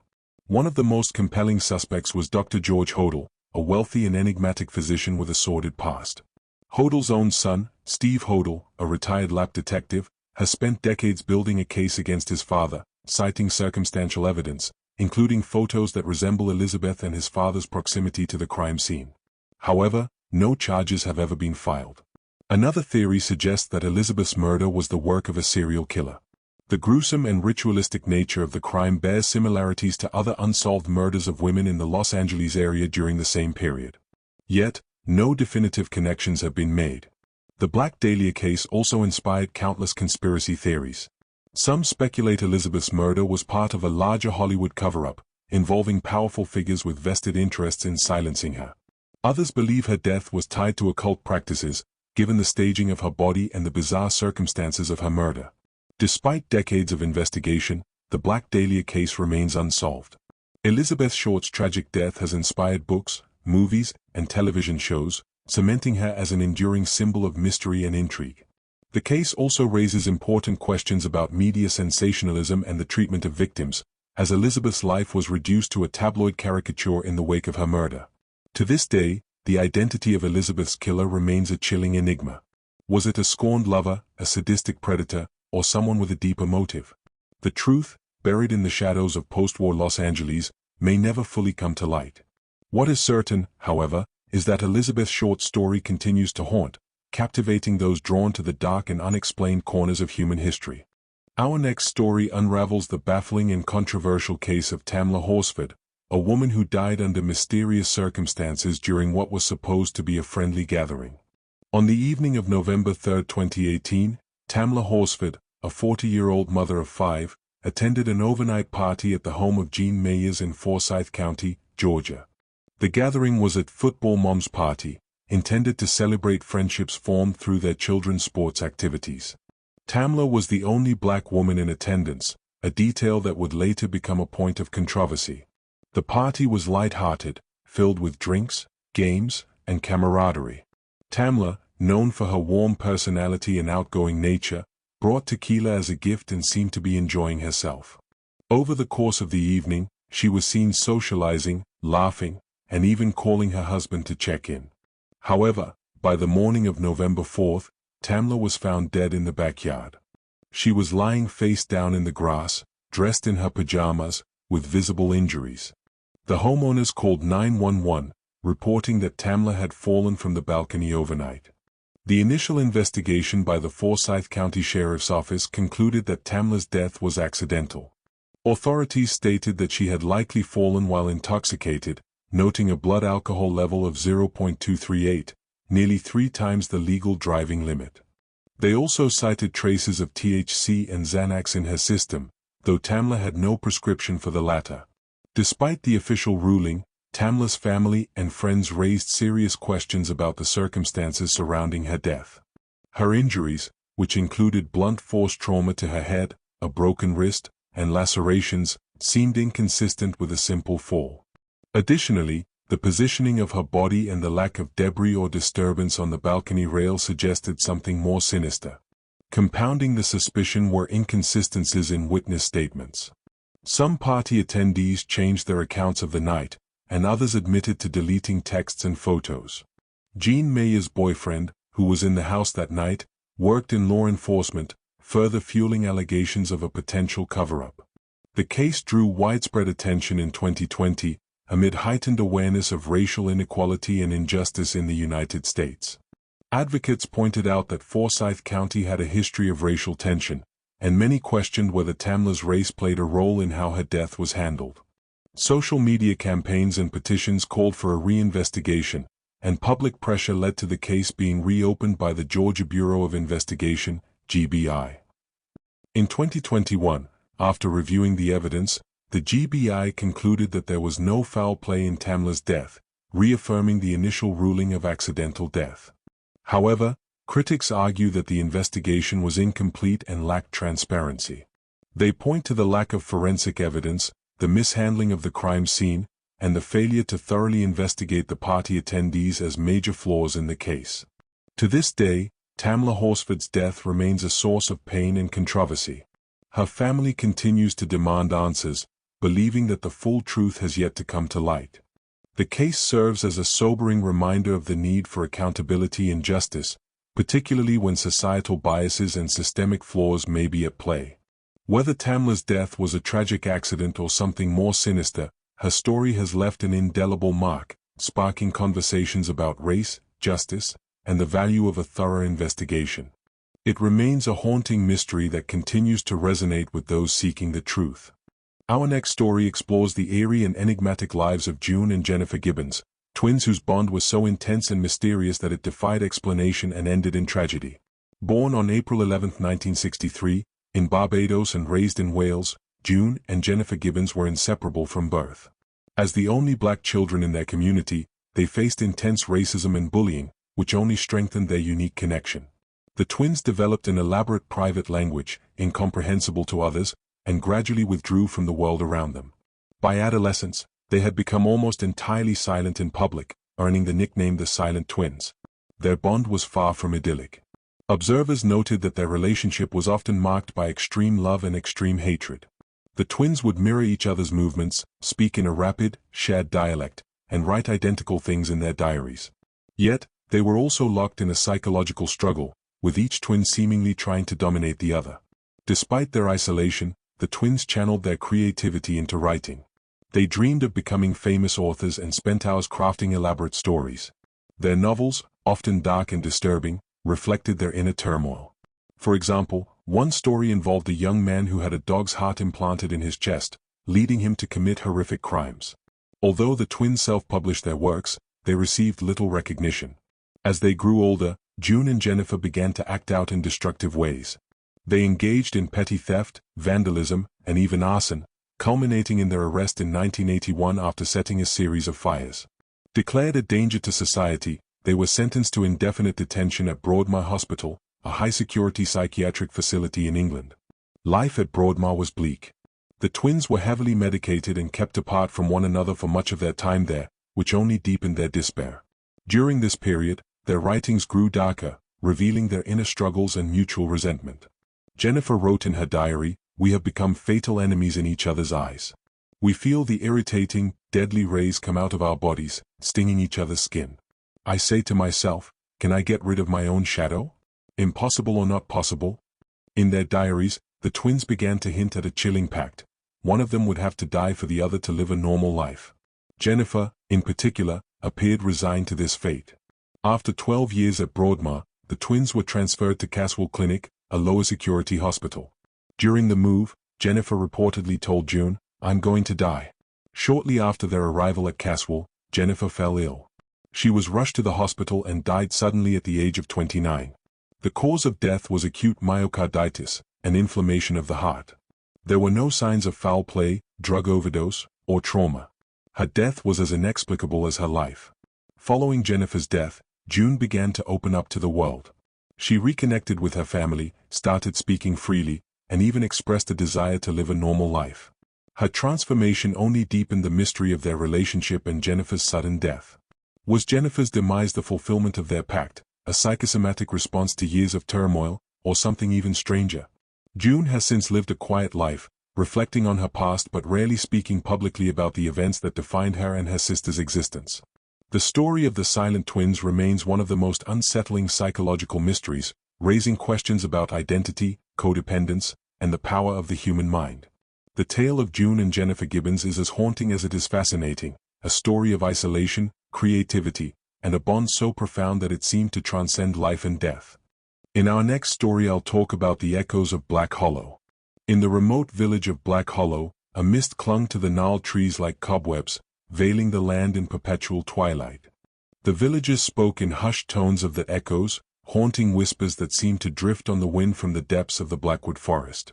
Most dismissed them as tricks of the mind or the cries of distant animals, but those who ventured too far into the forest often returned changed, if they returned at all. 27-year-old Eleanor Gray was no stranger to mystery. A journalist with a reputation for chasing the uncanny, she arrived in Black Hollow late one autumn evening. The villagers, clad in weathered coats and distrustful gazes, watched as her car rolled into the gravel drive of the old inn. An elderly woman named Agnes ran the inn, her face etched with lines that hinted at a lifetime of unspeakable knowledge. "You're not planning to go into the forest, are you?" Agnes asked as she handed Eleanor a rusted key. Her voice was tinged with something between concern and resignation. Eleanor smiled. "Isn't that what everyone comes here for?" Agnes's pale eyes narrowed. "They come, but they don't all leave." That night, Eleanor unpacked her belongings and reviewed her notes. Blackwood Forest was steeped in legend, strange disappearances, eerie lights, and those haunting whispers. The villagers believed the echoes were the voices of the lost, luring the unwary deeper into the woods. Curiosity burned in Eleanor's veins. She had spent years chasing the truth behind ghost stories and urban legends, and this felt like her most promising lead yet. At dawn, armed with a camera, flashlight, and voice recorder, Eleanor ventured into the forest. The air grew colder with each step, the towering pines blotting out the weak sunlight. The underbrush was thick and unyielding, but she pressed on, her boots crunching against the brittle leaves. Hours passed, and the forest seemed to stretch endlessly in all directions. Eleanor paused to take a drink from her flask when she first heard it, a faint, melodic hum. She froze, holding her breath as the sound grew clearer. It wasn't wind or an animal, it was unmistakably human. "Help me," a soft voice whispered from somewhere ahead. Eleanor's pulse quickened. She grabbed her recorder and pressed record. "Who's there?" she called out, her voice steady despite the chill creeping into her bones. The voice didn't respond, but the hum continued, weaving a haunting lullaby that pulled at her like an invisible thread. She followed the sound deeper into the woods, her surroundings becoming increasingly alien. The trees appeared older, their trunks twisted unnaturally, and the air smelled of damp earth and decay. Eleanor stumbled upon a clearing. At its center stood a crumbling stone well, its mouth yawning like an ancient wound. The hum emanated from within, louder now, and layered with faint, overlapping whispers. She approached cautiously, peering over the edge. Darkness stretched endlessly below. "Is someone down there?" she asked, her voice trembling. The whispers swelled, rising to a crescendo before abruptly stopping. Silence enveloped the clearing, thick and oppressive. Then, a single voice spoke, clear and chilling, "Join us." A hand shot up from the darkness, pale and clawed, grasping the edge of the well. Eleanor stumbled back with a cry, her flashlight clattering to the ground. She scrambled to pick it up, the beam flickering wildly as the forest seemed to close in around her. She fled, branches clawing at her clothes and face. The whispers resumed, surrounding her from every direction. Her lungs burned, and her legs ached, but she didn't stop until she burst from the forest and into the village square. The villagers were gathered there, their faces grave. "I heard them," Eleanor gasped. "The echoes, there's something in the well." The crowd parted, and Agnes stepped forward. "You shouldn't have gone," she said, her voice heavy with sorrow. "What are they?" Eleanor demanded. "What's in that forest?" Agnes sighed. "The forest doesn't just take people, it keeps them. The well is a gate, and those who listen too closely to the echoes become part of them." Eleanor shuddered. "That hand, it tried to pull me in." "The forest doesn't like to let go," Agnes said. "And now it's marked you." That night, Eleanor barricaded herself in her room, but sleep wouldn't come. Every creak of the floorboards, every rustle of the wind outside made her jump. Around midnight, the whispers returned, faint but persistent, drifting through the walls like smoke. "Eleanor," they called, stretching her name into a mournful dirge. She covered her ears, but the voices grew louder, filling her mind with fragmented images, shadowy figures wandering the forest, their hollow eyes weeping black tears, the well, its depths alive with writhing shapes, and her own face, pale and lifeless, staring up from the darkness. Unable to bear it, Eleanor fled the inn, the whispers guiding her back toward the forest. The village was silent, its streets deserted, as if the world had shrunk to just her and the haunting call of the echoes. When she reached the clearing, the well seemed to pulse with a malevolent energy. The whispers converged into a deafening roar as Eleanor approached the edge, her mind clouded by a strange compulsion. She leaned over, staring into the abyss, and saw countless faces swirling in the darkness, their mouths open in silent screams. "Join us," they beckoned once more. Eleanor felt the ground shift beneath her feet, and she teetered on the brink. Just as she was about to fall, a hand grabbed her shoulder, yanking her back. She spun around to see Agnes, her face stern and resolute. "It's not your time," the old woman said, dragging her away from the well. "But if you stay, it soon will be." Agnes led her back to the village, neither of them speaking. The whispers faded as they left the forest behind, but Eleanor knew they would never truly be gone. She had glimpsed the darkness, and it had glimpsed her in return. Eleanor left Black Hollow the next morning, but the echoes followed her. In the quiet moments, when the world was still, she could hear them calling her name, promising that one day she would return to the well. And deep down, she knew they were right.